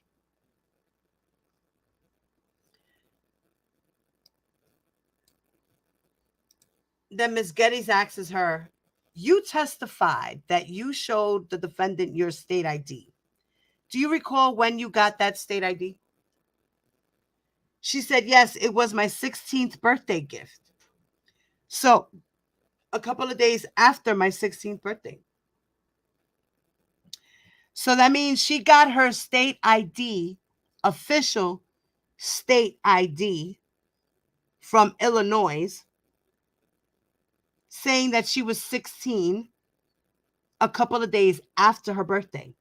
And she met R. Kelly in May. So she only had her ID for a couple of weeks. Right? Right. Now, Ms. Geddes said, who arranged for you to get that state ID? She said, my stepfather. At the time when you went to the defendant's house, did you have a driver's license? She said, no, I did not. Ms. Geddes said, so instead, you had a state ID. She said, yes, I did. Ms. Geddes asked her, so how, if at all, did the defendant respond when you told him your true age of being just 16 years old? Geronda says, he asked me, what is that supposed to mean? And he told me to continue to tell everyone that I was 19 and to act 21. What happened after that? Geronda says, after that, I performed oral sex on him. Ms. Getty said, and again, just to be clear, what do you mean by that? Geronda said, that was me using my mouth on his penis. Ms. Getty said, what, if anything, did the defendant say as you gave the defendant oral sex?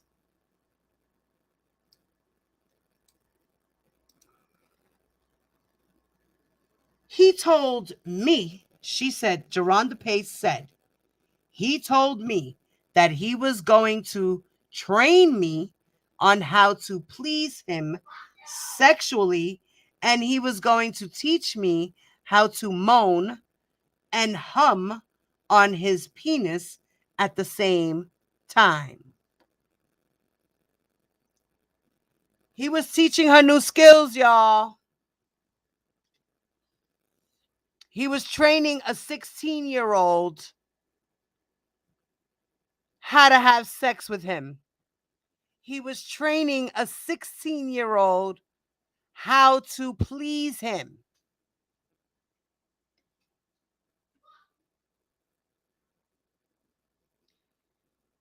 Then Ms. Geddes asked her, did you have any other sexual contact with the defendant on that occasion?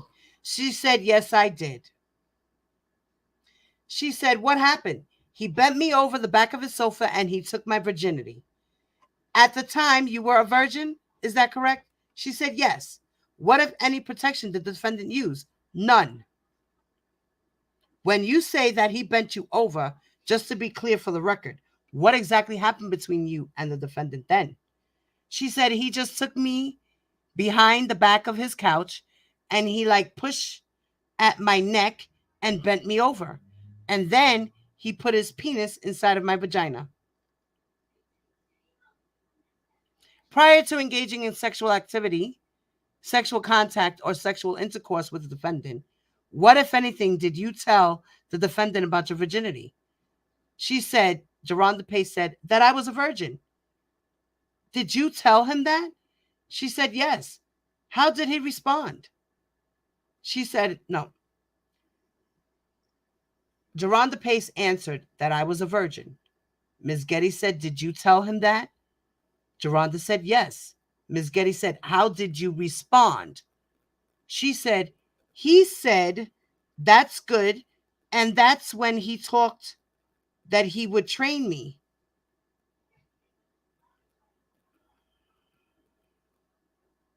So before you had sexual intercourse with the defendant, what, if anything, did he tell you about any sexually transmitted diseases that he had? She said nothing. He said nothing. Ms. Geddes asked her, what happened after that? She said, after? Ms. Geddes said, after you had intercourse with the defendant, do you remember what, if anything, happened after that? She said, yes, we had drinks.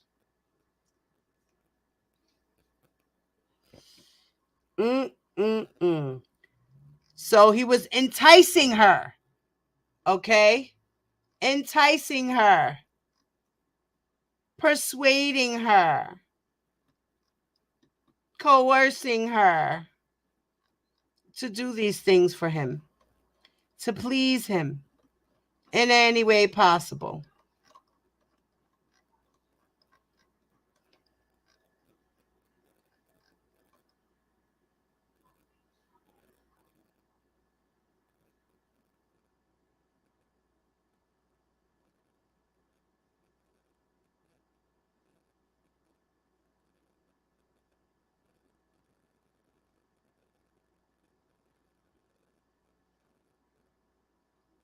All right, sorry, I was just reading the chat, seeing what you guys are saying.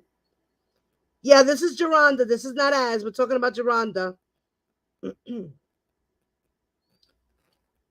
We're talking about Geronda, Mama. Miss me, Miss Mo. We're on Geronda Pace right now. Okay. All right. Let's see what else we got going on. Like I told you, it's a lot. I just highlighted certain words. I looked up certain words in the document and I highlighted certain points and stuff like that. So As you can see, I'm just going through it and I'm getting to the points where we need to refresh. Okay. All right. Now, again, this is Geronda Pace's part of her testimony, and this is direct examination by the prosecution, which we all know is the government's attorney, right? Okay. So in this part, we're going to talk about the herpes portion. Now, Ms. Geddes had asked her, now, when you and Dominique went to the defendant's house that day, had you been invited? She said, no. Ms. Geddes said, okay. So during the time that you spent with the defendant, what, if anything, did the defendant ever tell you to write or sign? Right? Geronda said, I had to sign a non-disclosure agreement, and I had to write a letter saying that I had stolen $100,000 worth of jewelry from him, and that I had stolen money from him, and that my sister had put me up to say that he gave me genital herpes.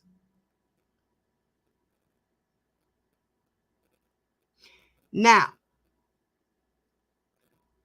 this statement was written because R. Kelly coerced her to write a letter stating that she stolen jewelry from him, and that she also stole money from him, and that her sister had put her up to say that he gave her herpes. But we know that that's not true, right? That was all a lie. R. Kelly coerced her to do that for collateral.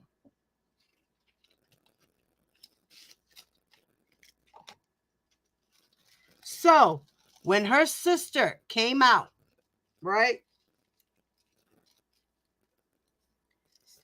and made all that shit after Geronda Pace's testimony at court, I truly believe that that young lady was paid off by R. Kelly's people. I truly believe that that girl was paid off by R. Kelly's people to lie on her sister. That's what I think. Who knows? But that's just my opinion. That's just what I think. This is not a known fact. This is what I think. Okay? I think that R. Kelly's people got to Geronda Pace's sister to make a public statement about Geronda being a liar, to kind of maybe persuade the jury that R. Kelly is innocent and that Geronda Pace is a little groupie. You know? That's what I think. That's just my opinion. That's not fact. That's just my opinion. Okay? I don't want people out here saying that I be lying and all this shit. I'm just stating my opinion. Okay?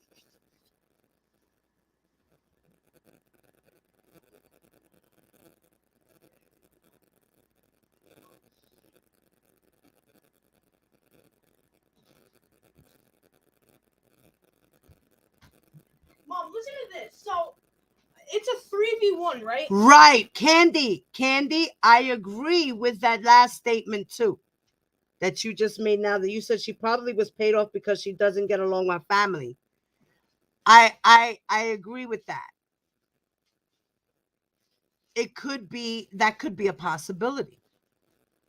Also, yes, these bloggers, they won't say, wait, but yet those bloggers want to say he don't have herpes. His herpes goes all the way back to Lizette, who has it in, who had it when she was 17. So this dude is nasty. Facts. So RSK had a chance to leave Geronda alone, but he knew all along she was underage. Exactly, T-Bam. It was on when she said she was a virgin. Exactly, James. He got real excited about that. He was like, yes, fresh meat. Something that ain't been touched. I love it. I could just give her all the diseases and she won't even know. Fucked up, but true.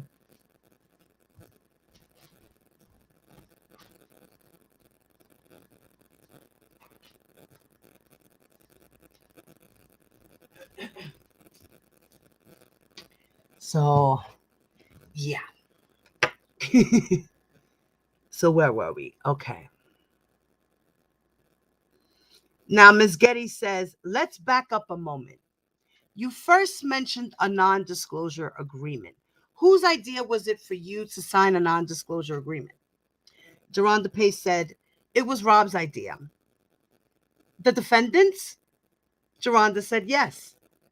And why did you understand the defendant to be telling you to sign a non-disclosure agreement? Excuse me, I'm getting hungry. Geronda Pace said, because he had people around him that he couldn't trust. So I had to prove that I was trustworthy. Ms. Getty said, did you sign the agreement? Geronda said, yes, I did. Ms. Getty said, prior to signing it, did you read it? Geronda said, no, I did not. Were you given a copy of the agreement? Geronda said, no. You also mentioned a letter that the defendant told you to write. Do you recall the circumstances under which the defendant told you to write that letter? Geronda said, yes, it was all about gaining his trust, and he told me that if it wasn't true, that I wouldn't mind writing it. Now, the judge intervenes and says, I'm sorry, I didn't hear what you said. And then Geronda says, it was all about gaining his trust, and he told me if it wasn't true, that I wouldn't mind writing it. Then Ms. Getty says, and what is it that the defendant told you to write? She said, he told me to write that I had stolen $100,000 worth of jewelry from him and that my sister had put me up to say that he had given me genital herpes and that I had stolen money from him and also that I worked for him. Ms. Getty said, all right, let's start with, did you in fact then write the letters? Geronda said, yes, I did. She said, let's start with the part of the letter that said you had stolen a significant amount of jewelry. Had you in fact stolen anything from the defendant's house? And she said, no. And you also testified that he told you to write something about your sister. Was there any truth to that? Geronda said, no. Whose idea was it to write about stealing the jewelry and the sister's plan? Geronda said it was Rob's idea. And you in fact did write the letter. She said, yes, I did. What did you do with the letter once you had written it? She said, I gave it to Rob. Were you given a copy of that letter? She said, no. You also mentioned that he asked you to sign something about working for him. Is that correct? She said, yes, I had to sign that I worked. I had worked for him and signed another letter stating that he fired me. So now at the time, how old were you? I was 16. What were you given that you had to sign? She said it was two contracts saying that I worked with him and one saying that I was fired. Had you ever worked for the defendant? She said no. Were you ever fired from working for the defendant? She said no. Did you read those contracts before you signed them? She said partially.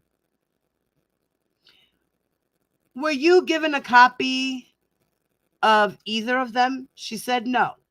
What if any instructions did the defendant give you regarding signing the letters, signing that contract, the one about being hired and fired? Geronda said, he told me, whatever I do, just don't write the date on anything.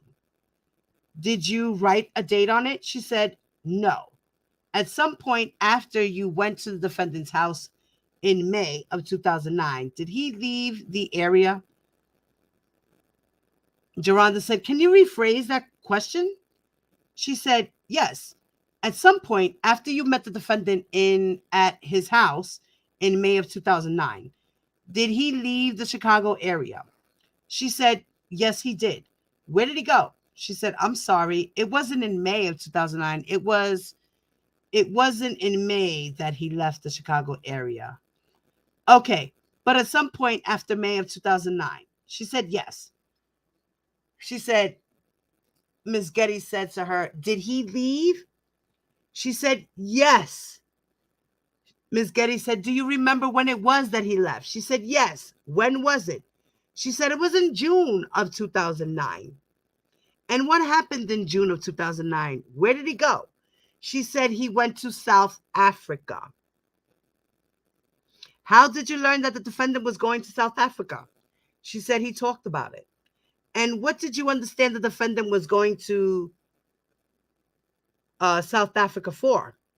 She said, I believe it was for the World Cup that was happening in South Africa. Okay, approximately how long was the defendant in South Africa or away from Chicago? At least? Geronda said, for a couple of weeks. Now let me look up something real quick. Let me look up something real quick.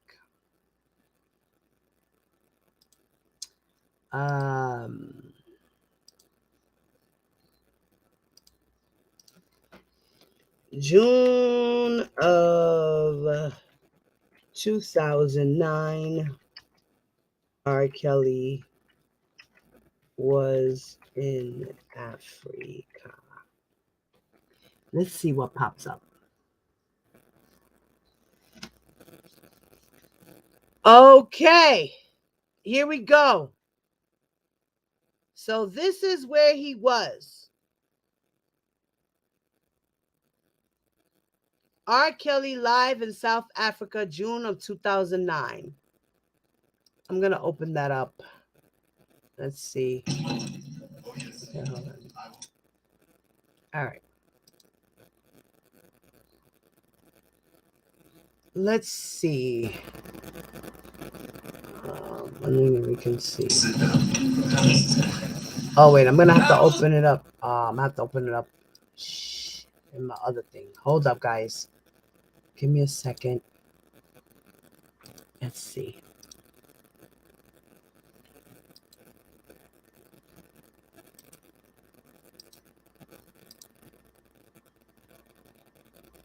Okay.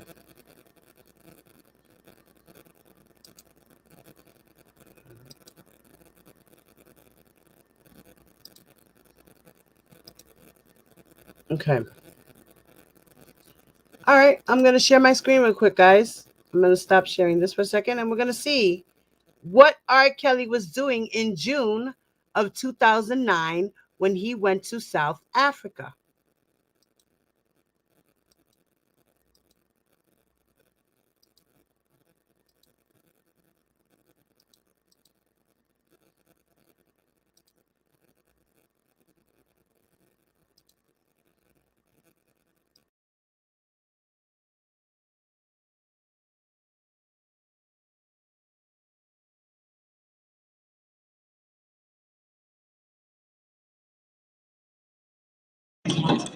Oh, yes, sir. I will sit down. I was born by the river in a little tent. Whoa, but just like the river, I've been running ever since. It's been a long time coming, but I know a change gonna come. Oh, yes, it will. It's been too hard living, but I'm afraid to die. 'Cause I don't know what's up there beyond those skies. It's been a long long time coming, but I know change gonna come. Whoa, yes it will. I go to the movies and I go downtown. And all I can do is hear them saying, boy, don't mess around. It's been a long, long, long, long, long time coming, but I know a change gonna come.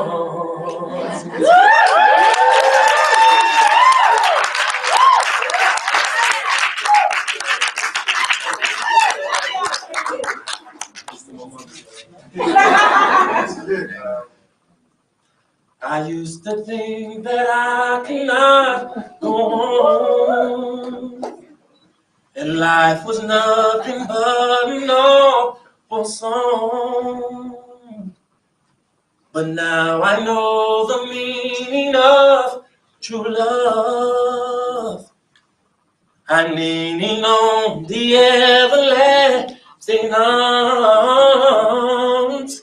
If I can see it, then I can do it. If I just believe it, there's nothing to it. I believe I can fly. I believe I can touch the sky. I think about it every night and day. Spread my wings and fly away. I believe I can soar. I see me running through that open door. I believe I can fly. I believe I can fly. I believe I can fly.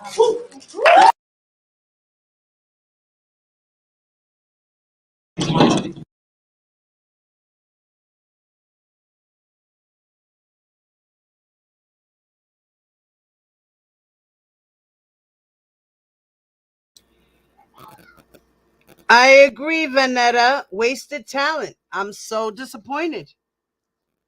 Yes. He goes through me. He make me not want to ever hear that. Yes.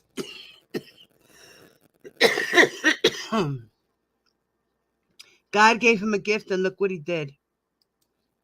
I found him repulsive. I think Ruby does too. He always looks sweaty and smelly. Yeah, he thought he would ever fly with the sexual deeds he has done on women. Facts. So, it says that in 2009, in Africa, R. Kelly to headline this date. He was at the music festival in 2009 in South Africa, Nigeria, UK. R&B superstar and one of the world's most influential producers, R. Kelly will be jetting into Africa for the first time ever to perform at the prestigious This Day Music Festival 2009 in South Africa's Sun City Super Bowl and Grand West Casino in Cape Town on June 27th and 29th, 2009. This, however, will be preceded by a command performance at the Arise Africa Fashion Awards at the Sandton Convention Center in Johannesburg, South Africa on June 20th, 2009, where the platinum-selling artist will be the star attraction. So he was in Africa on June 20th till the 29th. He was doing concerts.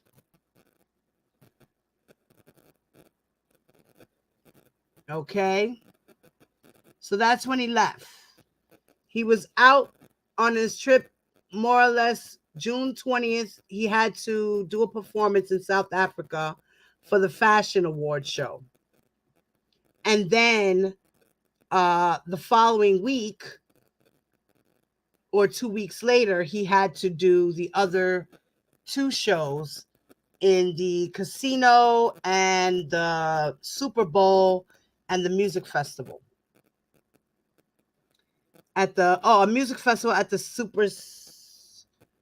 Sun City Super Bowl. So he had to do a music festival, and then go to a casino the 27th and the 29th, and then the 20th he did a fashion show. So let's go back to the document. Okay.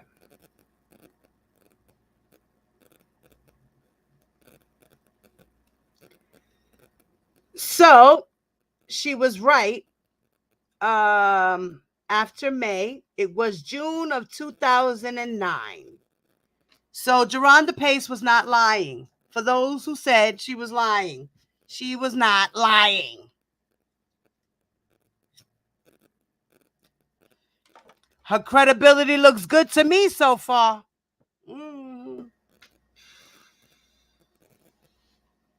Okay.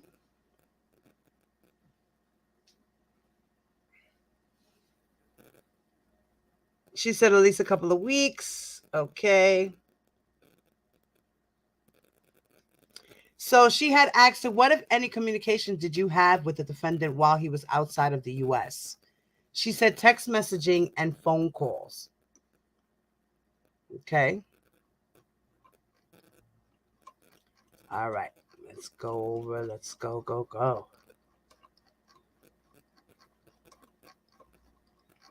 We're going to continue. Okay.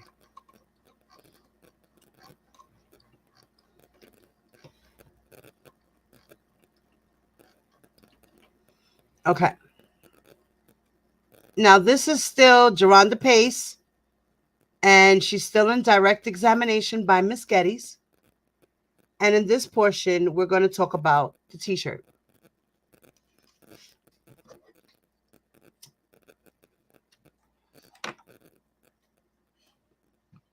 Now, Miss Geddes had asked her, now, what, if any, we can take that off? What, if any, instructions did the defendant share with you for the time that you spent with him?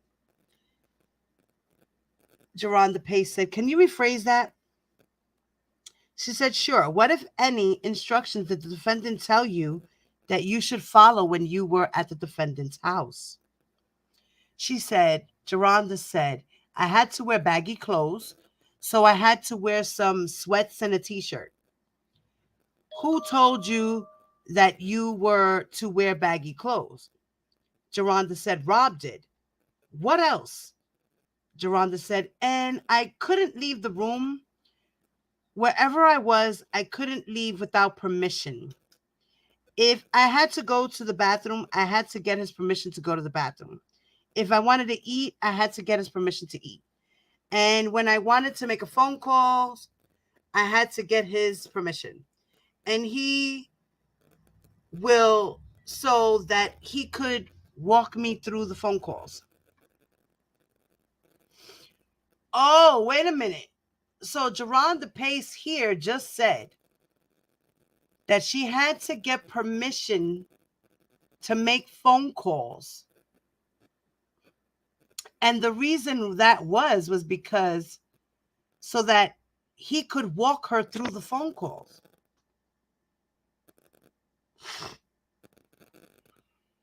You hear what she said right there? She said he will, so that he could walk me through the phone calls. Just like he did with every other girl. You know, like the Savages said. Joycelyn's phone calls were prison calls. 2 seconds off the phone. Somebody's telling her what to say, how to say it, what not to say. Right? Ms. Geddes then says to her, and how would you get the defendant's permission? She said, by either calling or texting him and or reaching out to someone in the studio. Okay? There goes that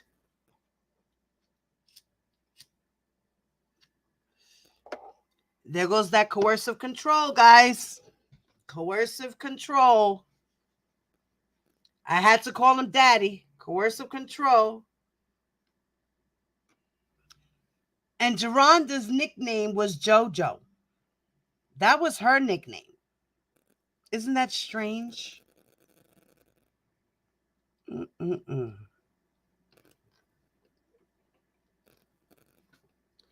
Kendra, what's up, my man? Look, pipe down shit. She took everybody's damn wrench. It's just a wrench. Jamisa Taylor. What's to explain? She took my wrench for no reason. I'm not upset, just confused. I've never said anything about OCOV or... No, mama. If I took your wrench away, baby, listen. I took wrenches away a while ago. And then I just recently started giving everybody back their wrenches. So if you hadn't been on the platform in a little hot minute, I took your wrench away. And if you were, it was probably an accident. So I apologize for that. Girl, don't be upset. It's okay, mama love. I got you. I'm going to give you back your wrench right now, mama. All right. Things happen over here because I have my old phone. My old phone was doing all types of crazy stuff. I couldn't even scroll on a page without opening something or something happening that I didn't want to happen. So my apologies for that, honey. There's no issue. You know that. Okay? Just letting you know, baby. All right? It was probably an accident, or like I said, maybe in the past that you hadn't been here in a minute, because I did start all over again. I took everybody's wrenches away, and then I started all over again, little by little. As people came in, I started giving them the wrenches back. You're not the only one, mamita, okay? Because at one point, there was a whole big thing, a big drama, and all this shit popped off, so I just got pissed off. Took everybody's shit away and started from scratch all over again. All right? But that was a while ago. So I don't know which term you were in. All right, babe?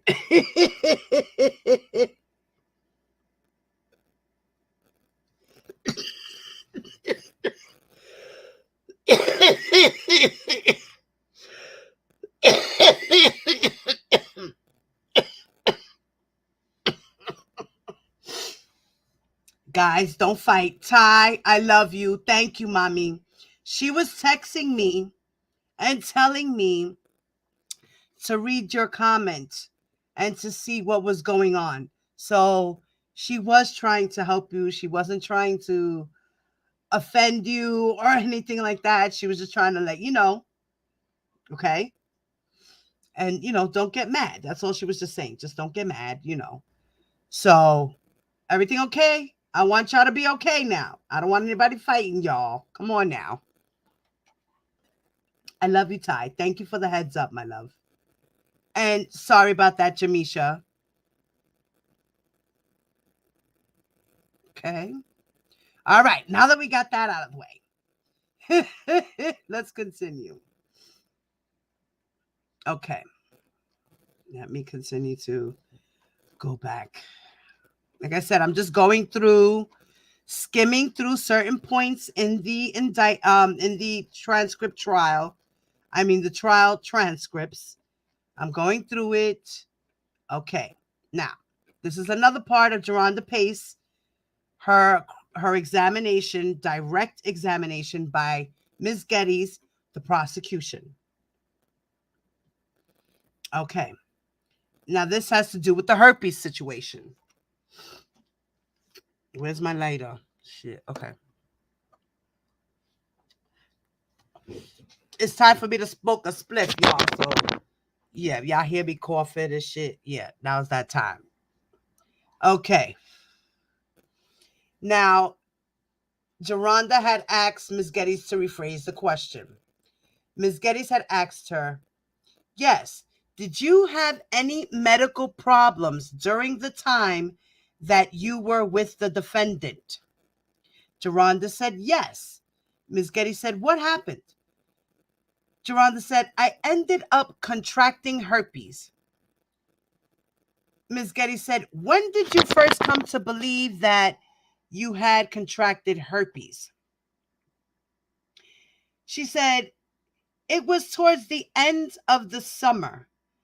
Ms. Getty said, and what happened? What made you believe that you had contracted herpes? Geronda said, I had sores on my vagina. What did you do once you believed you had sores on your vagina? Geronda said, I told the defendant about it. How did the defendant respond? Geronda says, he didn't really react to it. He just said, okay. Ms. Getty said, and what, if anything, happened after that with respect to that? Geronda said, he set me up to see a doctor. She said, where did that happen? Geronda said, in his home.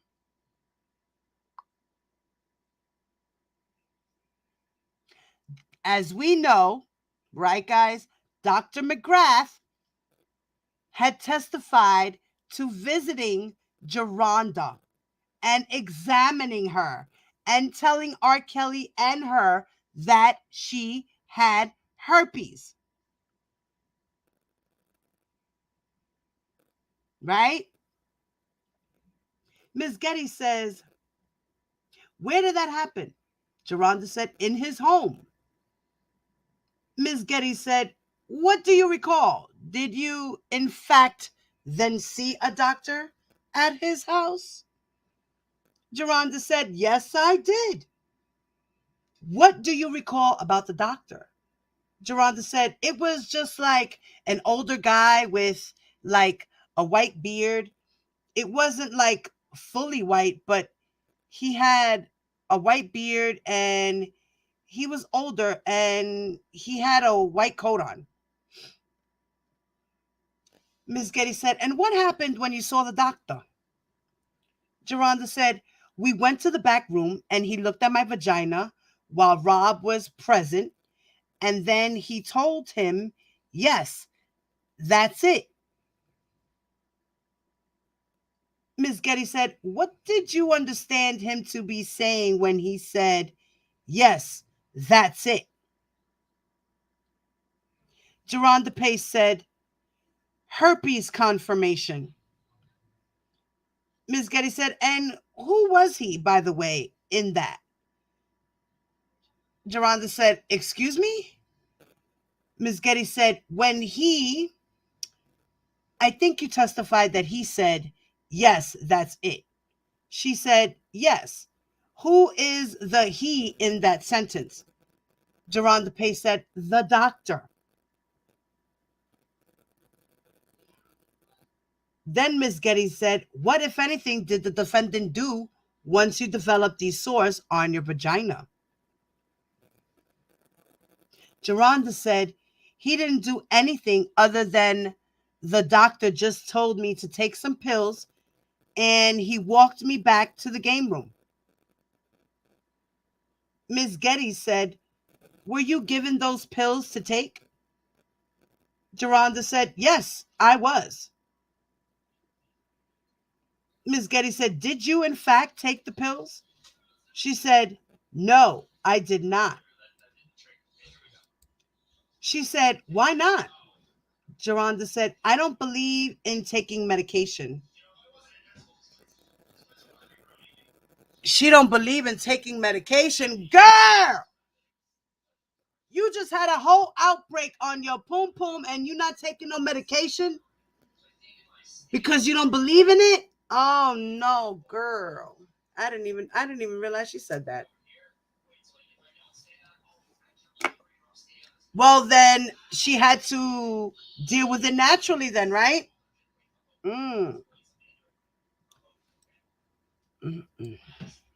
That was dumb.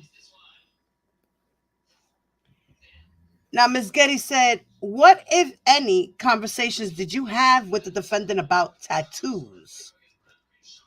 She said, he asked me if I had any tattoos.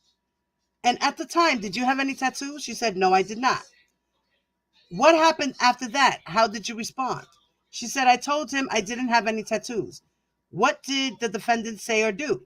She said, he asked me, would I get his name tattooed on me? Okay, we're going to leave that there. Okay. All right.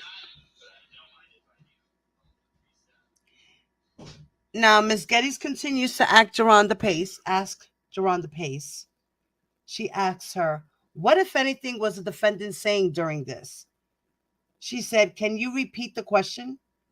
Ms. Geddes said, what was the saying as he was doing this to you? Now, Geronda Pace said, now we're going to talk about the t-shirt. After he spit in my face and told me to put my head down in shame, Ms. Geddes said, what did you understand him to mean by that? She said, I just put my head down in shame and embarrassment. She said, did you do that?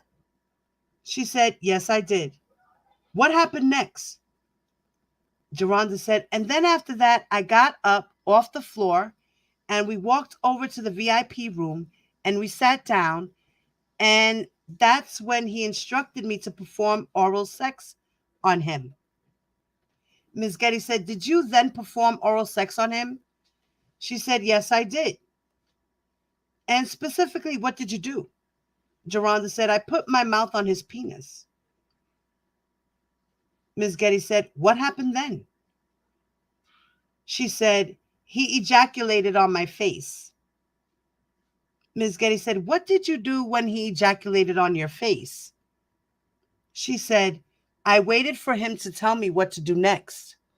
And he told me to go to get a towel so that he could wipe off. And I ended up using my t-shirt to wipe off the spit that was running down my face and the semen. And I went to the bathroom to get a towel. So, again,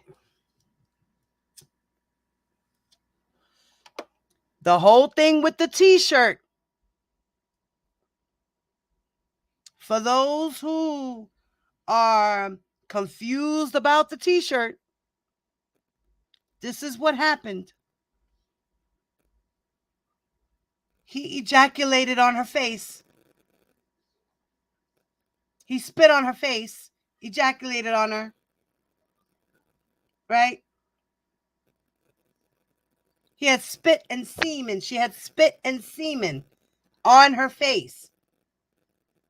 R. Kelly asked her to get him a towel so he could wipe off himself.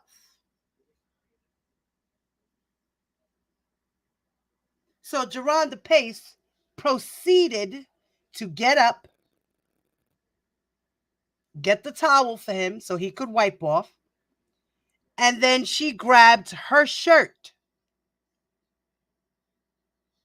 They were naked. They were having sex, right? What happened next?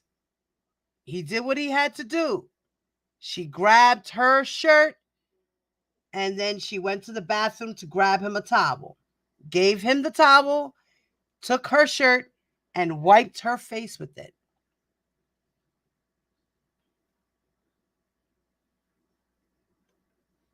She said, I waited for him to tell me what to do next. And he told me to get a towel so that he could wipe off. And I ended up using my shirt to wipe off the spit that was running down my face and the semen. And I went to the bathroom to get the towel. So as she was going to get the towel for him, she was wiping her face.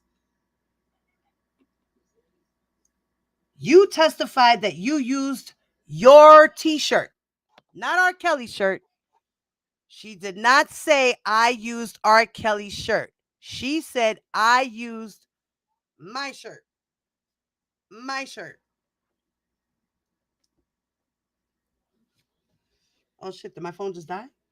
Oh shit, my phone just died. Oh great. Fuck. Give me a second, y'all.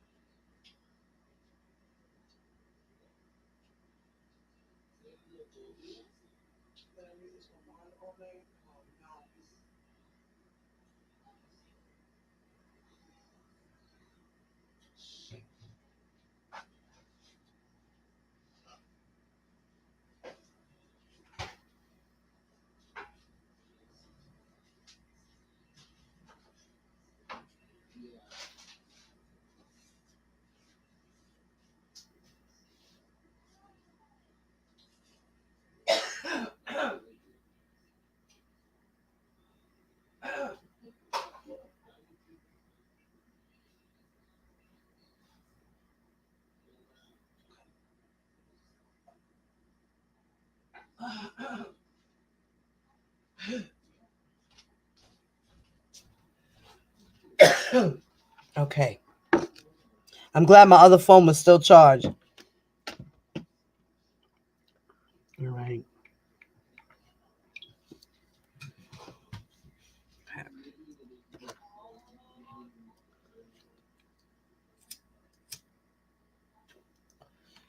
And I got something more to drink.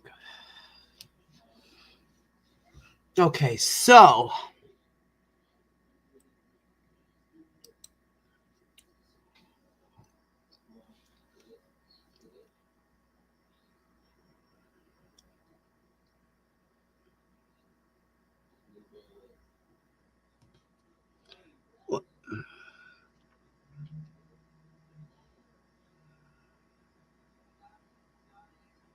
okay, wait. What is going on here in the chat? Hold on. What is going on, guys? Come on, y'all. What is going on? What is happening here? Hey, Samara. What's up, my mom?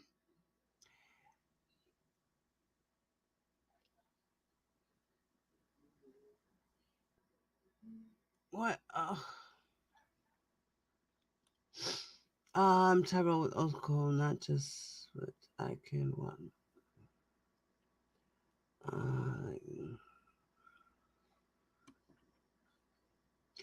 Oh Lord, no way. What are we doing here? Jamisha?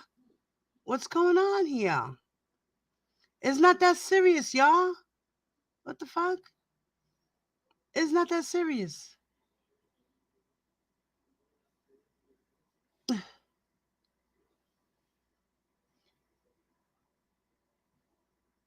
Who's abusing anybody's daughter, Jamisha? What are you talking about?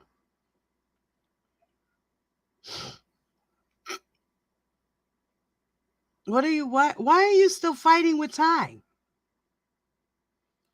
I thought you guys were over the shit. What the fuck?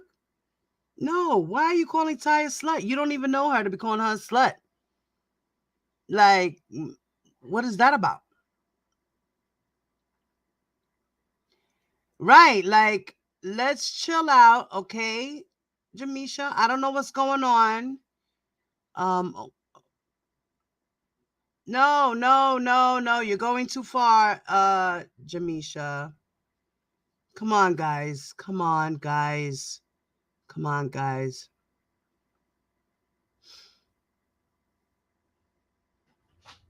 Ugh.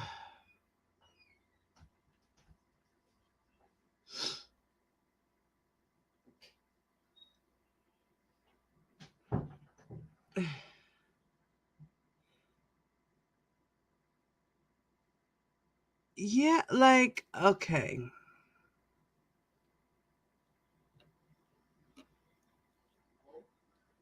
Okay, hold on. No, wait. Hold on, guys. Hold on.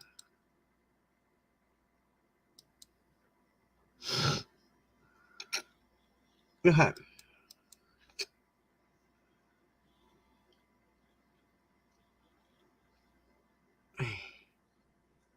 Okay, now, shit, I gotta go to my other phone. Uh, Hold on, guys.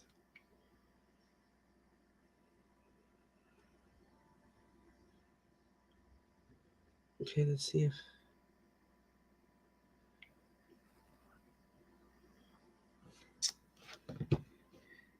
All right, guys, we on pause for a moment. Give me a moment, y'all.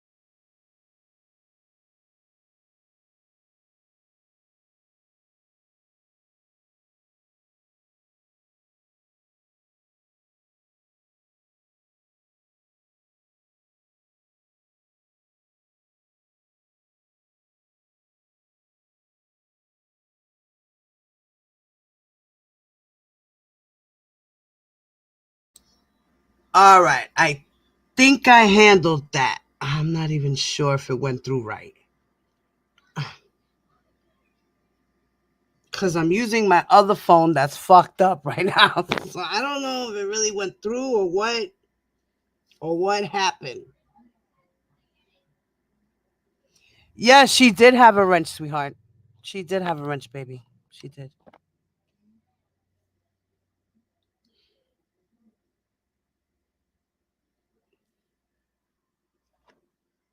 She started hanging out over here when Angie started her channel at around that time.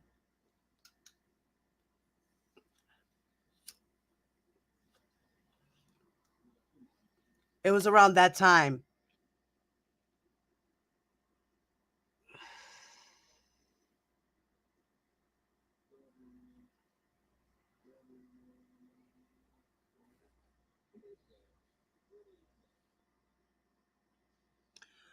Oh, I don't remember. Okay. I don't remember that tie. Okay, so that's all right. We got rid of her. I hope it went right. Because I don't know. It said hide user and then delete comments. So I'm wondering, I think I did, right? Do you guys see her in the chat anymore? I think I did it right. I don't know. Wait. Because it says hide user, but for some reason I still see her here. So I don't know if it really worked. Let me see. Wait. It just says about the message. I don't know if I blocked her or what. I don't know what the hell I did here. Okay, yeah, now I did it right. Now it happened.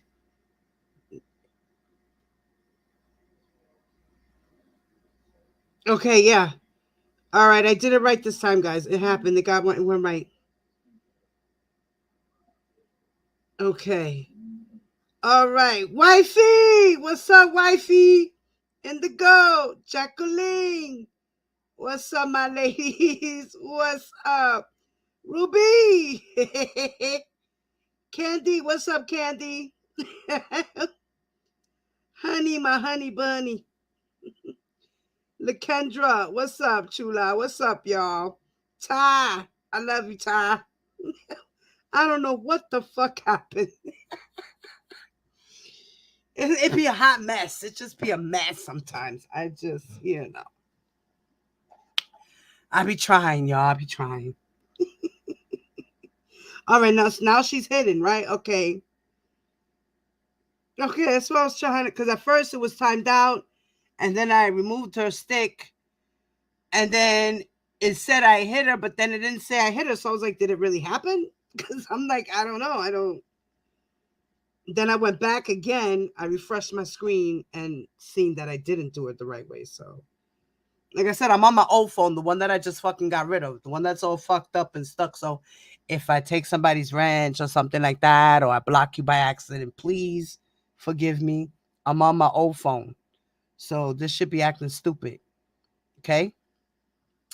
Just to let y'all know, okay? Accidents be happening with this phone.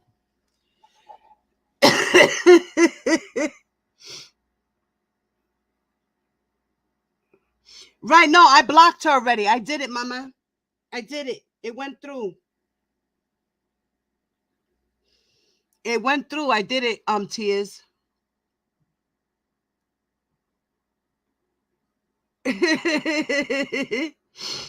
Nicole.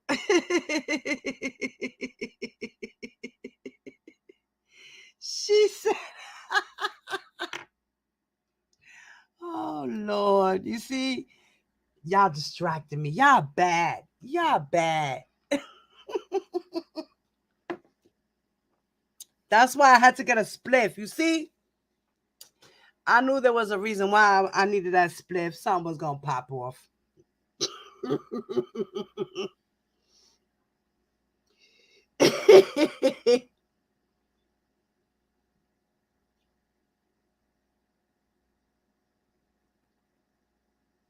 No, I don't remember about that panel and everything you're talking about, my mom, but okay.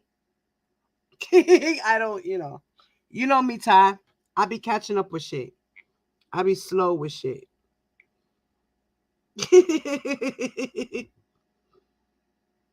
I see, like now it's okay. I had to refresh again.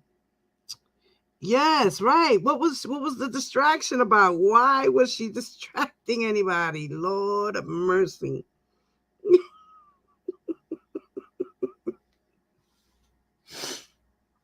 Okay.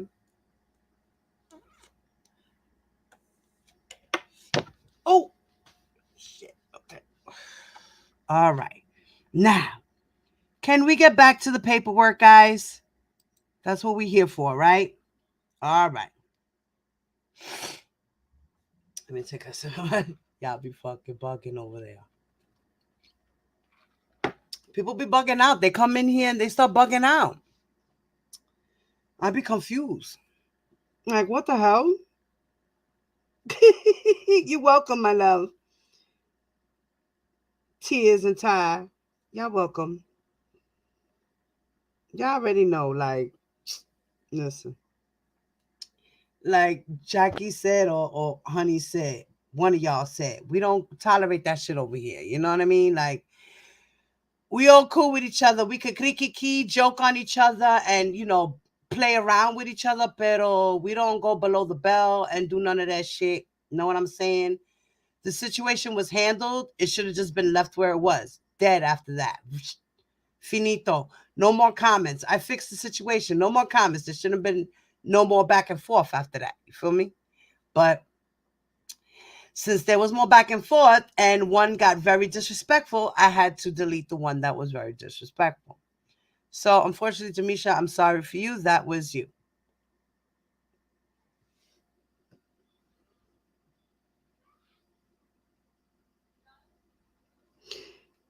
Clarence Carter.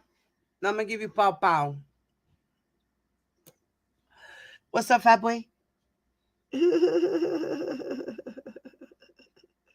I love you, Ty. You already know, bitch. You my bitch. You already know. That's my sister for life. She could track her fucking wheels all the way over here to me. Okay? If she feels like it.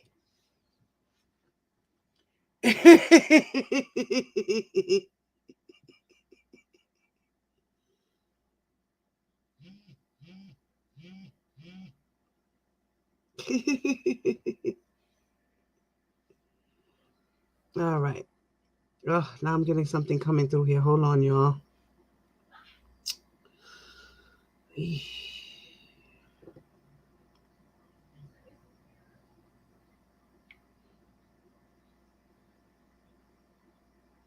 Okay.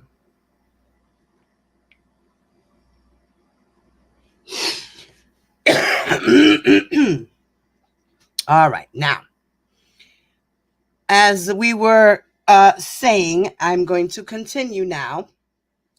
Geronda Pace, her testimony in the RSK trial for the Eastern District of New York. She was in direct question and examination by Ms. Geddes, the prosecution team, the government's lawyers, right?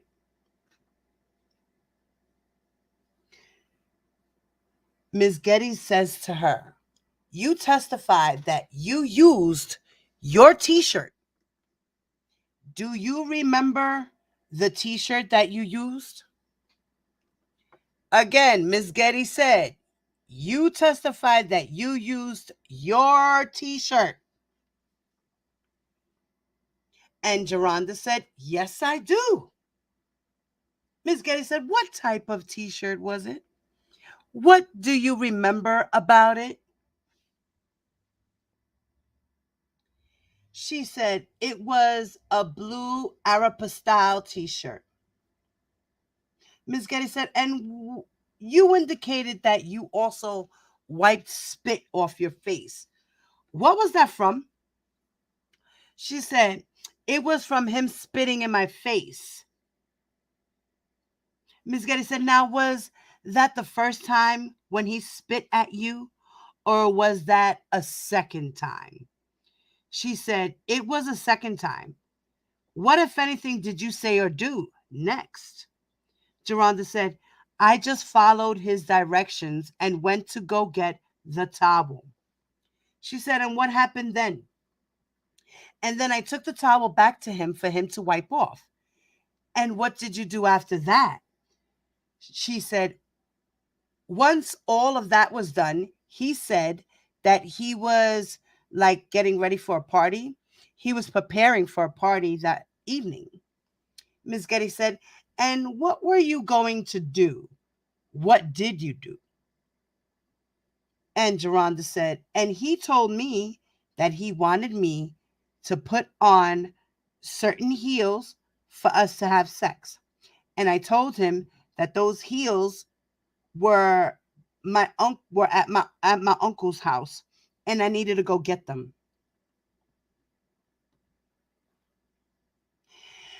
And at that time, where was your uncle living? Geronda said, my uncle was living in Olympia Fields. Ms. Getty said, is that the same Olympia Fields where the defendant lived? She said, yes, it is. Ms. Getty said, what did you do next? How did the defendant respond when you said you wanted to go get your heels from your uncle's house? She said, he told me that I could go get them and to hurry up back. Ms. Getty said, what did you do? Geronda said, I left and I didn't return. Ms. Getty said, were you in fact planning to go to your uncle's house? She said, no. And how old were you at the time? She said, I was 16. Ms. Getty said, as you sit here today, do you remember the date that happened? She said, I do not. She said, approximately when was it? She said, January of 2010. She said, did you go back inside the defendant's house after that particular incident? No. What did you do instead? Now, so Geronda Pace met R. Kelly in 2008, met him again in May of 2009. So from May of 2009 to January 2010 is how long? You got May, June, July, August, September, October, November, December, January. She was with R. Kelly for 8 months, back and forth with R. Kelly for 8 months. She lived there for a little while and she was back and forth for a little while. So for a couple of months she was back and forth, and for a couple of months she lived there.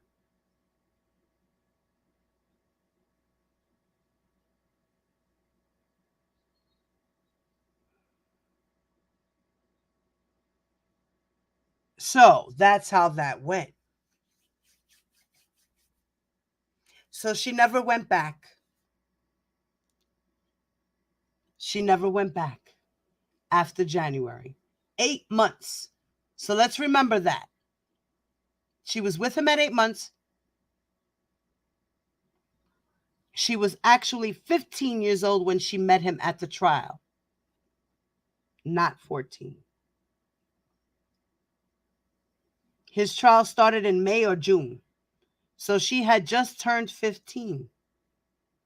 She just turned 15. Either a couple of months or a couple of weeks. She just turned 15. She had sex with him at 16. And only 8 months she was dealing with him.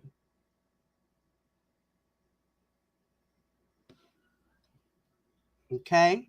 So let's get that clear. Remember, she was born in 1993. We did the math, right, guys? Right.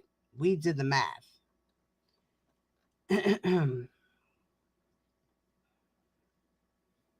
Next, we're going to finish talking about some more of the t-shirt situation with Geronda Pace being questioned by Ms. Geddes. Now, Ms. Geddes continues to ask her, and in addition to creating this journal, did you also speak with lawyers at Susan Logan's law firm regarding your interactions with the defendant? And she said yes. Ms. Geddes said, and again, was it when you spoke with the lawyers then? Were the events between yourself and the defendant fresh in your mind back then? And she said yes. And was it important at that time for you to be accurate in how you describe what happened with the defendant? And she said yes. Ms. Getty said, and to the best of your ability, were you, in fact, accurate? And she said yes. Ms. Getty said, what, if anything, did you give your lawyers when you first retained them in January of 2010?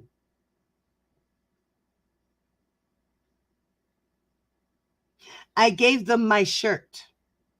I gave them my journal that they asked me to tell me to make sure I write everything down. And I gave them my cell phone.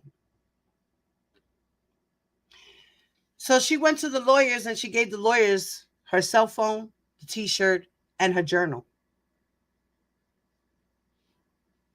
Things that she knew were going to help her credibility, proof that she was there, proof that she did have sex with this man.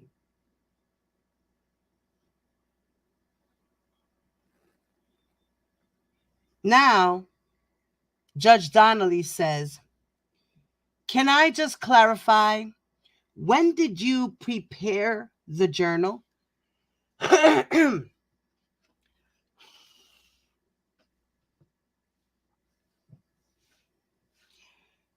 Now, Geronda Pace said, in January of 2010, she prepared the journal. Now, the judge said, after you left the defendants? And she said, yes. The judge said, his house? Okay. So, Geronda Pace didn't keep a journal while she was with R. Kelly. She went and wrote a journal about her experience after she left him in January of 2010. So she went to the lawyers with this journal she just wrote, with the t-shirt and the journal. Like, here you go. Right?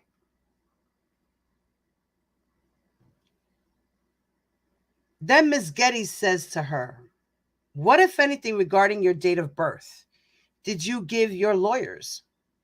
She said, I gave them my birth certificate and I gave them my state ID. Ms. Getty says, I'm showing the witness only. Let me back up one moment. She said, you testified that you gave the lawyers a t-shirt. What t-shirt were you referring to? Geronda said, it was the t-shirt that I last wore at Rob's house, which was my blue t-shirt. Ms. Getty said, the one that you used to wipe off his semen? She said, yes. So let's not get it twisted about the t-shirt. Okay? It was her t-shirt. It wasn't R. Kelly's. It was hers. That's the shirt she had on when she went there. Then Ms. Getty says, the government is showing the witness only what's been marked for identification as Government Exhibit 241. Your Honor, may I approach the witness? The judge said yes. The government said, this is Government Exhibit 241. Do you recognize this? Geronda said yes. What is this? Geronda said, that's my t-shirt. Ms. Getty said, is that the shirt that you gave your lawyers that you were just testifying about? She said, yes, it is. Ms. Getty said, the government offers Government Exhibit 241. The judge said, any objection? And the defense said, yes, Your Honor, I object. The judge said, okay, can I see the lawyers at the side? And then they went and they had a sidebar.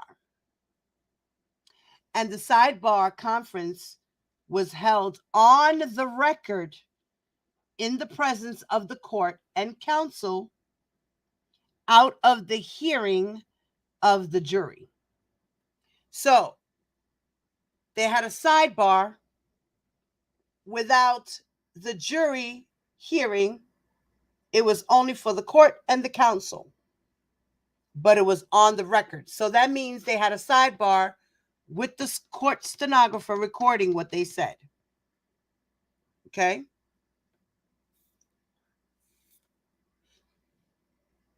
Now, they showed this sidebar. Okay? They didn't redact. Is this the one? Yeah, wait, let me see. Wait. Okay, yeah, this is the sidebar. Now, they had this sidebar. They didn't redact this sidebar. Okay? Now, in this sidebar, like I said, it was held on the record in the presence of the court and counsel out of the hearing of the jury. Now, the judge had asked Mr. Canick, what's your objection? Mr. Canick says, chain of custody.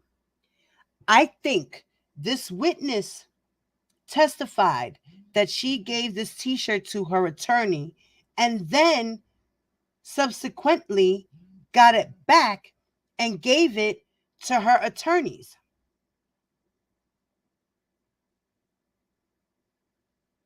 I don't think that we know anything from the other folks that she gave the t-shirts to regarding their control and custody of it.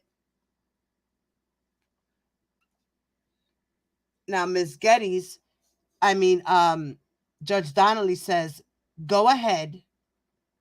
Ms. Geddes said, so continuing on in my questioning, I plan to elicit from the witness that she provided the t-shirt in 2010 to the Loggins law firm.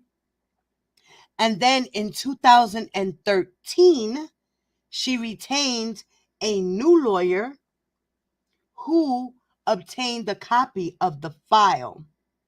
In 2017, she retrieved the t-shirt from her new lawyer, and that very same day brought it to the Olympia Fields Police Department. It will call a witness from the law firm in 2010 as well as in 2013 who will establish that they maintained the t-shirt in a safe and secure manner in a paper bag.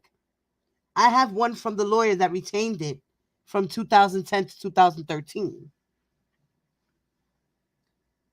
A separate witness who he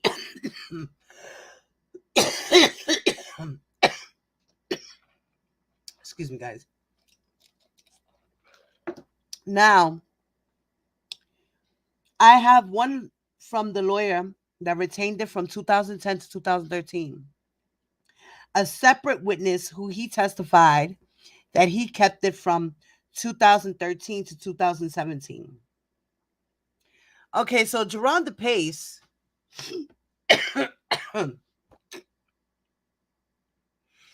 gave the t-shirt to Susan Loggins' law firm in 2010. In 2013, she retained a new lawyer. So she was using the Loggins firm from 2010 to 2013, right? They had the t-shirt in their possession at that time. Then in 2013, she wound up getting a new lawyer who obtained the copy of her file, right? So then in 2017, she retrieved the t-shirt from her new lawyer, and that very same day brought it to the Olympia Fields Police Department. So from 2013 to 2017, her new lawyers were holding her shirt and her file, her evidence. Because remember, she was still getting paid from R. Kelly. So she had to keep those lawyers, in case something happened and she had to go back to court because he wasn't paying her, or, things of that nature, something else happened or whatever. Right? So in 2017, she retrieved the t-shirt from her new lawyer, and that very same day brought it to the Olympia Fields Police Department. Now, she brought the t-shirt. Listen to what this is saying, guys, in 2017, right? So 2017 is when she decided to go to the police department. Now, she broke the NDA in 2017 when she went and did the BuzzFeed article, right? Am I correct on that, guys? Do y'all remember that?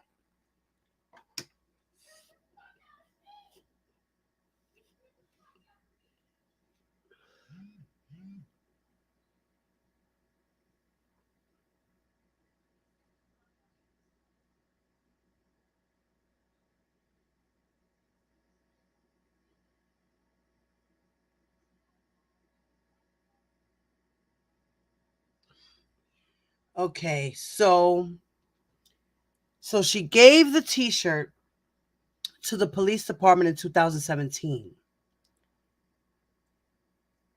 Now, for those who have common sense, why do you think she brought that t-shirt to the police department in 2017? Can anybody in the chat tell me why they think that she brought this t-shirt in 2017 to the police department?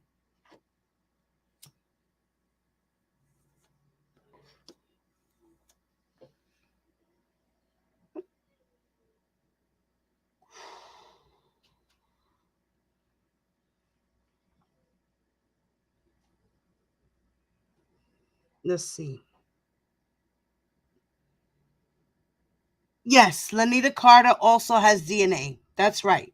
And the DNA to Geronda Pace's shirt matched because the DNA guy came in here and testified and said 1 in 1 gazillion or zillion trillion, whatever the heck number it was, decillion percent that it's R. Kelly's sperm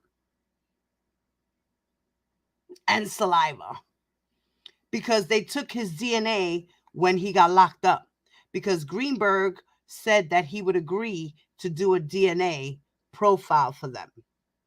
And that's exactly what he did when he got arrested. They took his DNA. They swabbed him and they took blood.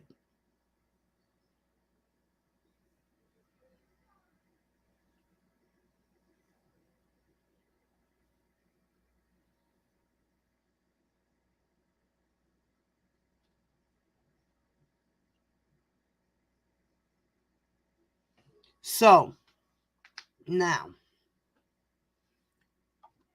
let's see. Did you guys answer my question? Did anybody answer my question?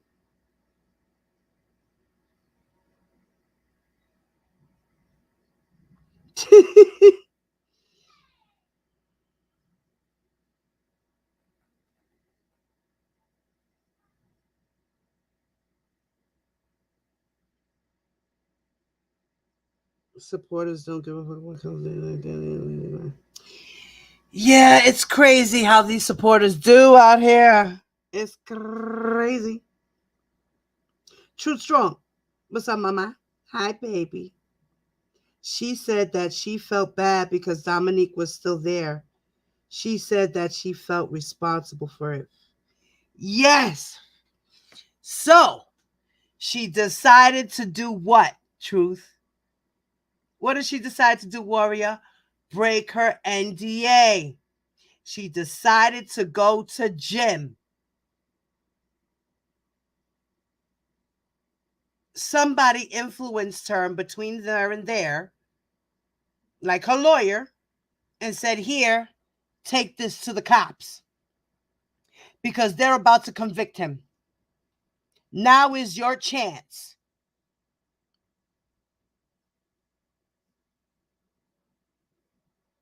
She took it to the police department so they could have it in file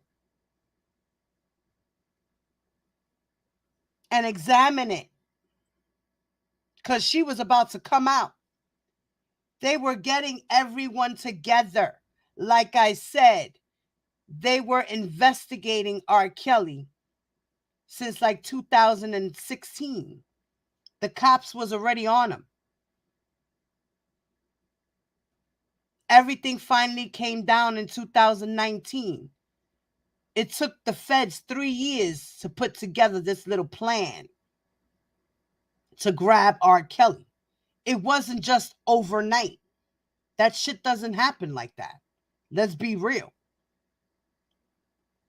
It's not, boom, the documentary comes out, and in January, the feds start to look into it, and then February, they drop an assault charge on him in the state, and then in July, they decide to do a federal case. 2 of them.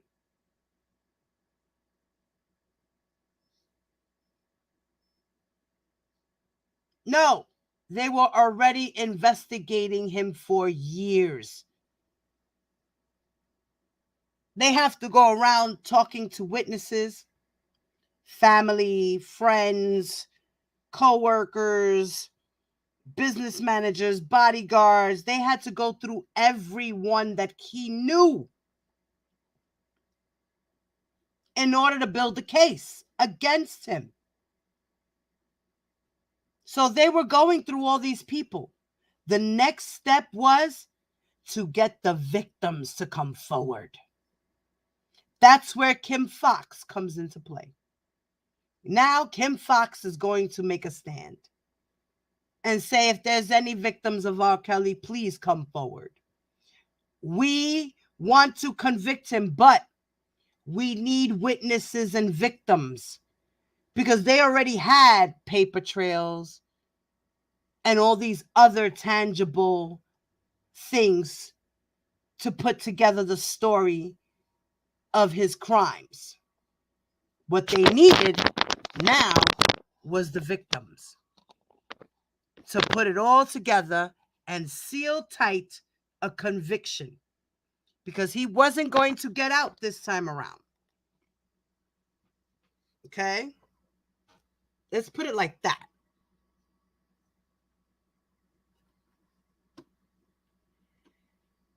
Now,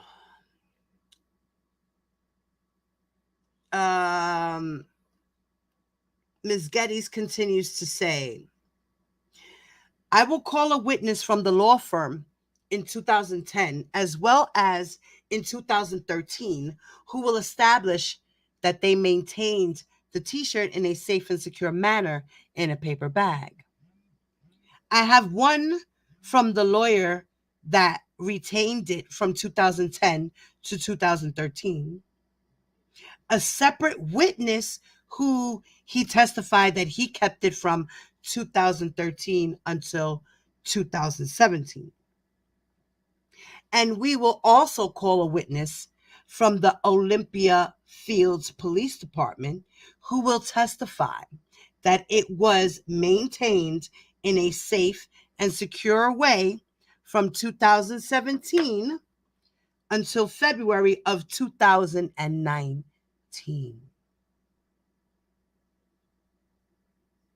So Olympia Fields investigators and cops had her t-shirt and her file in their office from 2017, right? Was it 16? from 2017 till 2019. So they held it down for 2 years. And at which point it was transferred to the Illinois State Police Forensics Investigation Division, who then did the DNA testing. And we will call two, it says they will call 2 DNA witnesses who will testify that they recovered semen from the t-shirt and that the semen matched the defendant's semen. So was R. Kelly's sperm on the shirt? The DNA forensics investigators had testified that they couldn't retrieve the saliva. It was no good. They couldn't do the saliva. They did get DNA from his sperm. His sperm was still preserved on the material.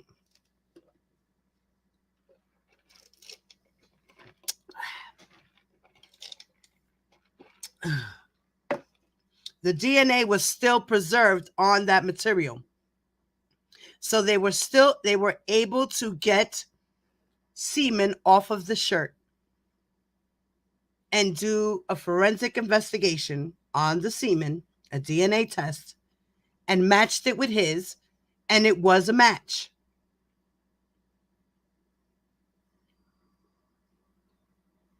Now, Mr. Canick comes in to say, Your Honor, I think given that recitation, the judge said, subject to connection.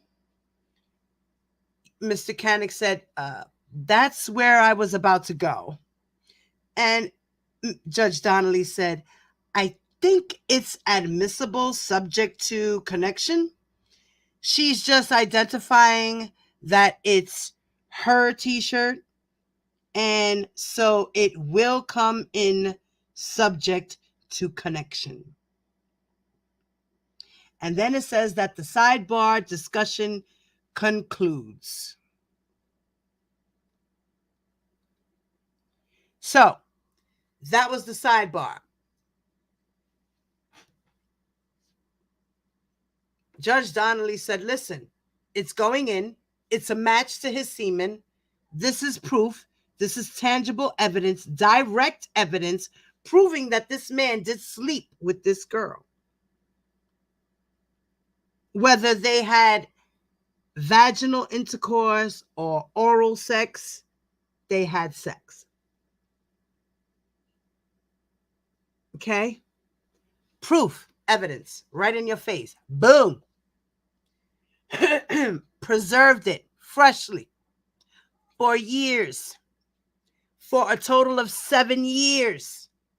No, I'm sorry, a total of 9 years. Right? Because it was a 2000. What year was it again? 2010. Right. 2010 to 2019. That's 9 years. His sperm was preserved for 9 years. Fresh in a paper bag. Okay? Thank you, fat boy. I love you. OCOV. We the truth over here. Okay?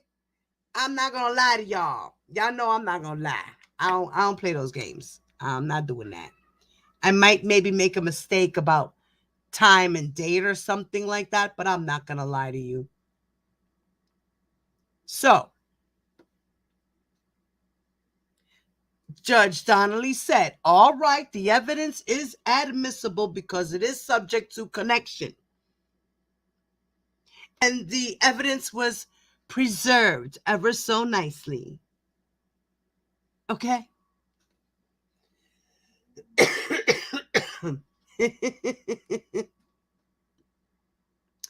So then Ms. Geddes continues with her and asks her, the defendant is showing the witness only what's been marked for identification as 241A.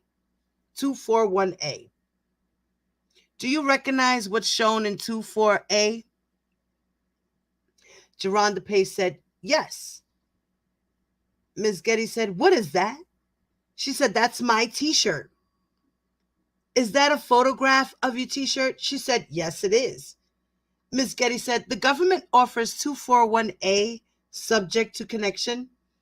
The judge said, any objection? Mr. Canick said, no objection. The judge said, that's an evidence. Government exhibit 241A was received in evidence as of this date. So now they go and they file the t-shirt into the storage of evidence. It has so been noted and jotted and put in there in the evidence box. It's still sitting in the evidence box. Okay?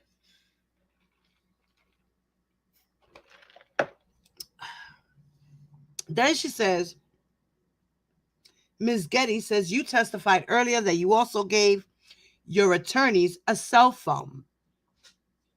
What cellular telephone did you give your attorneys? And just to be clear, I'm referring to Susan Logan's firm. Geronda said, I gave them my cell phone that I had, and it should be like a Virgin mobile phone, a sliding one. Ms. Getty said, the cell phone that you provided to your attorneys when you had, provided to your attorneys, when had you been using that cell phone? She said, I had been using it since Rob had taken my phone away. So that was in 2009, is that correct? She said, yes. Thank you, fat boy, I love you. He said, fuck that preaching nigga.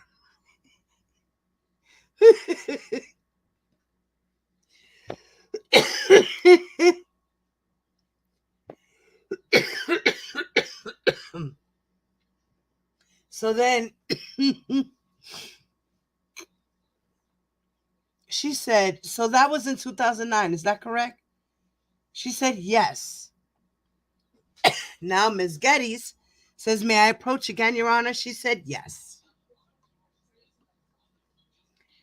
So the government is showing the witness that what is marked for identification as government exhibit 210.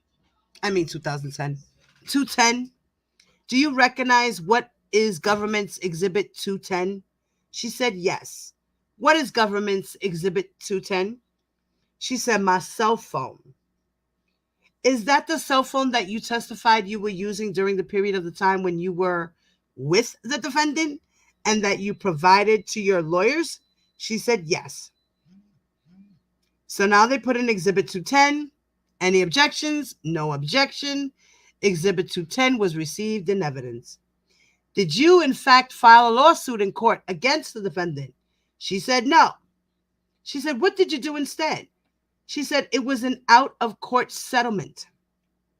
She said, between whom? She said, myself and Rob. The defendant? She said, yes. How much money did you? What were the terms of the settlement?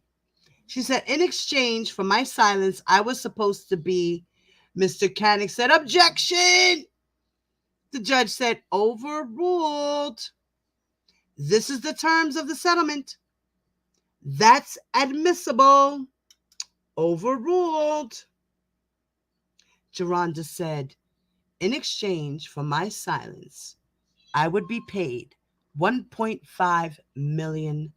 $1 million to myself and $500,000 to my attorneys.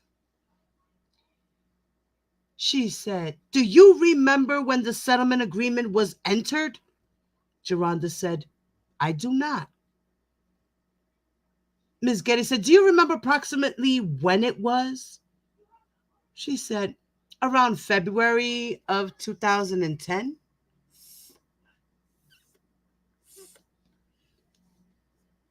So in January, she went to the lawyers And approximately in 2010 of February, they settled.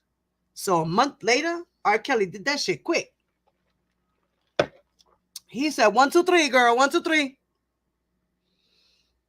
I love you, fat boy. I'ma lick my lip to every 5 words.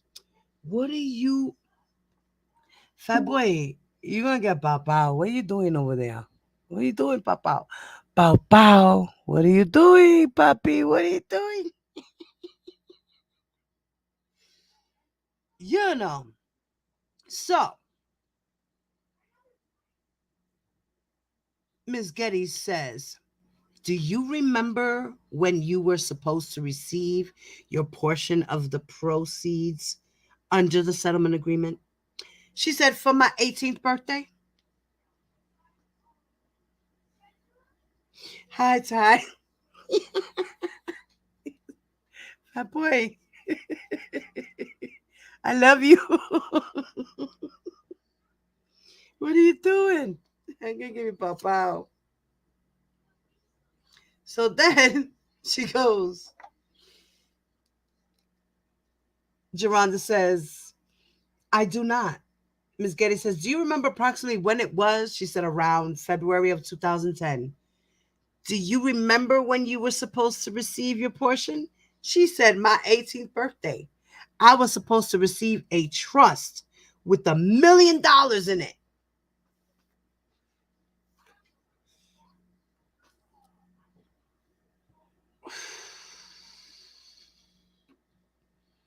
Okay?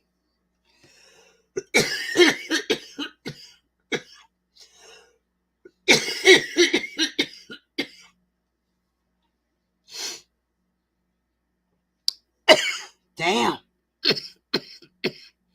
Yes, y'all already know. It's that time. So then Ms. Getty says, I'm showing the witness only what is marked for identification, government's exhibit 928. I'm going to show you the last page as well.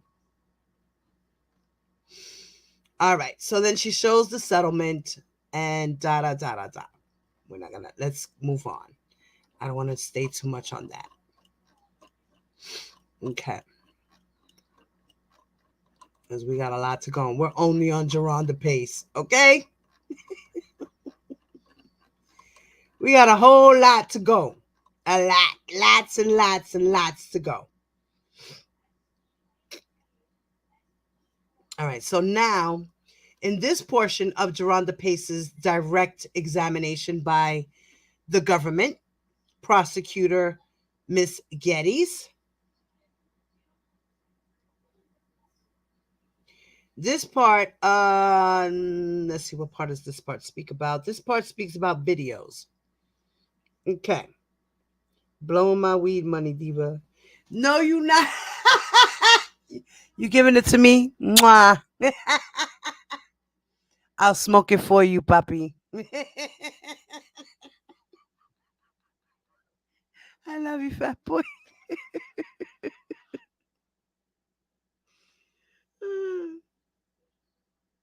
Yes, tomorrow, guys, about that documentary.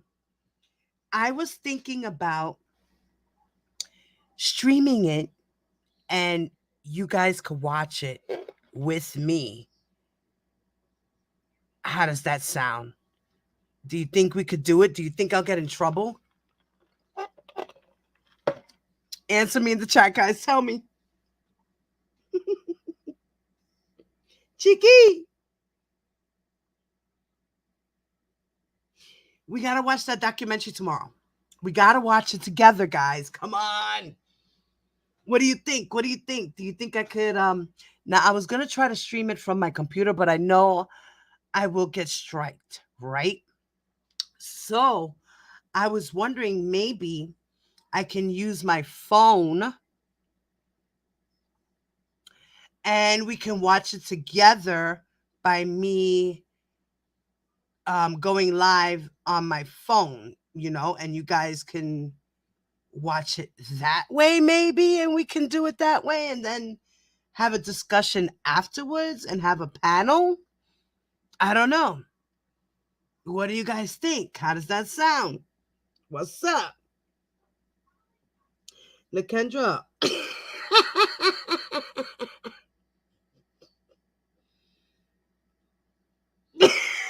It's the ass money. It's at 8 o'clock. It's on Reels TV. What's up, Will? It's on Reels TV tomorrow at 8 p.m. Eastern Standard Time.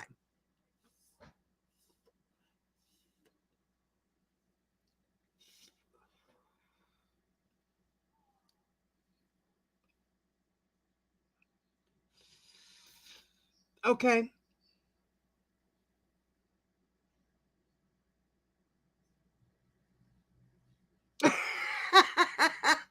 So, Nicole, if you want, you could come hang out over here.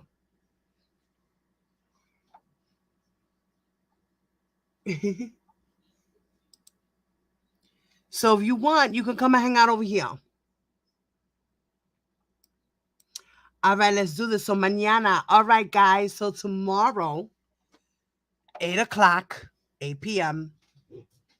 We'll start a few minutes before 8, and I'll set everything up. And we're going to watch it. And let's all pray. Okay? Let's all pray that we can get through the whole video. All right? Word up. Let's pray that we can get through it. I'm going to title my video something, so that, we safe. Yes, keep throwing those dollars, papi. I'm catching every single one of them. Look. They're going all on my shirt. Look. And I got no bra on. Just for you, fat boy.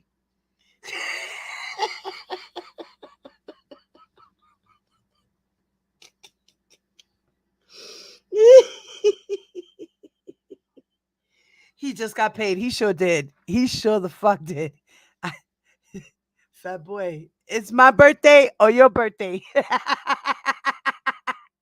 Happy birthday, Papi. His birthday was March 7th, y'all. Say happy birthday to my brother, Fat Boy, by the way.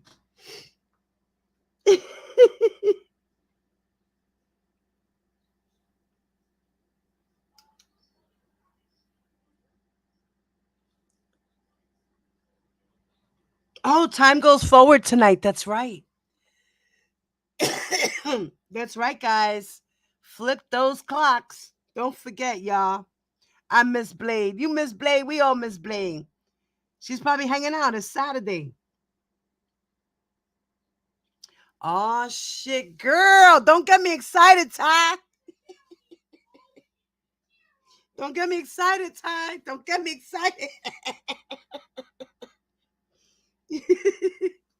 My fat boy loves me. I love you too, puppy. He's loved me from the first day he met me. We fell in love as brother and sister. We sure the fuck did. I was slapping him every which way he needed to be slapped. Okay? And he was just like, I love you, sis. I love you, sis. I love you, sis. And that's where we are today, right, puppy? That's right. He said I might tie.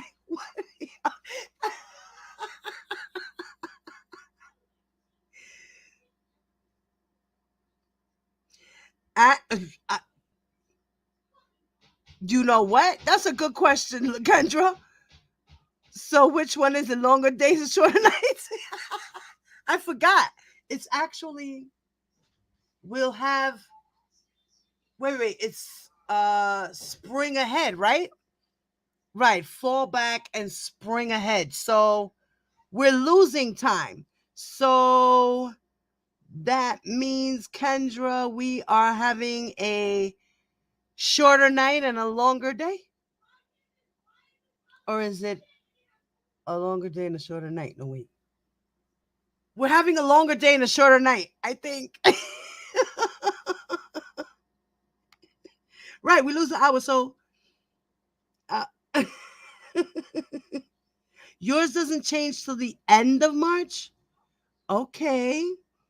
I never knew that, Mama. I thought it was the same.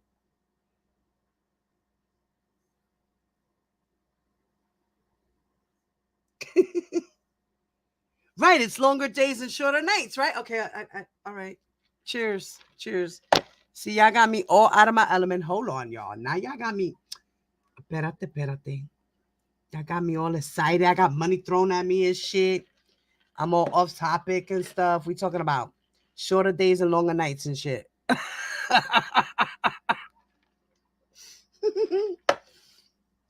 I needed a quick break anyway, right? It's a lot of reading, y'all.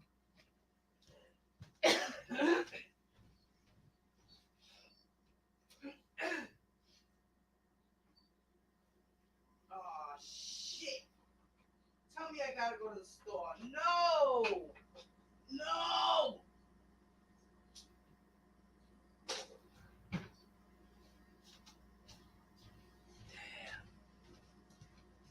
I can't go to the store right now. Fuck. I wish I would have realized that. I would have went to the store earlier. I didn't even think about it. Oh, guys. All right. I'm going off a screen. But, okay, here we go. So now we're going to continue with Geronda, indirect. And Ms. Geddes is questioning her. And like I said, it's going to talk about videos here. Let's see if I did this correctly because I noticed I mixed up some things, but whatever. Now, Ms. Geddes asks her, did you continue to abide by that agreement? And Geronda said, I did not. Ms. Geddes said, what did you do instead? She said, I ended up speaking out publicly about what happened between Rob and I. Ms. Geddes said, approximately when did you do that? She said, in August of 2017. So she wound up speaking out about it, like we said, right? 2017. She brought her shirt to the police department. They held it in evidence. Now the feds have something to go on, and they have a victim. Also, Lanita Carter came out as well, right? And then Tracy Sampson came out as well. Those three ladies broke their NDA agreements, right? So they were the first three women to come out and speak about R. Kelly. And then you saw Lisa, and then you saw Lizette, and they spoke out. Even though we knew about Lisa, but we didn't know about Lizette. So Lizette was a complete shock to all of us as well. We knew about Lisa Van Allen and Rashonda Landfair. But when we saw Geronda, we were like, wait a minute. That's the girl that was at the trial? She was in the newspaper clippings. Like, what? He's a dirtbag. You mean to tell me that little girl was hanging around his trial and then he wound up sleeping with her? And people don't believe that he slept with Aaliyah? And people don't believe that he married her? People don't believe that that was a 14-year-old little girl on the video?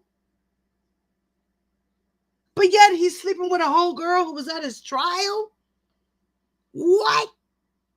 I was done. I was done with R. Kelly. I was done. I was fucking done.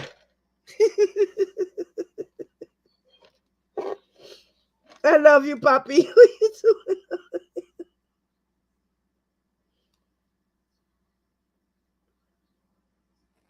I love you guys. What you said, I don't know you.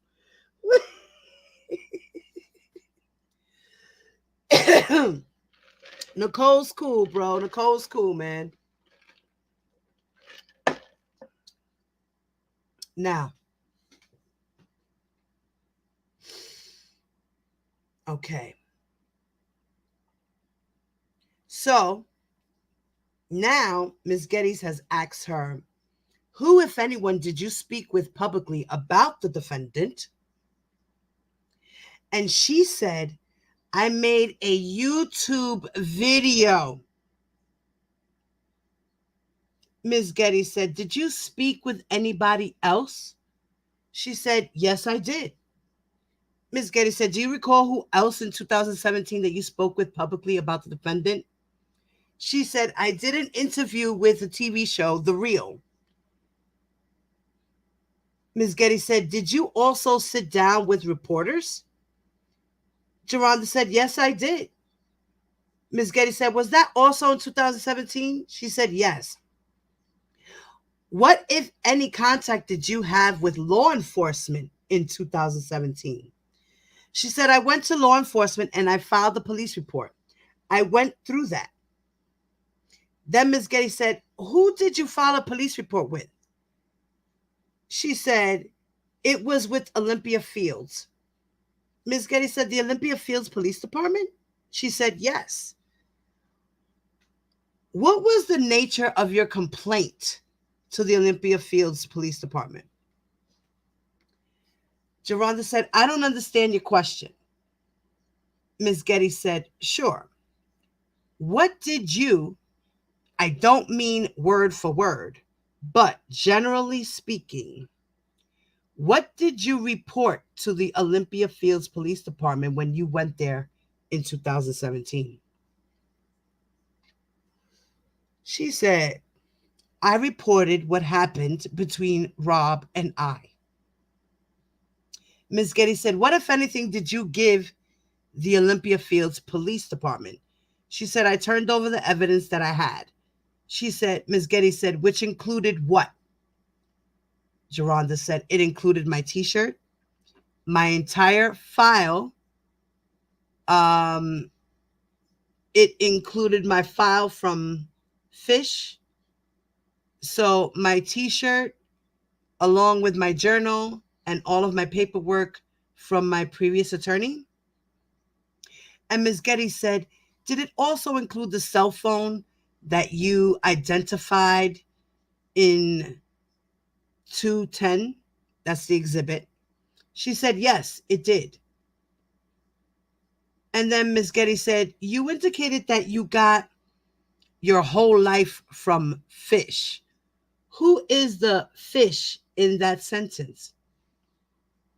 She said, sorry, David Fish, my attorney. Then she says, how did you obtain the items that you just described to include the t-shirt and the cell phone? She said, I went to his office to pick it up. And how do you recall it being packaged when you picked it up from him? She said, it was in a box. What did you do with the box? She said, Geronda said, I took the box to the police station. Ms. Geddes said, which police station? She said, in Olympia Fields. Did you stop anywhere in between? She said, I did not. So was it the same day that you picked up the file from David Fish's office that you then went to the Olympia Fields Police Department? She said, yes. Okay.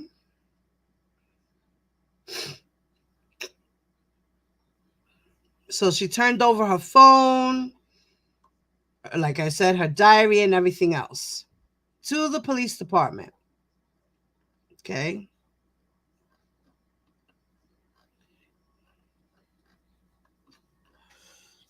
I'm going through the rest of the paperwork. I'm going through it. Let's keep going. Like I said, it's a lot, guys. It's a lot we got to go through. It's a lot to go over. I believe I think we're done with day one.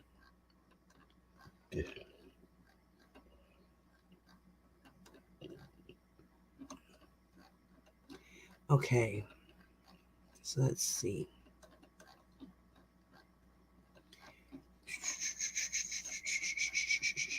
It's a lie, y'all. Okay, I'm really going through all this shit.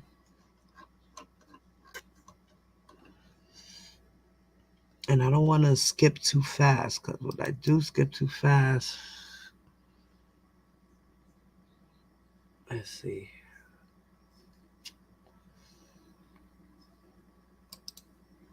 Okay, wait. All right, now we're going to day 2. All right, let's see what we got in day 2. All right, here we go. Now, day 2, we are going to continue with Geronda Pace. And we're in direct examination once again by government lawyer, Ms. Geddes.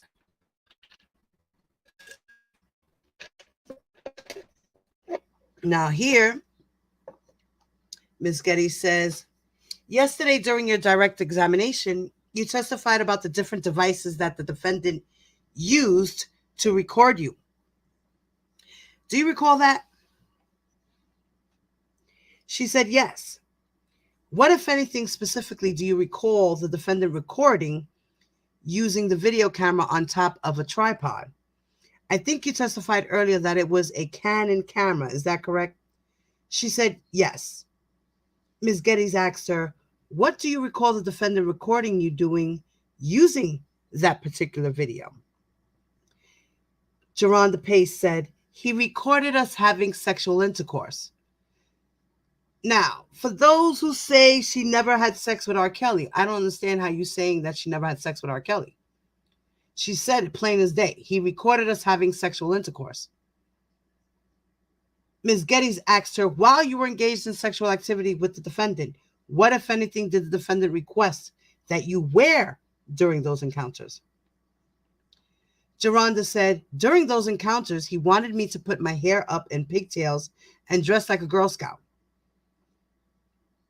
Ms. Geddes said, yesterday you also referenced the cabin, one of the recording studios in the defendant's residence. Is that correct?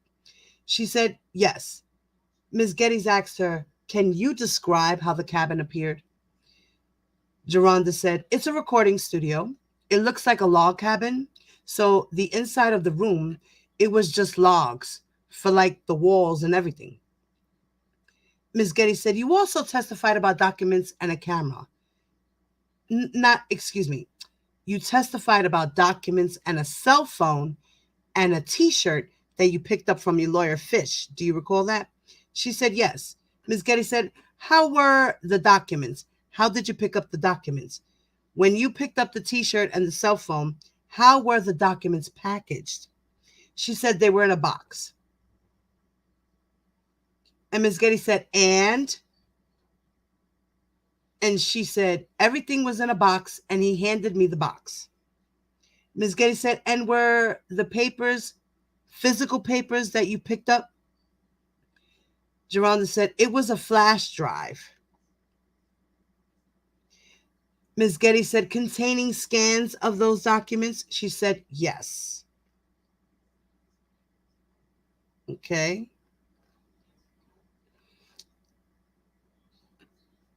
Then she continues to ask her, what is shown in 210M? And Geronda said, another photo of me. Ms. Geddes said, what are you wearing? She said, I am wearing some blue jeans and an Arapa-style t-shirt. Is that the same brand of t-shirt as the one that you identified yesterday as using the last time you were at the defendant's residence? She said, yes, it is the same brand. Fair to say it's a different t-shirt, though? She said, yes, it is. Ms. Geddes said, I am showing the witness. I am showing everyone Government Exhibit 210AB. This is also an evidence. Exhibit published by Ms. Geddes. What is shown in 210AB? It's a photo of me. And I want to direct your attention to the tattoo that is on your body shown in the photograph. Do you see that? She said, yes, I do. Ms. Getty said, what is that a tattoo of? She said, it's a tattoo of Rob's name. And does that say Rob, R-O-B? Geronda said, yes, it does. And what again happened to that tattoo? She said, I covered it up with a black heart. Ms. Getty said, so you filled it in? She said, yes. And then Ms. Getty says, I am showing what's in evidence as government 210AA. What is shown in 210AA? Geronda said, a photo of Dominique. Ms. Getty said, and this was a photo that was on your cellular phone? She said, yes, it is. Ms. Getty asked her, who took this photograph? She said, Dominique took that photograph. How did you obtain it? Geronda said, she sent it to me. Now, Ms. Getty's is showing what's in evidence 210N. Ms. Getty's asked her, what is shown in Government Exhibit 210N? And she said, Rob's contact information. Was this a contact that was saved on your cellular telephone in evidence as Government Exhibit 210? She said, yes, it is. And when you say Rob, who are you referring to? She said, the defendant. Okay. Now we're going to go into another portion. So, there was a picture of Geronda Pace in the same style shirt, an Arapax style shirt, just a different color, because it's a different shirt in the picture that she took where it shows Rob's name on her arm. Right? So, how is that R. Kelly shirt when Geronda Pace proved that that same style shirt she had on when she took a picture, okay? And her homegirl took the picture. Now, here we have Geronda Pace in cross-examination with Mr. Canick. Thank you, fat boy. I love you. He said,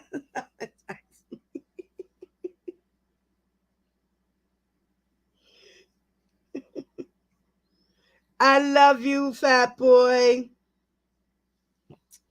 That's my brother. Okay, so Geronda Pace and Mr. Canick are now speaking. So this is cross-examination. Now he asks Geronda,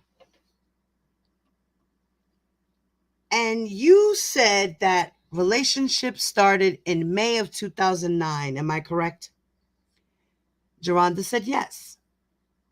Mr. Canick said, and you said it terminated in January of 2010. Am I correct? And she said, yes. Mr. Canick said, now, what date did it terminate? What did... Let me start that over. Mr. Canick said, now, what date did it terminate in January of 2010? She said, I don't recall the exact date. Mr. Canick said, but you recall you told the jury yesterday that on that particular day that Rob spat on you. Am I correct? She said, yes. Mr. Canick said, and he slapped you in your face. Am I correct? She said, yes. And he made you wipe semen off of your face with a cloth. Am I correct? She said, that's incorrect. He said, no, you didn't wipe semen off your face with the t-shirt. She said, he didn't make me wipe it off with the t-shirt. I did. He said, you did. But all of this happened the last time you saw him in a romantic relationship. Am I correct? She said, yes. And it's your testimony that you have no recollection as to when that date was. Am I correct? She said, that's correct. He said, but you recall his telephone number from 10 years ago. Am I correct? She said, that's correct. He said, didn't recall your mom's. Am I correct? She said, I do recall my mom's.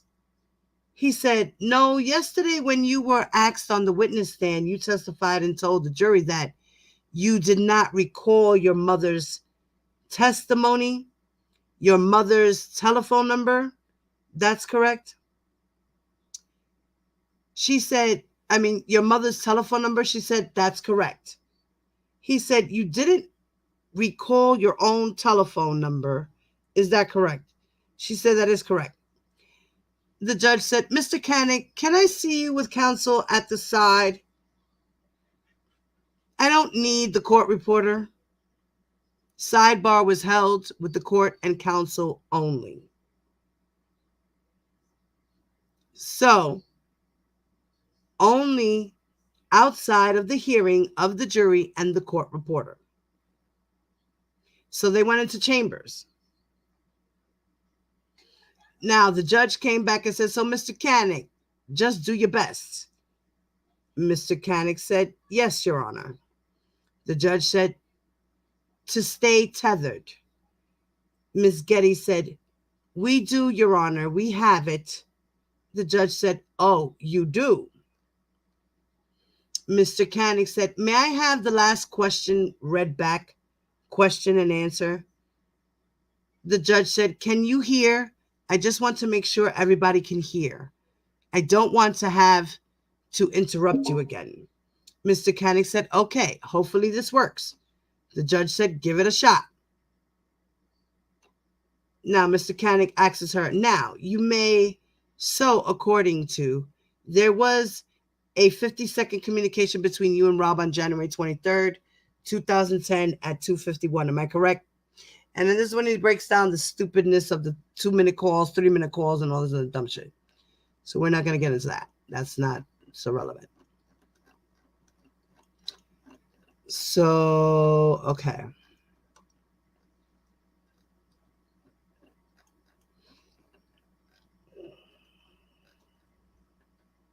Hey, Miss Showers. What's up, Mama?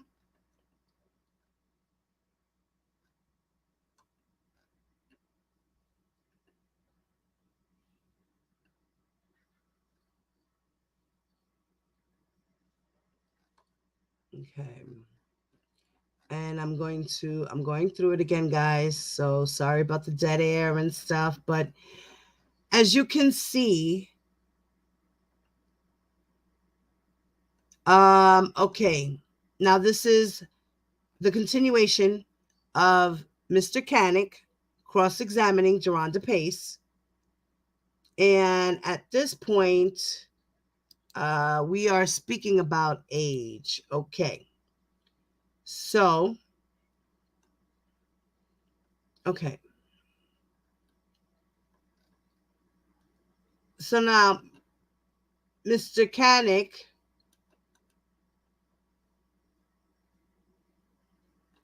okay. Now, Mr. Canick says, now, you would agree with me that from May 1st, 2008 to, April 1st, 2008 to May of 2009 is 1 year and 1 month. Am I correct? She said, that's correct. But according to you, you were 14 years old May 1st.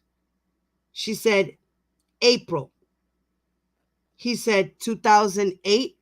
She said, April 1st. He said, April 1st, 2008. And you were 16 in May of 2009. She said, my birthday is April 19th. I didn't ask when your birthday was. I said that you told us yesterday that on April 1st, 2008, when you met Rob, you were 14 years old. Her birthday is April 19th. So if she first met Rob April 1st of 2008 and her birthday is the 19th and she turned 15 on the 19th, then yes, she was 14 April 1st of 2008. So she continued to say yes on April 1st, 2008. He said yes. She said yes. And then Mr. Canick said, sexual encounter with Rob. A year and a month later, you're 16 years old. She said yes.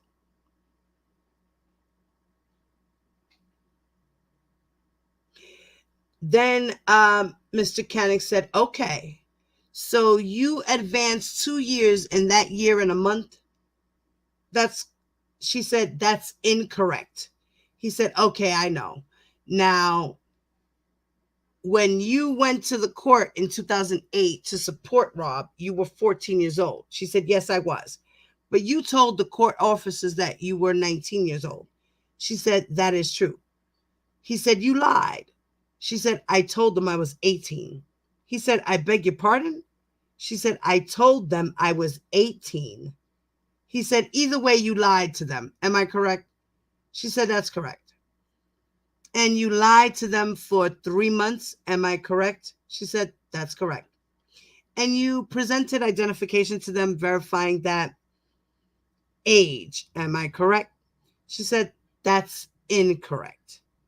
He said, you didn't give them identification? She said, I gave them my high school ID. I did not present anything that represented 18. He said, so you're telling us now that you gave the court officers your high school identification?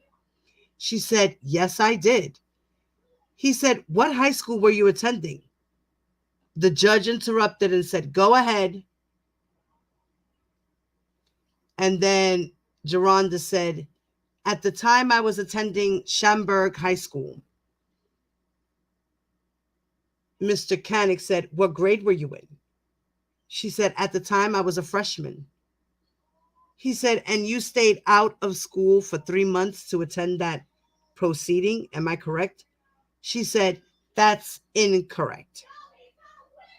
He said, didn't you testify that it was April 1st? She said, yes, I did. He said, okay, now, and it lasted until June. Am I correct? She said, that's correct. And you went every day. Am I correct?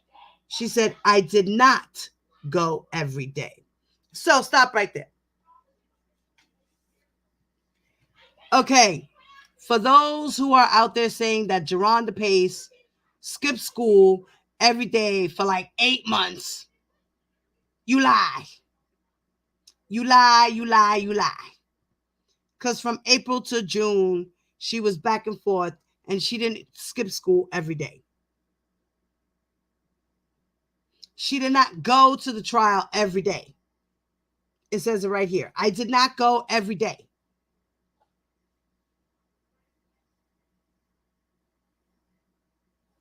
From April to June, that's 3 months, but she didn't go every day. So how many days per week did you go? She said, I went to some of the hearings. So that took some time in between. So she was going to his hearings before she started to go to the trial. That's why it was 3 months from April to June.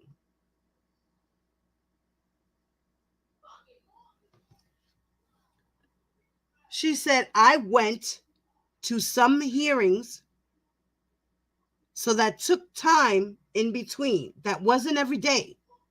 She said, so I'm not sure how many days I went.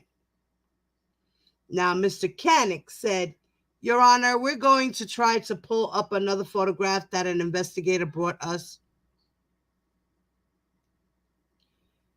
Judge Donnelly said, you don't have to explain where it came from, but does the government have it? Ms. Getty says, we do not. Mr. Canick said, no, it's something that we The judge said, that's okay. Do you want to come over to the side with the court reporter and we can discuss it? Mr. Koenig said yes. Then there was a sidebar held outside the hearing of the jury. So Mr. Koenig said, Your Honor, there's a photograph. There's two photographs, in fact, that we want to introduce into evidence. The judge said, can I see them? Mr. Koenig said, actually, we're trying to get them. We have them on the phone. We have them on the computer, but investigators are trying to get a color photo of it. The judge said, what is it? Mr. Koenig said, it's a picture of her, and she's at the court proceeding walking near the defendant, trying to grab him, reach out to him. And then the other one is just a picture of her with a newspaper with his picture against her chest. The judge said, do you have any objection? Ms. Getty says, I have no objection. I'd just like to see them, but I have no objection. Mr. Koenig said, we need to get them, so I am going to ask for a break at this time. The judge says, you can't ask about some other stuff and come back to it. Mr. Koenig said, I can. The judge said, I don't want her to have a baby on the stand, so I would really like to move this along. Mr. Koenig said, okay. The judge said, yes. And then I know you know this already, but you're really talking a lot about the trial in 2008. I don't think there's any reason. I am just saying it's out there. Mr. Koenig said, it's out there. Ms. Getty says, but I would just say part of what she was trying to explain, but couldn't, because I've instructed her not to use the word trial, is that there was a hearing on April 1st of 2008. Jury selection in the trial doesn't start until May. And so there's a period of weeks that she doesn't go. Okay. Can you understand the words that are coming out of Ms. Getty's mouth? She said that part of what Geronda Pace was trying to explain, but couldn't, because she instructed her to use certain words, right? To not use the word trial. So there was a hearing on April 1st of 2008. That's when Geronda met him. Then the jury selection in the trial didn't start until May. So that's when she went back for the jury selection. And so there's a period of weeks that she didn't go. Plain and simple. So can we understand that? Geronda Pace didn't go every day to the trial. Then Mr. Koenig brings up Kiona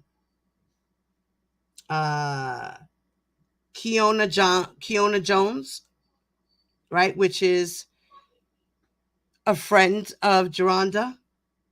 Right now, he asks her, that person's name was Kiana Jones. She said yes. He said, you are no longer friendly with her. Am I correct? She said, that's correct.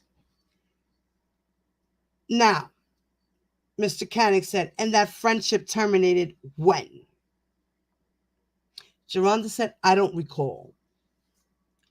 Mr. Koenig says to her, and you testified there came a point in time that you spoke to someone connected with Robert about your being there and being supportive, and you were promised a t-shirt or an autograph. Do you remember telling us that? She said, an autograph, yes. Mr. Koenig said, an autograph, both? And did that come to pass? She said, the autograph did.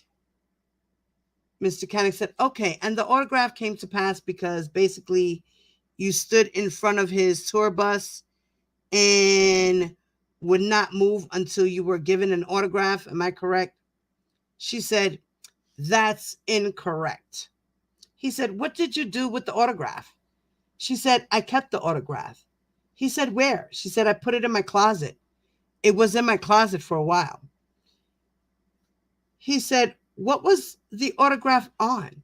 She said, it was on Kiona's bank statement. Mr. Koenig said, now you testified and told us there came a point in time you were invited to a party at Robert's home. Am I correct? She said, that's correct. He said, and you testified that you and Kiona were invited and you went. Am I correct? She said, that's correct. And you testified and told us that you took the train there. That's correct. And the train was a 2-hour ride? She said, from my home to the suburbs? Yes. He said, and after you got to the stop that you got off on, it was a 10-minute walk. Am I correct? She said, that's correct. Okay, I'm not going to read the rest of that. We're not going to go into that. So now he continues his cross and he says to her, I want to go back to when you met Robert. You told him that you were 19 years old. She said, that's correct. He said, how did that come about? She said, he asked my age. He said, and you told him 19. She said, yes. He said, you lied. She said, I did. Then he said, just like you lied to the court officers. She said, that is incorrect. He said, when you were going to Robert's court appearance back in 2018, did you tell your mom you were going to court? She said, no, I did not. And he was supposed to say 2008, not 2018. So she said, no, I did not. He said, where did you tell her you were going? Jerron DePace said, I was supposed to be going to school. He said, so you lied to her too? She said, she didn't ask. Then Mr. Koenig said, and you didn't tell her? She said, I did not. Mr. Koenig said, so we have a lie to your mom, a lie to the corrections officer, and a lie to Robert. Ms. Getty says, objection. The judge said, sustained as to form. Now, when you went to Robert's party, you didn't expect loud music. That's what Ms. Getty, that's what the judge said to her. Now, when you went to Robert's party, you didn't expect loud music. And then Jerron DePace said, I did not. And Judge Donnelly said, before going to Robert's party, have you ever been to a party? She said, I have. And then Mr. Koenig said, loud music at those parties. She said, no. All right, now they're talking about parties, double shit. So we're not getting into that, right?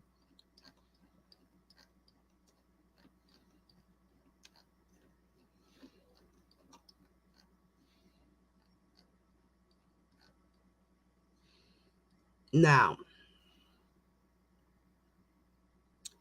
let's see. This one here is to deal with the age situation. And this is Mr. Koenig continuing his cross-examination of Jerron DePace. And he asks her in this part, now, what about that? What about that made you feel uncomfortable to tell him you were 16? She says, I was uncomfortable with the situation. I knew I had lied about my age and I wanted to tell him my age. Mr. Koenig said, but you were not so uncomfortable with the situation that you decided, hell no, I'm not taking off my clothes. I'm going home. She said, that's correct. Mr. Koenig said, and this didn't come about because some law enforcement was at the home looking for a 17-year-old Dominique. And she said, that's correct. He said, that's not the reason why you told him that, correct? She said, that's correct, what you're saying. Mr. Koenig said, now you testified and you told us yesterday that at this point in time, when you were telling Robert your real age, that you showed him your state ID. Am I correct? She said, that's correct. He said, now, do you recall being arrested and charged for having a bogus ID? She said, no. He said, do you recall being arrested and convicted at all? She said, no. He said, never happened, right? She said, I don't recall. He said, do you recall being arrested in Bloomfield, Illinois? She said, no. He said, do you remember where Bloomfield, Illinois is located? She said, I do not. He said, do you know of any city by the name of Bloomfield? She said, I've heard of Bloomfield. He said, but you've never been to Bloomfield? She said, I've never been to Bloomfield. The judge said, Mr. Cannon, can I see you and the government for a second? No court reporter necessary. And then a discussion is held off the record. Then the judge comes back and says, all right, ladies and gentlemen, I think we'll take our morning break now. I'll probably be about 15 minutes. Please don't talk about the case. The judge says, all right, the witness can step down and everybody can sit down. Just wanted, I think, this is the judge now. I think what we're going to try to accomplish is to fix whether is going on over here with your connection. And then I just want to make sure that Mr. Canick's microphone is properly attached. What else do you want to say? I'm sorry. Ms. Getty says, that's all right, Your Honor. I wanted to raise with the court that with the defense counsel's lining of questioning regarding the witnesses, why she was uncomfortable when she engaged in sexual activity with the defendant and why she felt the need to explain that she was 16. One of the reasons I anticipate she would testify that she felt uncomfortable is because the year before the defendant was on trial for making a recording of an underage female, and that the judge said, I think counsel is aware that the line of questioning will open the door. We had a slight conversation about it at the side, but if that's part of the explanation, it seems like something that's appropriate on redirect. Ms. Getty said, thank you. The judge said, but anyway, let's get back here in about 15 minutes, all right? All right. A recess in the proceedings was taken.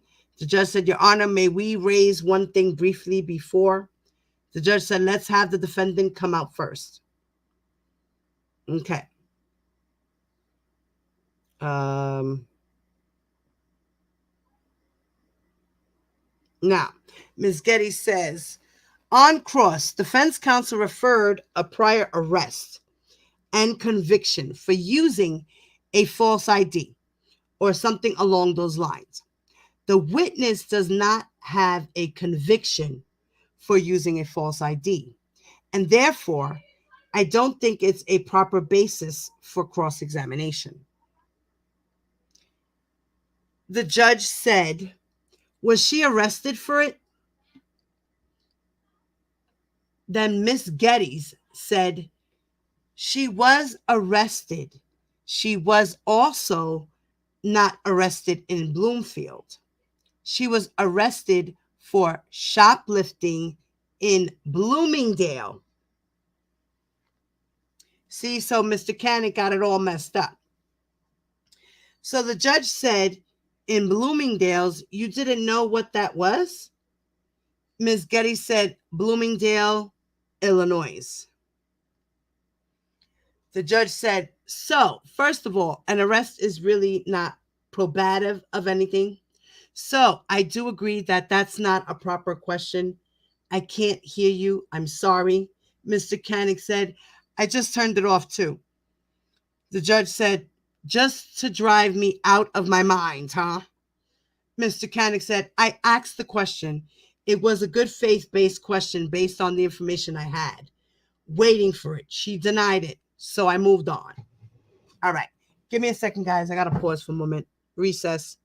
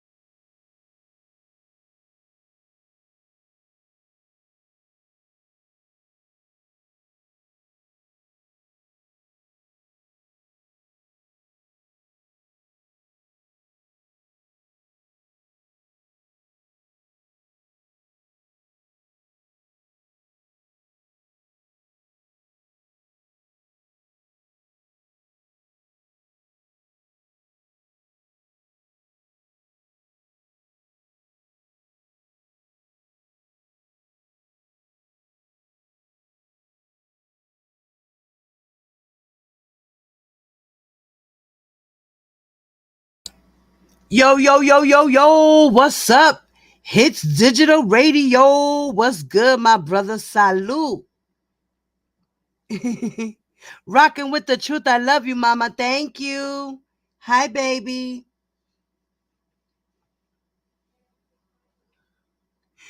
T is your pusher? Oh man. So, how you doing, Dre? What's up, Papi? Where's my wifey at? Where's she at? Where's my Lynn? Where's she at? Where's wifey at? My other wifey in here. What's up, wifey? Wifey. Where's Lynn? I don't see her. She's in here.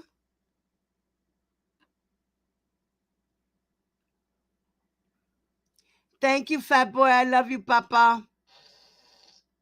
Oh, that was... they didn't hear that. Okay, let's get back into this reading because as we know, it's a lot of shit, right? Okay. So, hey, by the way, anybody want to help me read? Let me know. I'll drop the link. Like, I will literally drop the link, y'all. Help me out. All right. So,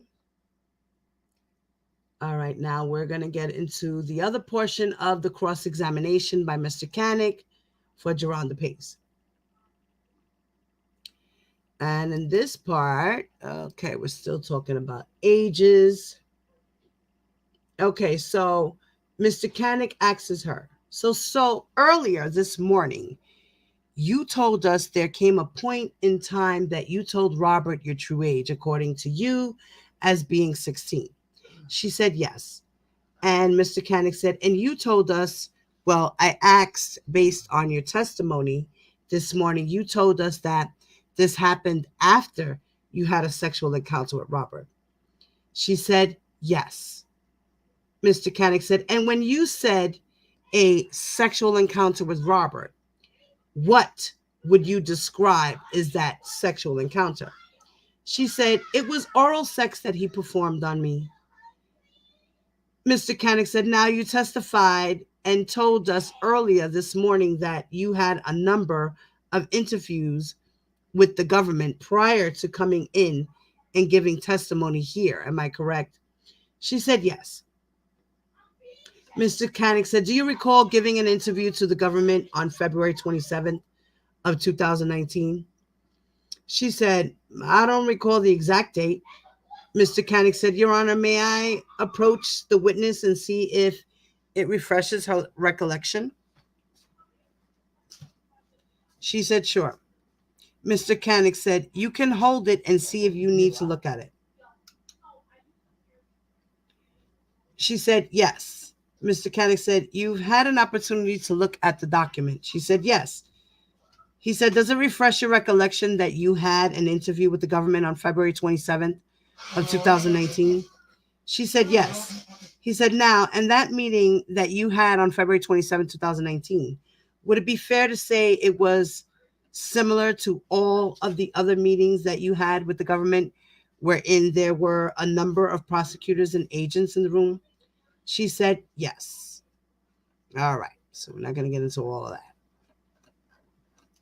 All of that was unnecessary shit too. Okay. Now, let's see where else we're going to get to. Thank you, fat boy.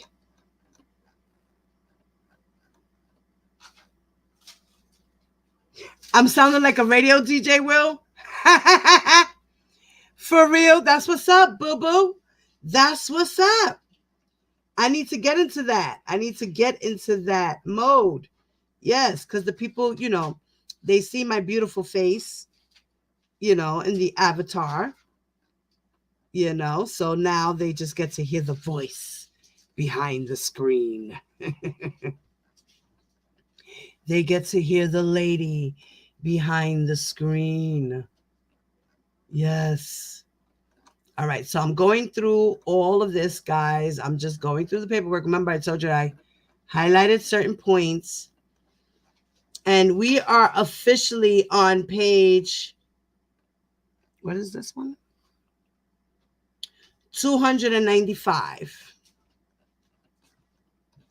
Okay, and we have 4,888 pages. So we got 3,000 and we got 4,500 and change more to go.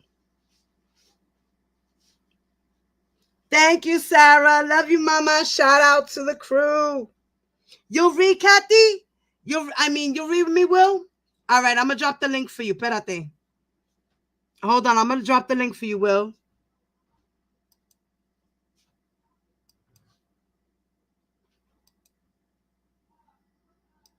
Okay, let's make sure I copied it right. All right. Now, Will, you don't have to show your face. Just make sure you authenticate yourself. And make sure you have your audio and everything hooked up, okay? So I'm going to drop the link right now. All right, Will. That will be awesome. Let me share my screen so you can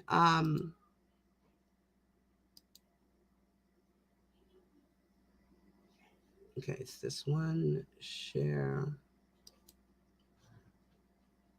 Okay. Let's see. Make sure you guys see the screen.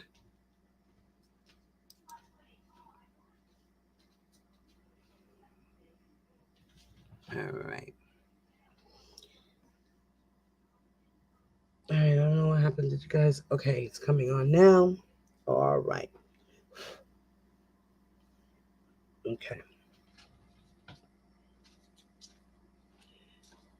All right. Well, I dropped the link for you. So if you're ready to come on, you can come on. Prepare yourself.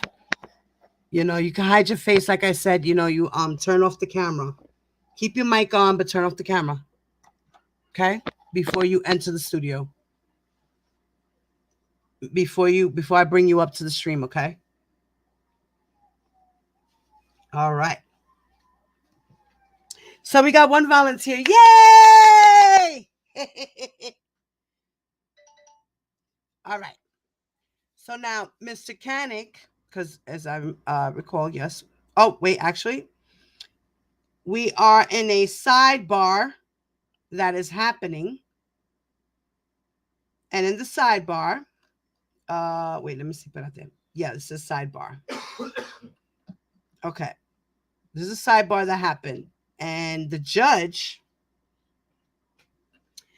had stated, I don't know what evidence you have that they had any kinds of relationship, but it doesn't matter because I precluded it. I precluded you from bringing out this evidence. And if there is some reason for you to do it, you should have made the application. You can do it. This talking about herpes has zero to do with this questioning. So Mr. Canick says, look, how broad this question is. The judge said, so the record is clear. Mr. Canick's co-counsel has come with a portion of the transcript during which the government was asking the witness questions about herpes. The questions were confined specifically to this period of time. I'm not going to discuss this anymore because I don't see that there is a foundation for this question. And it's in direct contradiction to what I told you. So please don't ask the question. Move on to something else. And Mr. Canick said, can I get some water? The judge said, yes. And then there was the end of the conference of the sidebar. So he was asking Geronda about herpes. And he wasn't supposed to ask certain questions. And he was being rude, I guess. So now we're going to go into the next portion of that. Let's see here. Let me go this way. Okay. Now here, in continuation of Mr. Canick's cross-examination of Geronda Pace. Okay. Mr. Canick asked her to look at that document. Does it say Does it say any place in there that Rob is singing this agreement to purchase your silence? The judge said this is a completely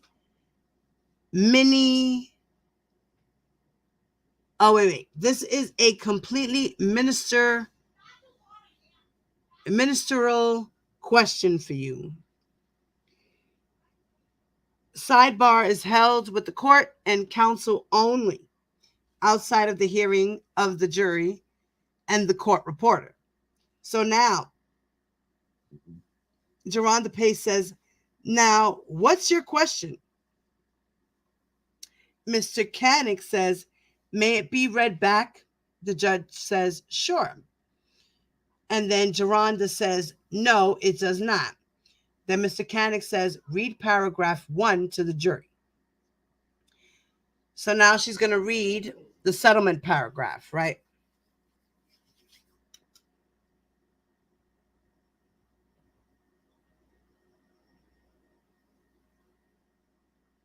What's up, Tears? What's up, mama?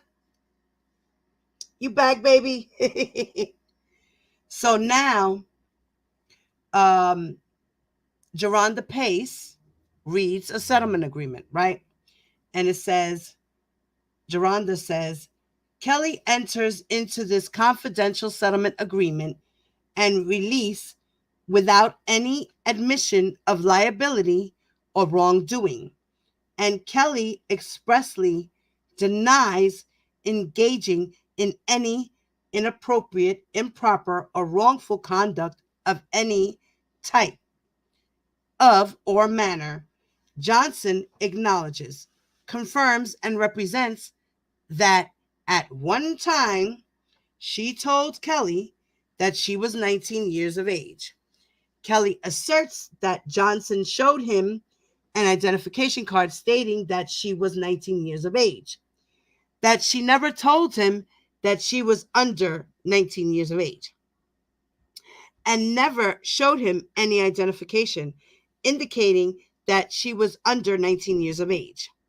Johnson has agreed to substantially reduce her original settlement demand in light of assertions of Kelly. Kelly has agreed to pay the settlement proceeds solely to avoid the cost of litigation. And you signed that. Am I correct? She said, I did sign this. R. Kelly's settlement agreement was what?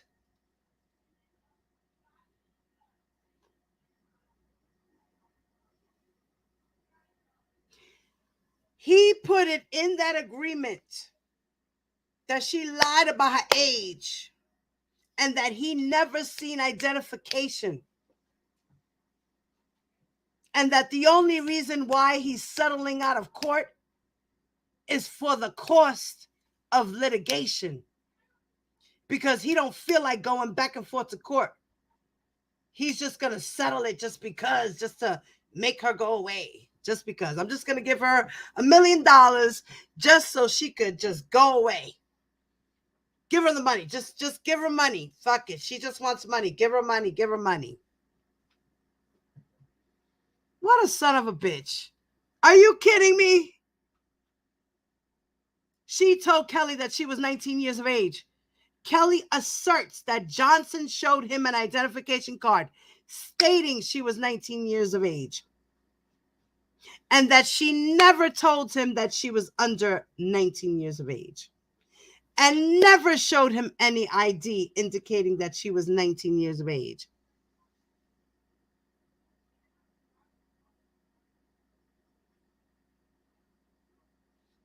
And that she agreed to substantially reduce her original settlement demand in light of assertion of Kelly. And that Kelly has agreed to pay the settlement proceeds solely to avoid the cost of litigation. Wow, that is fucking funny. And you signed that, am I correct? She said, I did sign this. He said, may I have it back? And you signed this after consulting with your attorneys, am I correct? She said, I didn't see the agreement before I signed it, but I signed the last page of it. He said, so you signed something that you didn't see? She said, that's correct. He said, are you telling this jury that you never read it? She said, I read it after I got it, after I obtained my file from my attorney, but I never knew what was in the original settlement because my attorneys never let me get it. He said, so it's your testimony that you went to the office. You did go to their office. She said, that's correct. And how long were you at the office? She said, on which day? He said, on the date that you signed this agreement. She said, I was there less than an hour. He said, and before that date, had you been to that office before? She said, yes. He said, how many times? She's like, I was there probably twice before having to sign papers. He was like, and during that time that you were there, those 2 occasions, did you discuss settlement? She said, we talked about the settlement the day that I had to sign the paper. He said, and before that, you never discussed the settlement? She said, I didn't know anything about it. He said, but you did learn about it the day that you were there for the settlement. Am I correct? She said, yes. A lot of things wasn't discussed with me. He said, I didn't ask you that. I said that you did learn about it on the date that you went for the settlement. She said, yes. He said, okay. And before signing it, your attorneys explained it to you? She said, yes. He said, okay. And you were how old at that time? She said, at the time I was 16. He said, and your mother was there? She said, yes, she was. And he said, and your mother signed it, am I correct? She said, yes, she did. And your mother had been involved with this procedure at the outset, am I correct? Geronda said, I don't understand your question. Mr. Koenig said, wasn't your mother involved with this litigation and helping you? Well, with this process and helping you with this process. She said, yes, she was present. She was present, yes.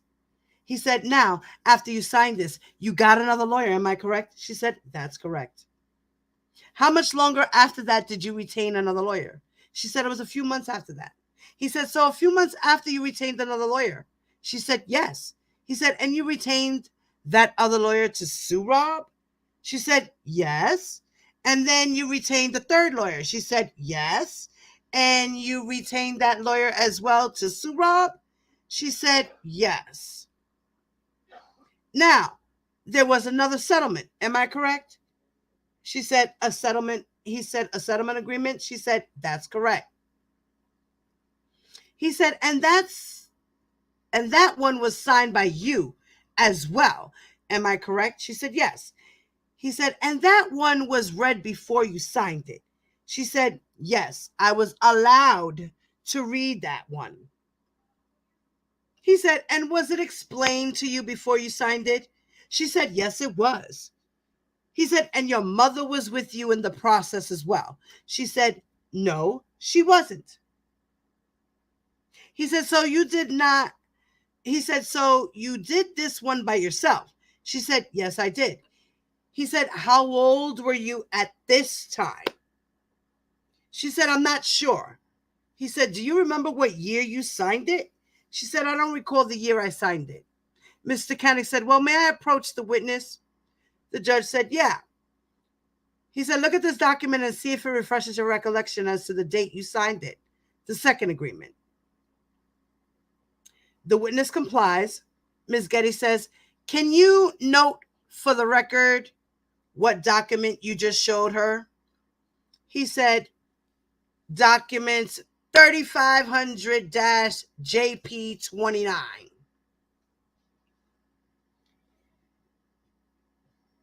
So then Geronda says, so this is familiar. Mr. Koenig said to her, you've had an opportunity to review the document. She said, yes. He said, does it refresh your recollection as to the date? She said, yes. He said, that is what you signed. I mean, that is that it was signed by you? She said, yes. He said, what was the date? She said, August of 2013. And how old were you at that time? She said, I was 20. Now, when you would stay at, according to you, Rob's house, you testified that there were times that you had to ask permission to go to the bathroom. That's correct. Now, what rooms were in generally when you were there? She said, I was mainly in the mirror room and music one.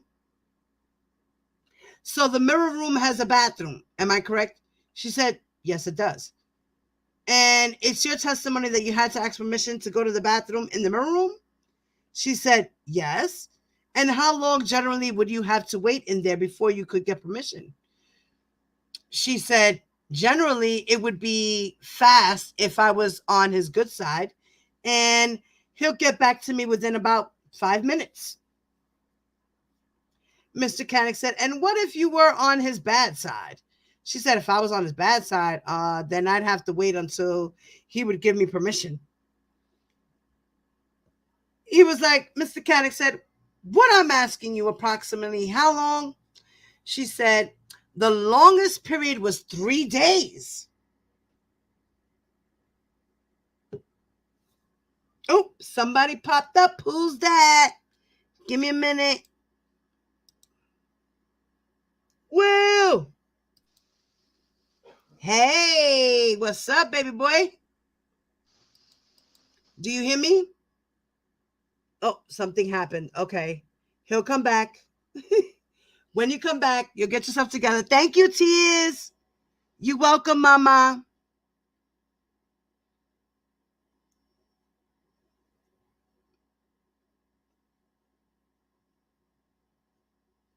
Right. Exactly, Tears. An innocent man that just supposedly be the case, that he obstructed and paid off Geronda Pace to make her go away. That's bullshit. An innocent man will sue his victims. Hello. High five. Okay. Because if some chicas try to lie on me, we going to court or I'm going to sue her ass. I'm suing her ass. You want to take me to court? I'm taking you to court for lying on me. How about that? I'm going to sue you for defamation, bitch. But R. Kelly never did that.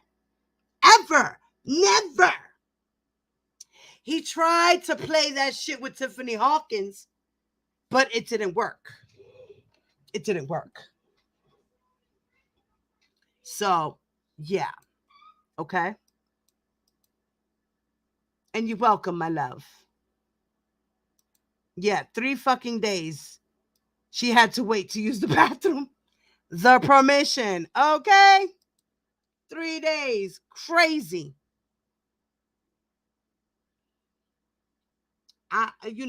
Like, some people will do whatever it is that they are told because they are being intimidated somehow, some way. He had coercion. Coercive control, guys.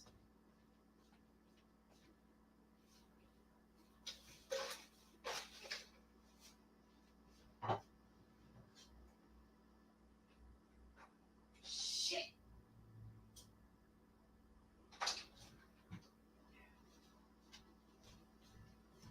I should have went to the store and bought cigarettes, damn it.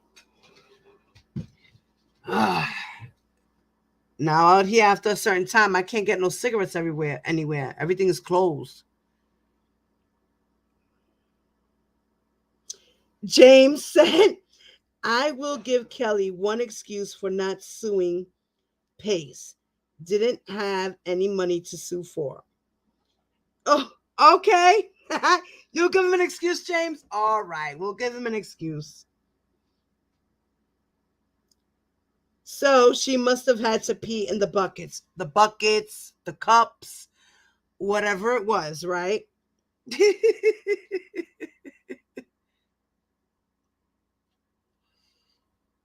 So she says, generally it would be fast. Okay, if he was on the good side. All right, there we go, 3 days.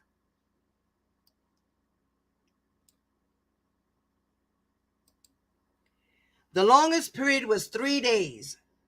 Then he said, so you're in a room, you don't see the man for 3 days. You need to go to the bathroom and you don't relieve yourself? She said, that's incorrect. He said, you just testified and told us that the longest you had to wait was 3 days. Am I correct?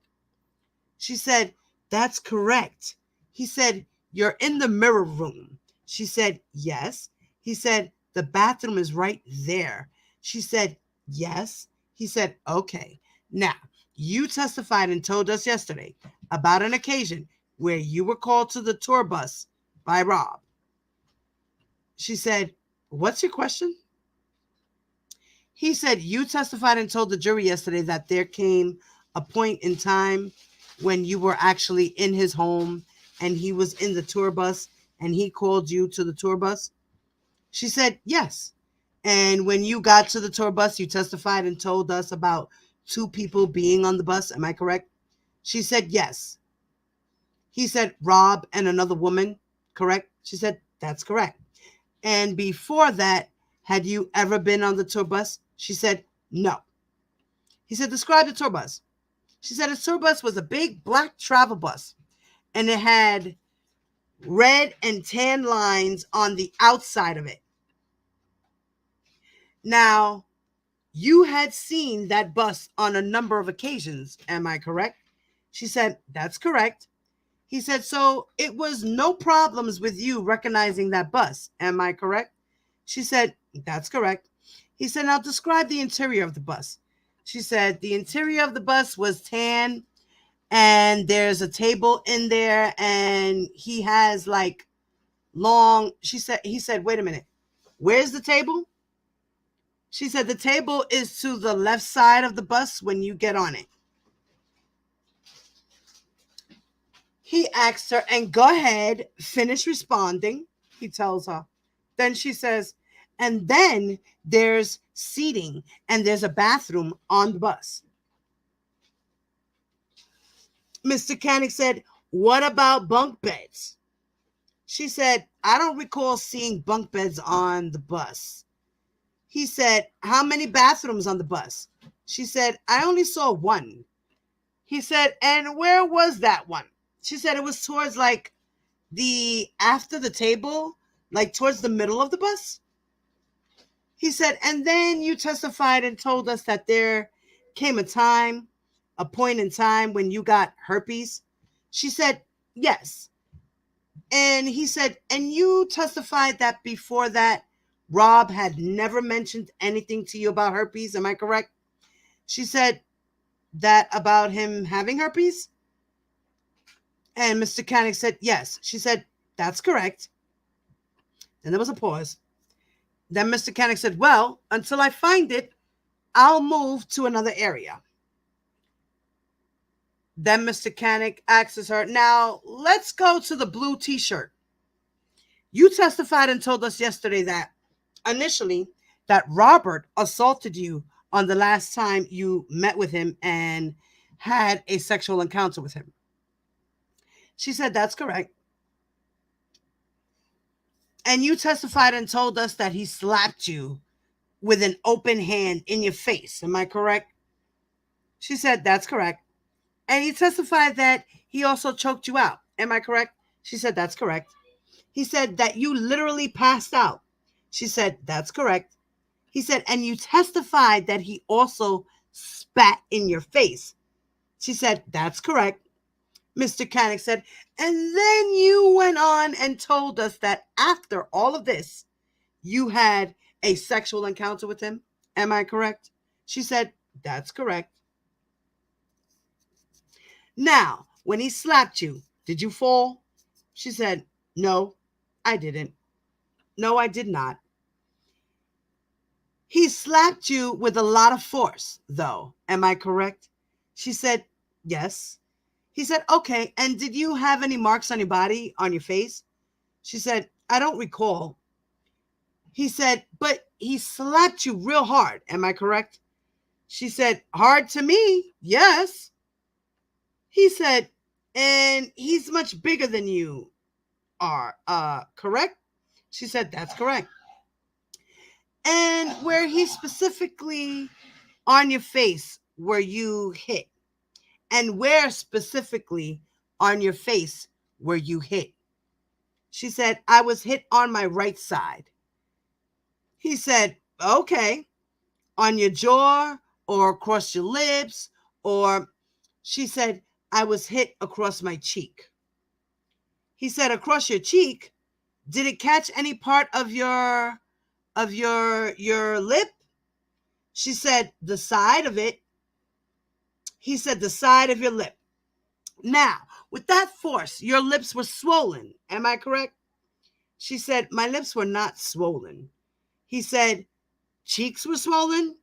She said, my cheek was stinging, but I'm not sure if it was swollen. He said, and any blood coming from the lip? She said, no. He said, and then what happened first? Did he slap you first or choke you first? She said, he slapped me first. And then he choked you? She said, that's correct. And when he choked you out, where were you? She said, I don't understand the question. He said, well, when he choked you, were you standing? She said, yes, I was. He said, and were you right in front of him? She said, yes, I was. He said, and you said he choked you out until you passed out. Is that correct? She said, yes, against the wall. He said, so when you woke up, you were on the floor. Am I correct? She said, that's correct. And had he spat on you before that? She said, he did what? She said, Mr. Canick said, you said he spit on you, right? She said, yes. Mr. Canick said, was that before the slap? She said, that was after I got up and I was on the floor. He said, you were on the floor, so he reached down and looked down and spat on you. She said, that's correct. He said, and it was in your face. That's correct. She said, and then after that, he said, and then after that, you got up and you had sex with him? She said, that's correct. And then you went home? She said, that's correct. And it was on that ride home you took the train? She said, yes, I did. And we'll continue to the other stuff. So Mr. Canick is trying to make it seem as if she wasn't really beaten or abused. That he might have slapped her, but it wasn't so hard. It didn't hurt. Did your face break? Did he break your jaw? Was there any blood? He was trying to make fun of that abuse. He was trying to make it seem as if she didn't really get hurt. Oh, she wasn't swollen. Her lips wasn't bleeding. She took the slap. Then he spit on her, choked her, had sex with her. He spit on her, had sex with her. What? He's confused. He's trying to make it seem, right? He's doing his job. He's just doing his job. Then Mr. Canick comes out to say, I'm sorry.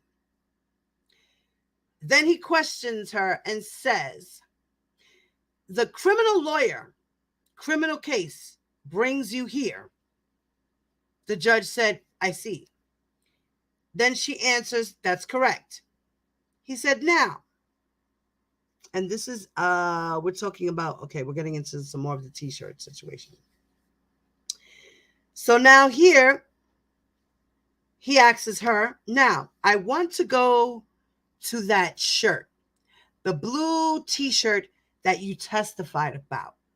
You said as of that day, the last day you saw Rob, you used that t-shirt, which was yours. Am I correct? She said, that's correct.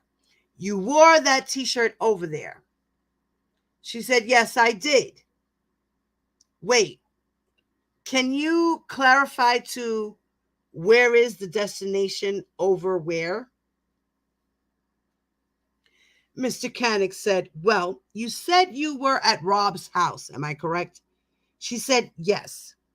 Mr. Canick said, and you said that there came a point in time that you used the t-shirt to wipe the spit off your face and the semen off your face. Am I correct? She said, yes. Mr. Canick said, and that was the t-shirt that you wore over there. Am I correct? She said, yes.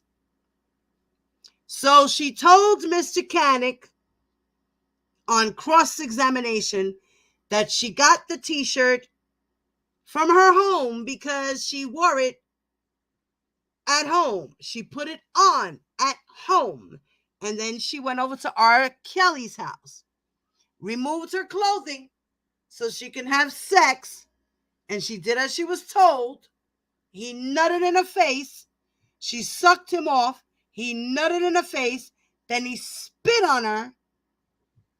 After he was done, he told her, give me a towel so he could clean himself off.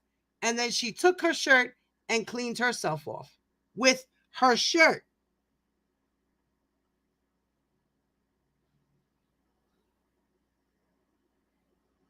Then he asks, and that was the t-shirt that you wore over there, am I correct? She said, yes. And Mr. Canick said, what did you wear home? And she said, my t-shirt. Mr. Canick asked her, the same t-shirt? She said, yes. Mr. Canick said, so you'd been in control of that t-shirt from that date until you took it to your lawyer? Am I correct? She said, that's correct. Mr. Canick said, now, do you know whether or not anyone ever ran a test to see if your DNA was on that t-shirt to see if that shirt belongs to you? She said, not that I know of. Mr. Canick said, so the only information that we have that this t-shirt belongs to you is your word. Am I correct? Miss Getty said, objection. The judge said, sustained. Mr. Canick said, if you can find the convenient place, this is it. The judge said, ladies and gentlemen, your lunches are here, so I'm going to excuse you for lunch. All right. So they go to lunch. All rise. Okay, everybody have a seat. Can we let the witness leave? Your Honor, yes. Okay, I thought it would be faster, but about an hour. You told me when we broke before you had an hour and a half. You know I'm horrible at this, Your Honor. All right, we have a witness who is ready to deliver a baby at any moment. And so I'm going to ask you to be economical and more economical in your examination of the witness. Mr. Canick said, will do, Your Honor. Okay, and then the judge says, I think it's everybody's interest to get this witness finished. And to the extent there is any redirect, I expect the same thing. So I know you can't determine how much redirect you have, but think about it. Okay.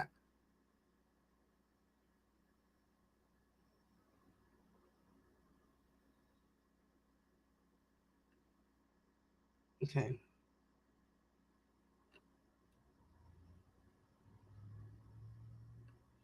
And then this is when they break about Farinella tweeting.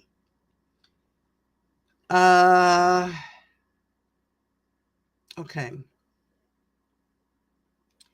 So now, Mr. Canick is still doing cross-examination to Geronda, but Mr. Farinella had got into a little trouble, as we all know, that he was tweeting while he was at court. Okay. Now, in here, they talk about Miss Getty says, yes, Your Honor, It's two quick matters. Now, the government wishes to call one witness by video conference, such that she will testify from a courthouse in Chicago. The defense has no objection. And if we can set it up, does Your Honor have any problem with that? The judge said, I don't, as long as everybody agrees to it. So Ms. Geddes says, and then the last matter is there have been requests by the media for several pieces of evidence that were entered into evidence yesterday, to include the defendant's government exhibit 1, which is a photograph of the defendant. The judge says, I am just going to cut you off just to say the evidence, the items that have been admitted into evidence can obviously be shared with media outlets, except to the extent there is non-public information in them.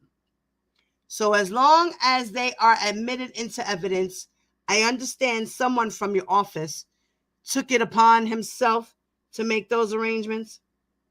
As I said to you before, that is going a little out of his lane.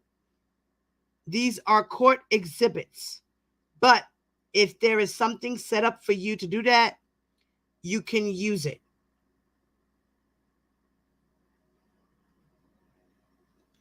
Okay. All right. Let's get out of that one. All right. Now here they redacted the whole sidebar conversation. They redacted this. Okay. They redacted this sidebar. They don't want the public to know about this sidebar. It was a private sidebar. The public cannot know about it. But I'm pretty sure it was stated all in court, of course.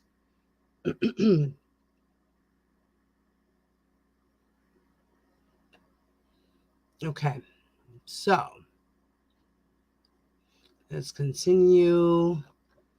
Okay, now Mr. Canick is still cross-examining Geronda Pace. This is the next day.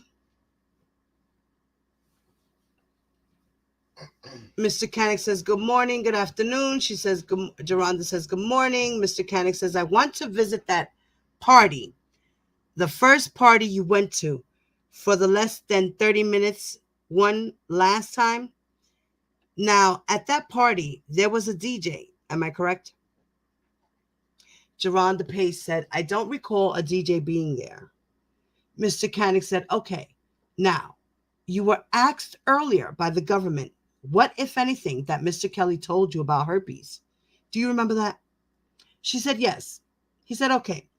And your response is that he told you nothing about herpes. Am I correct? She said, he told me nothing about him having herpes. Mr. Canick said, now you testified and told us earlier that you had several meetings with the government. Am I correct? She said, that's correct. And when you had these meetings, there were agents and assistant United States attorneys. Am I correct? She said, yes. Now, prior to the briefing and asking you questions, they advised you that making a false statement or telling a lie to a federal official is a crime. Am I correct? She said, that's correct. And they told you that on numerous indications. Am I correct? She said, that's correct. He said, and you swore here earlier today to tell the truth. She said, that's correct. Mr. Canick said, and you swore yesterday to tell the truth. She said, that's correct.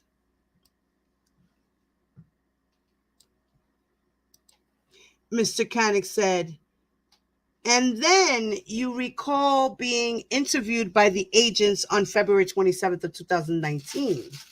She said, I'm not sure of the exact date.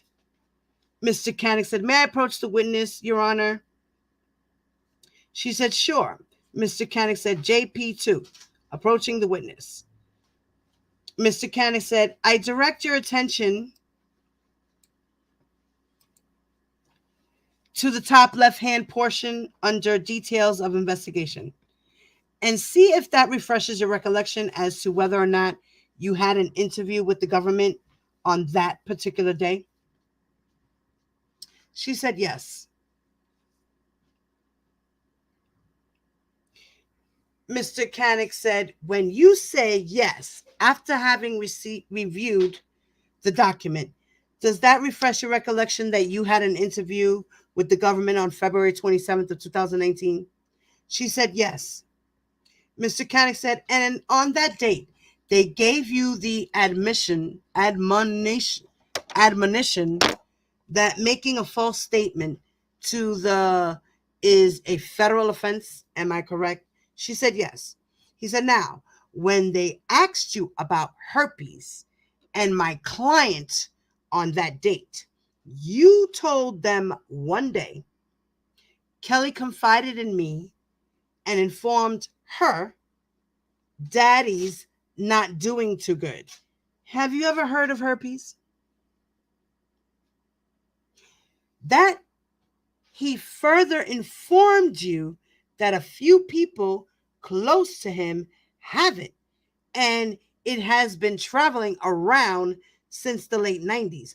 You see, guys, I told you that trapped in the closet scenario has to do with him getting herpes. It's not about AIDS. It's about the package that he had and all his entanglements with the wife's husband who was the cop, right? There was a wife there who had a husband who was a cop or a boyfriend or whatever. The two gay dudes, right? Come on, a lot of this shit. Come on, guys. Put it together, y'all. Put it together. For those in the back, please put it together. The package he was talking about was herpes. R. Kelly was speaking about his situation and what he was going through. He was sleeping around. He had no remorse. He thought that shit was a game to him. Well, he got the package because she got the package. He got the package. They got the package. We all got the package. We all got the package. And the package is the bumps. We all got bumps. It's okay, though, because we all having sex with each other.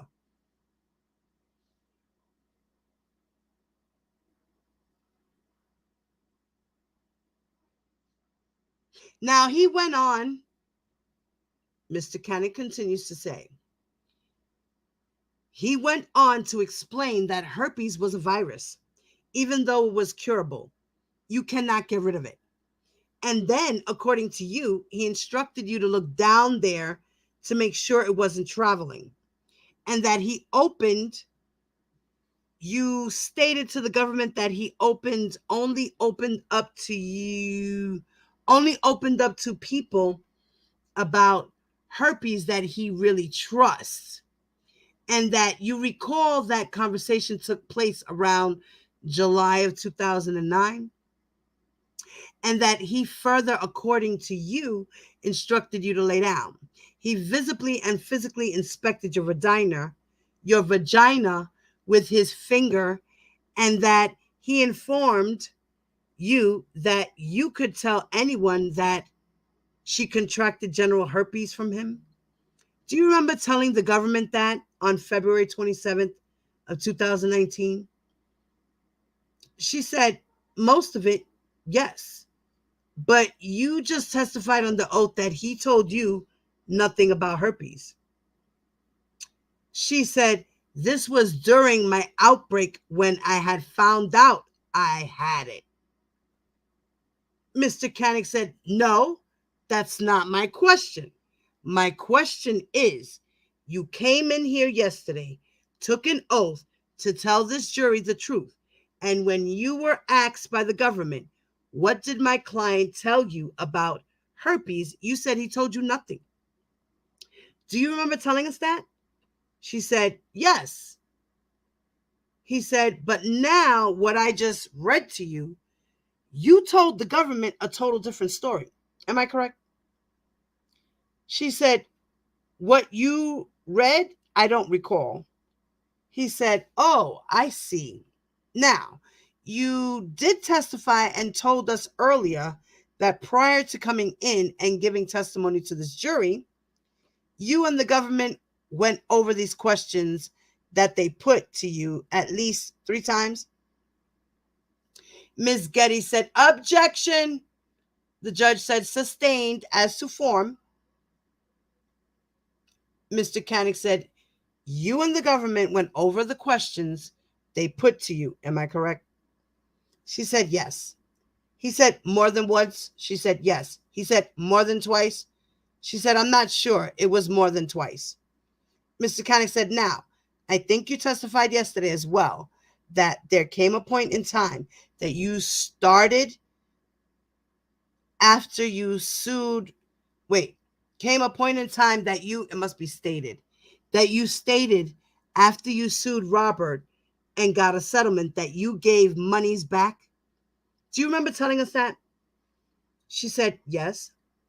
He said, and I think you told us that you did that because you felt bad about what was happening, what you guys have been going through. She said, yes. He said, okay, but you sued him 3 other times. Am I correct? She said, that's correct. He said, 2 other times? She said, that's correct. And after the first lawsuit, how much time elapsed before you sued a second time? She said, a few months. He said, and that was the only other time you sued him? She said, no, it wasn't. He said, there was another time, am I correct? She said, yes. He said, okay. And how much time elapsed from the second to the next time? She said, 3 years. Mr. Koenig said, but you felt bad about what you were going through. Am I correct? She said, that's correct.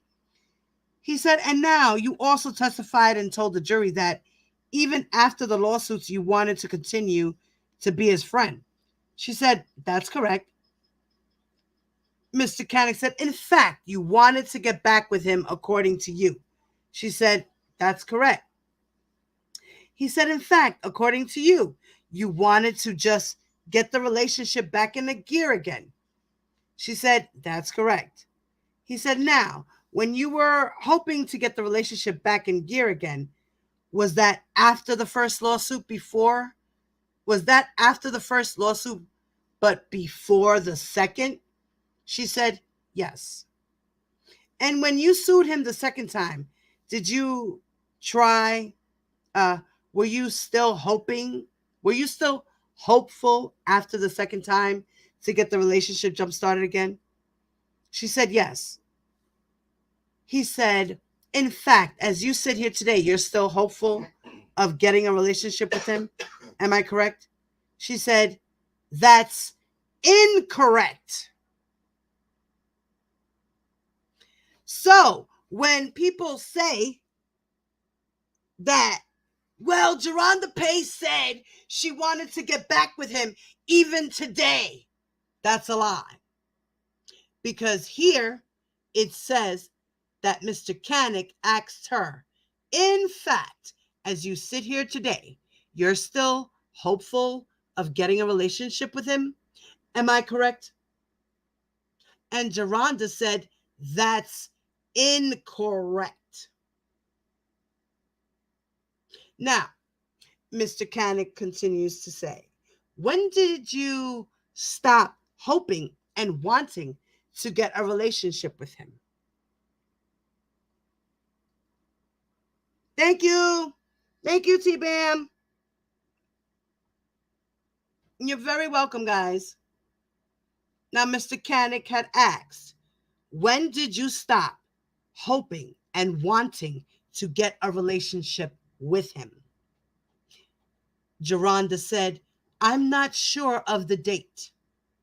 Mr. Koenig said, was it in 2017?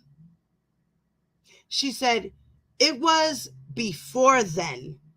He said 2016. She said it was before then.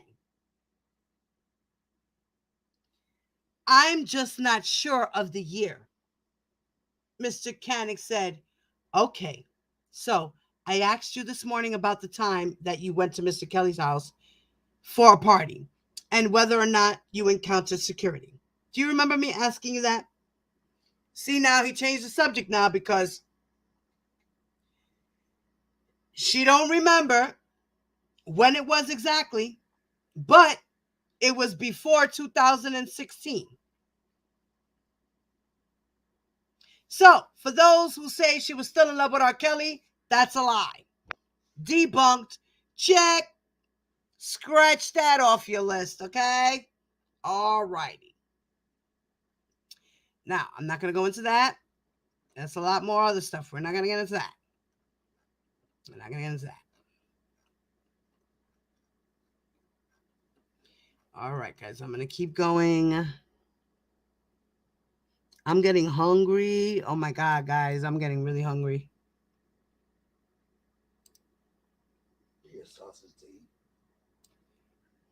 My daddy said he's going to give me a sausage to eat. Bad boy. Bad boy. Bad boy. Being a bad boy. Okay. All right. Now,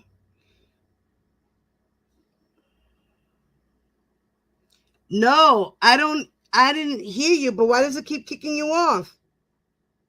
You didn't come back in. I don't know what's up with the link. The link is being funny today. Sounds kind of fucking windy out there. It is. It's very windy. I'm going to try to throw the link again. Okay, copied. All right. I'm going to try to throw the link again, Will.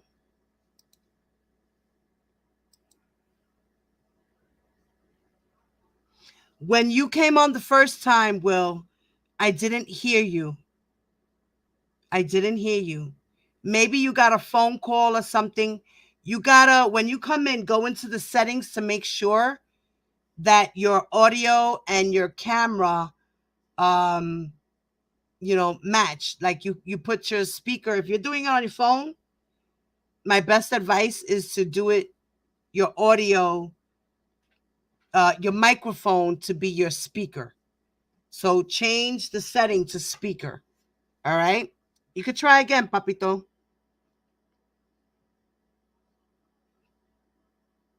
Yes, we have been. Okay, Will. Here we go. Will? Can you hear me? Yay! Can you hear me? We hear you. Oh, and then he jumped off. He dropped off. Will, we heard you that time. I don't know why it kicked you off.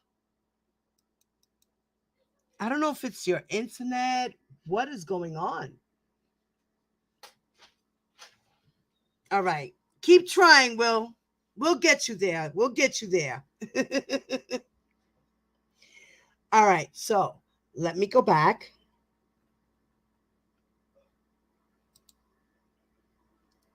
Okay.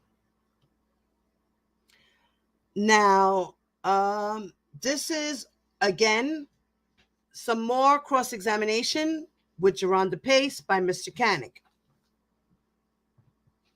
Let's just go keep opening. Okay. Now I can pin the message. All right. I pinned the link to the chat. So it's there for anyone who wants to jump in. All right. And help me out. Okay. Now, Mr. Canick continues his cross-examination and he asks her, do you remember having a video recording done as you waited out by Robert's home? She said, I do. He said, do you remember when it was that you were waiting outside of his home? She said, I do not. He said, were you waiting alone? She said, I'm not sure. Mr. Canick asked her, what were you waiting in? Were you just standing around waiting, or were you in a car? She said, a car. He said, how old were you? She said, I don't recall. He said, was this before January 10th? January of 2010? She said, I'm not sure. He said, let me show you a document and see if it refreshes your recollection. Mr. Canick asks to approach the witness. The judge says yes. Then he asks her, if you look at the bathroom portion underlined in red, if you look at the bottom portion underlined in red, see if it refreshes your recollection as to whether or not this was before or after your initial lawsuit. She says, I'm not sure. Ms. Getty says, what page are you showing her? Mr. Canick said, 54. Then Geronda Pace says, reading that doesn't look familiar. Mr. Canick said, when you were waiting out by Rob's house, you were in a vehicle, were you not? Ms. Getty says, objection. The judge said, I think you have to refer her to my recollection is the witness said she didn't recall that. Mr. Canick said, I'm going to get to that. The judge said, let's do it with the proper question. Mr. Canick said, okay. You testified earlier that you recall making a video recording as you sat in front of Rob's house. Is that correct? She said, that's correct. Now, he said, when you sat in front of Rob's house, how long was it that you sat there? She said, I'm not sure. He said, was it hours? She said, I'm not sure how long it was. He said, was it more than 5 minutes? She said, I'm not sure. He said, what were you waiting for? She said, I don't know. He said, you drove from somewhere to go to his home. Am I correct? She said, that's correct. He said, you parked your car in front of his home. Am I correct? She said, that's correct. And you wait there. Am I correct? She said, that's correct. And you're telling this jury that you did that. You took these steps, but don't know why?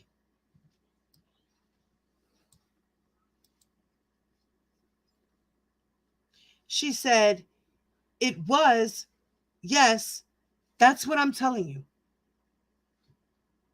He said, did you have an occasion where you would leave your home and go and park in front of anyone's house and sit there? Ms. Getty says, objection. And she answered, Geronda said, yes. The judge said, I haven't ruled on the objection. Sustained.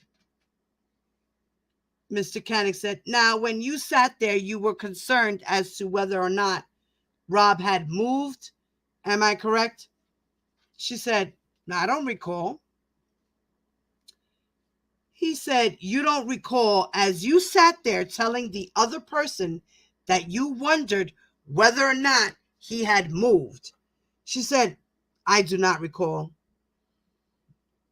He said, you don't recall telling the other person that you had been sitting there for a while and hadn't seen him.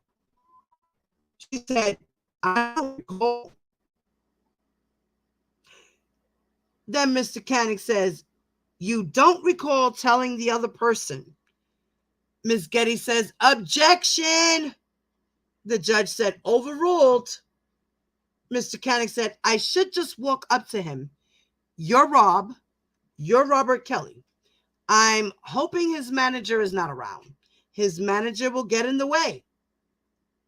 The judge said, did you show her this already and ask her if she recollected it rather than reading it?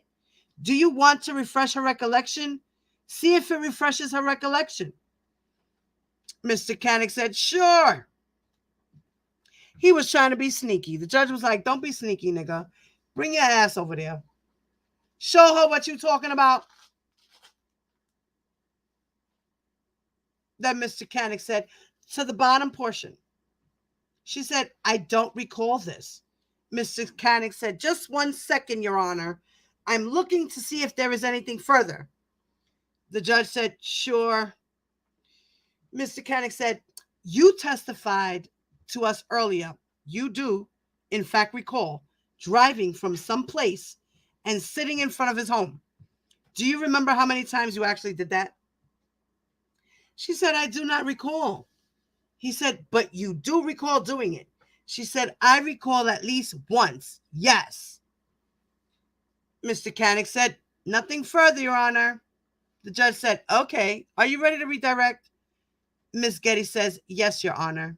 Mr. Canick said, just 2 questions, Your Honor. The judge says, you already said you're done. She said, just kidding. Go ahead. Mr. Canick continued with his last 2 questions and said, in your book, you testified you didn't embellish anything when you wrote the book about your experiences in connection with these facts that you told us about. Ms. Getty says, objection. The judge said, did you testify that you didn't make anything up in the book that you wrote? Geronda Pace said, yes. The judge said, go ahead. Mr. Canick said, in the book, you wrote that during that trial that you sat through in 2008, that Rob blew kisses at you, correct? She said, that's correct. And he said, did that happen? She said, yes, that did.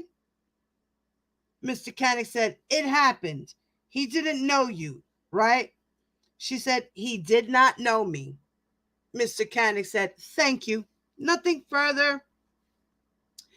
And the judge said, go on ahead. And that is that.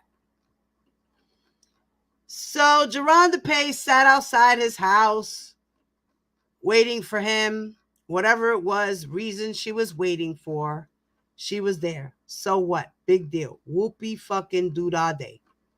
What do girlfriends do? Or ex-girlfriends if they want to speak to him again.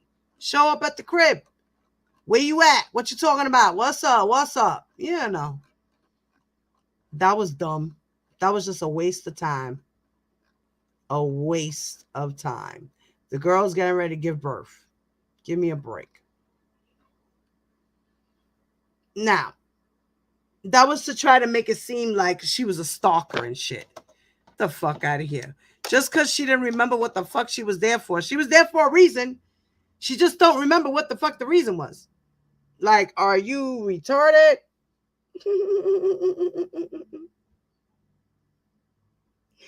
Right? Like, what the hell?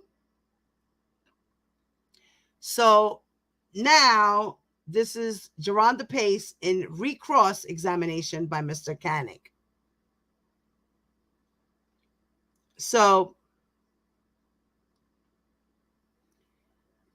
again, this point is talking about the t-shirt again. Mr. Canick says, you told the lawyers, at least you put in the journal that he choked you. She said, that's correct. He said, you didn't put in there that he choked you out. That's correct. Mr. Canick said, you put absolutely nothing in the journal about the supposed t-shirt that you found withdrawn, about the supposed t-shirt that you had, that you used to wipe off semen and spit from your face. She said, that's correct. He said, nothing more. The judge said, anything else? Ms. Getty said, very briefly. Now Ms. Getty's asks her on recross examination. She says, on recross examination, you were asked about your meeting with a lawyer. Why did you go to a civil lawyer rather than seek another avenue? Mr. Canick says, objection. The judge said, sustained. Ms. Getty says, on recross, You were also asked about the t-shirt that you testified earlier about that you used to wipe off the defendant's semen from your face. Do you recall that? She said yes. Ms. Getty says, what did you do with that t-shirt? She said, I gave that t-shirt to my attorney. And then Ms. Getty says, and that was your attorney's at the Loggins law firm? She said, yes. Ms. Getty said, nothing further. The judge said, anything else? Mr. Canick said, yes, one. The judge said, you're kidding, right? All right, just one. So recross came about. Mwah, I love you, baby. Recross came by Mr. Canick now. And then he asks Geronda, when did you give that t-shirt to your attorneys? She said, I don't recall the exact date.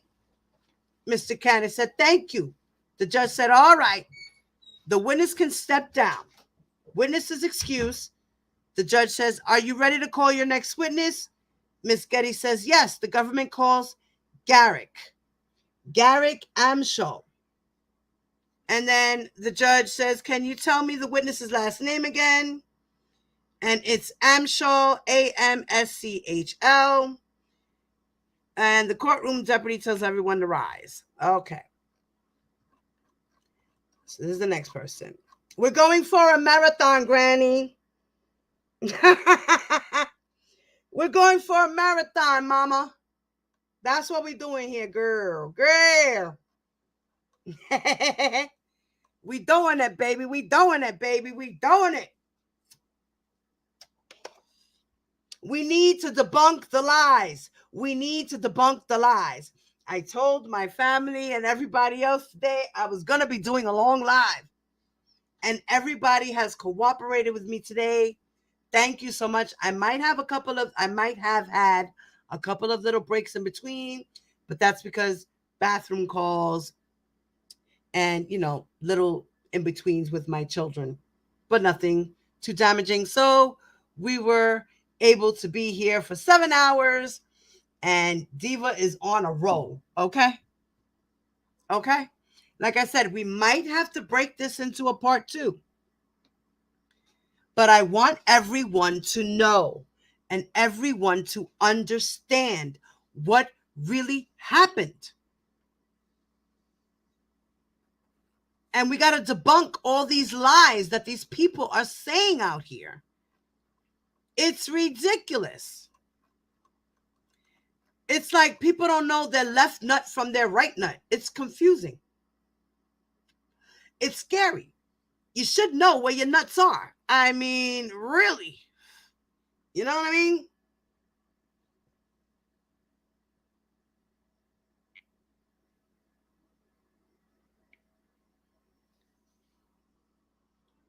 Okay, so now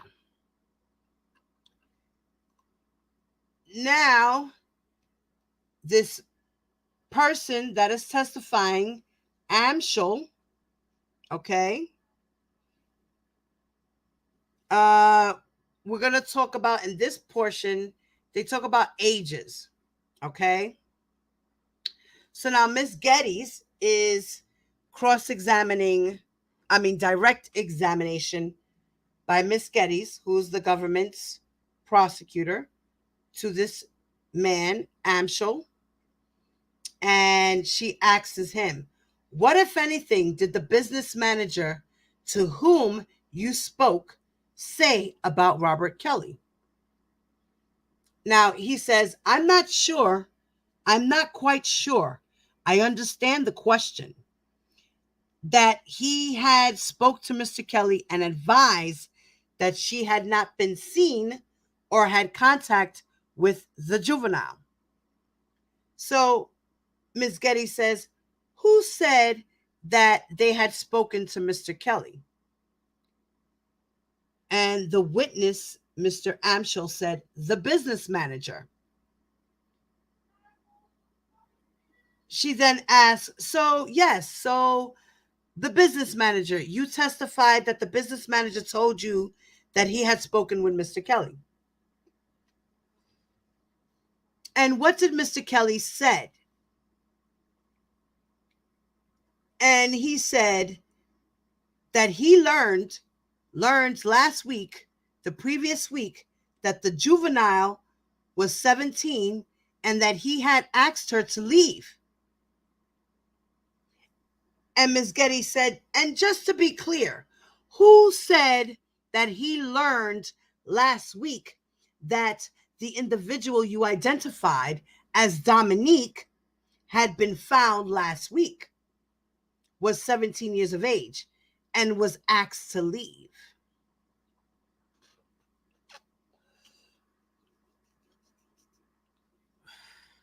So they're talking about Dominique here, and how one of the guys that worked for R. Kelly, Mr. Amschel, knew about her. All right, so they're talking about Pace and Dominique. Okay. Okay, let me go up a little bit so it can make some sense here. Oh, this is a sidebar. Oh, it's a whole sidebar. I don't want to go through all of that. All right.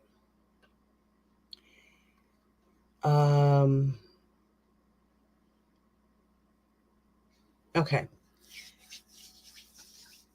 Now, the next question she asks him is, and just to be clear, who said that he learned last week that the individual you identified as Dominique had been found last week, was 17 years of age, and was asked to leave? Now, he said the business manager. Now, the business manager that we know is Daryl McDavid, correct? Right? Let's see, because they were speaking about Daryl McDavid. Okay, so yes, the business manager, Daryl McDavid. Okay.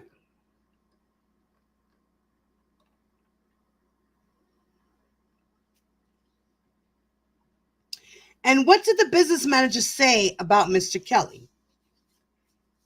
And he answered that he had not had contact with her since that time. And next question was that Mr. Kelly had not had contact with Dominique since that time. Is that correct? Mr. Amschel said correct. Mr. Canick said objection. Judge said overruled. Mr. Getty said nothing further. The court says cross-examination. Mr. Canick said yes, Your Honor. So it was an officer. So the name of this guy, Amschel, he's an officer. So he's the one that came, I guess, to file the report or whatever about the missing person. So they filed the missing persons report on Dominique. So good afternoon, Ms. Getty says, Mr. Farinella, because now it's Mr. Farinella cross-examining the officer. He said, good morning, good afternoon, good afternoon. Then Mr. Farinella says, so the government has shown you what's been marked as Exhibit 3500 GA1. And that consists of the report that you prepared that day, correct?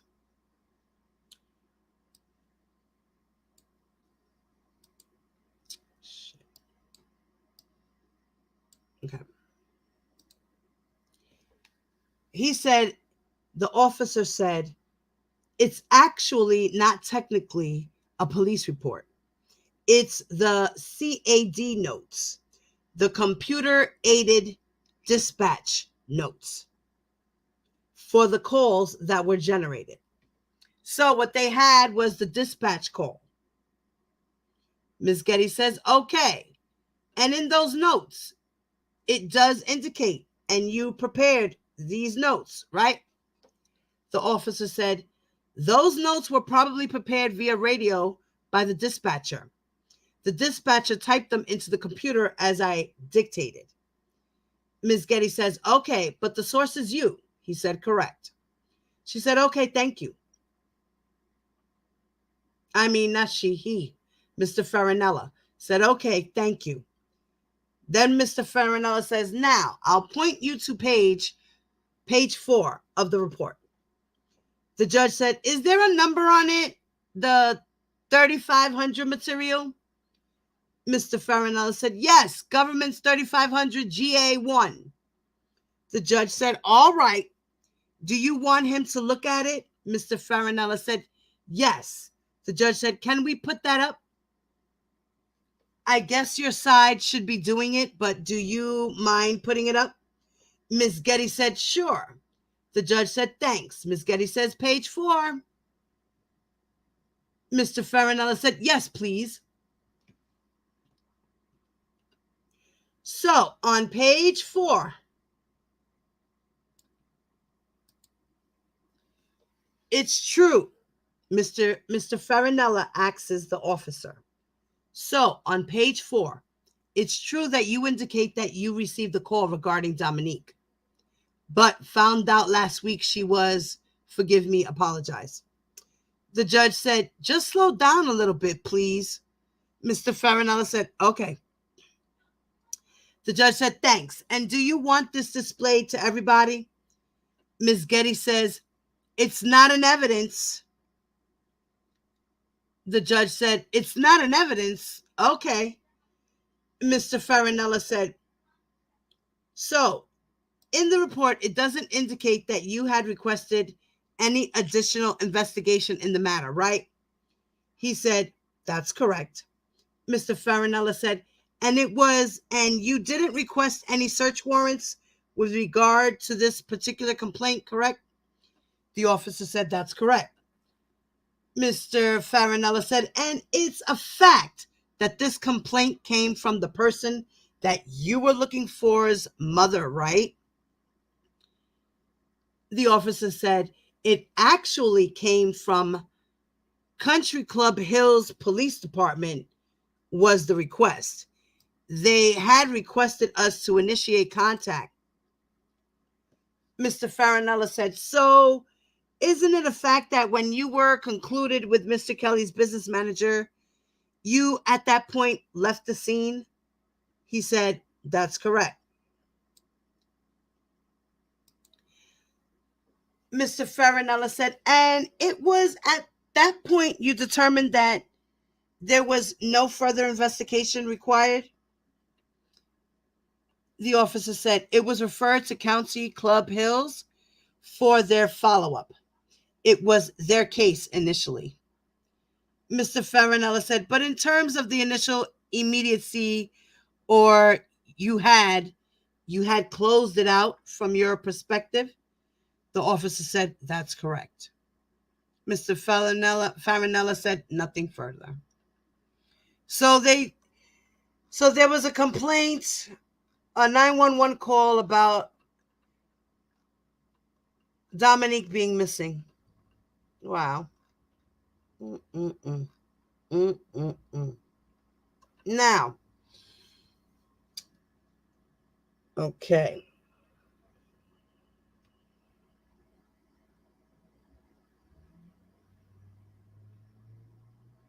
All right.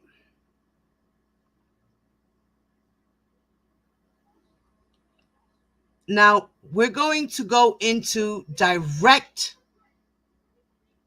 examination by the government's prosecutor, Shihata. And they are examining Dr. McGrath, which we all know to be R. Kelly's primary care doctor for many years, right? Okay. Now, in this portion, we're going to talk about the herpes. Give me 1 second, guys. Let me pause for a moment. Let me pause for a second.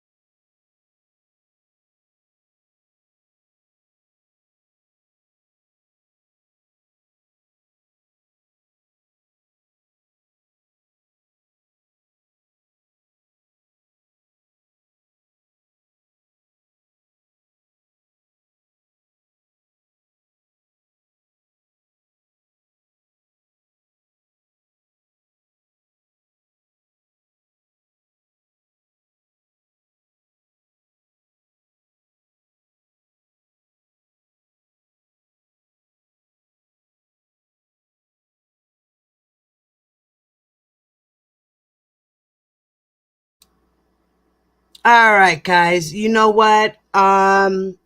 We've been on for 7.5 hours. I think I'm gonna leave it here for y'all. Okay. We're going to leave it right here. Yeah. We're gonna leave it on starting with Dr. McGrath. So tomorrow I'll come back on. It'll probably be in the afternoon, after lunch hour. I'll come on, read for a few hours. Hopefully we can have some people help me out. If not, it is what it is. I will do it on my own. And thank you guys for sticking around. And I hope that everyone who was listening has a better understanding of certain things that went on in this case. A lot of the stuff that people are spewing out here is just lies. Lies, lies, lies. Things that didn't even happen, or they're getting things confused. So that's why we're doing this. We're going over this because it needs to be rectified. We need to know the truth. We need to know what really went on. And people are still confused to this day. And it's going on 3 years. The trial just happened last year, a few months ago. It's going almost into a year. In September, it will be a year that he has been convicted of racketeering and the Mann Act. So I appreciate everyone who came in today. I love you guys. Thank you so much for stopping by. Please don't forget, y'all, on your way out, please hit that like button. And if you are not subscribed to my channel, please do so. Hit the notification bell on the side. Make sure you put it on all, guys. For those who are watching the replay, please leave your comments below. Thank you very much. I love comments. I like to read them. I like to answer them if I can answer them. And for those who are not a member of my book club, please do so. Join now for $1.99 a month. You also get little perks and get to put things in the chat.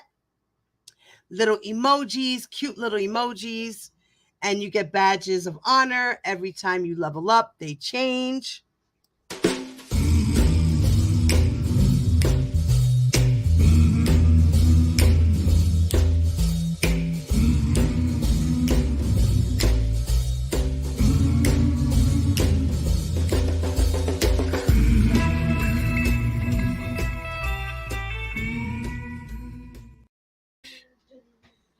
All right, guys, please make sure, ladies and gentlemen, do not forget to hit that like button on your way out.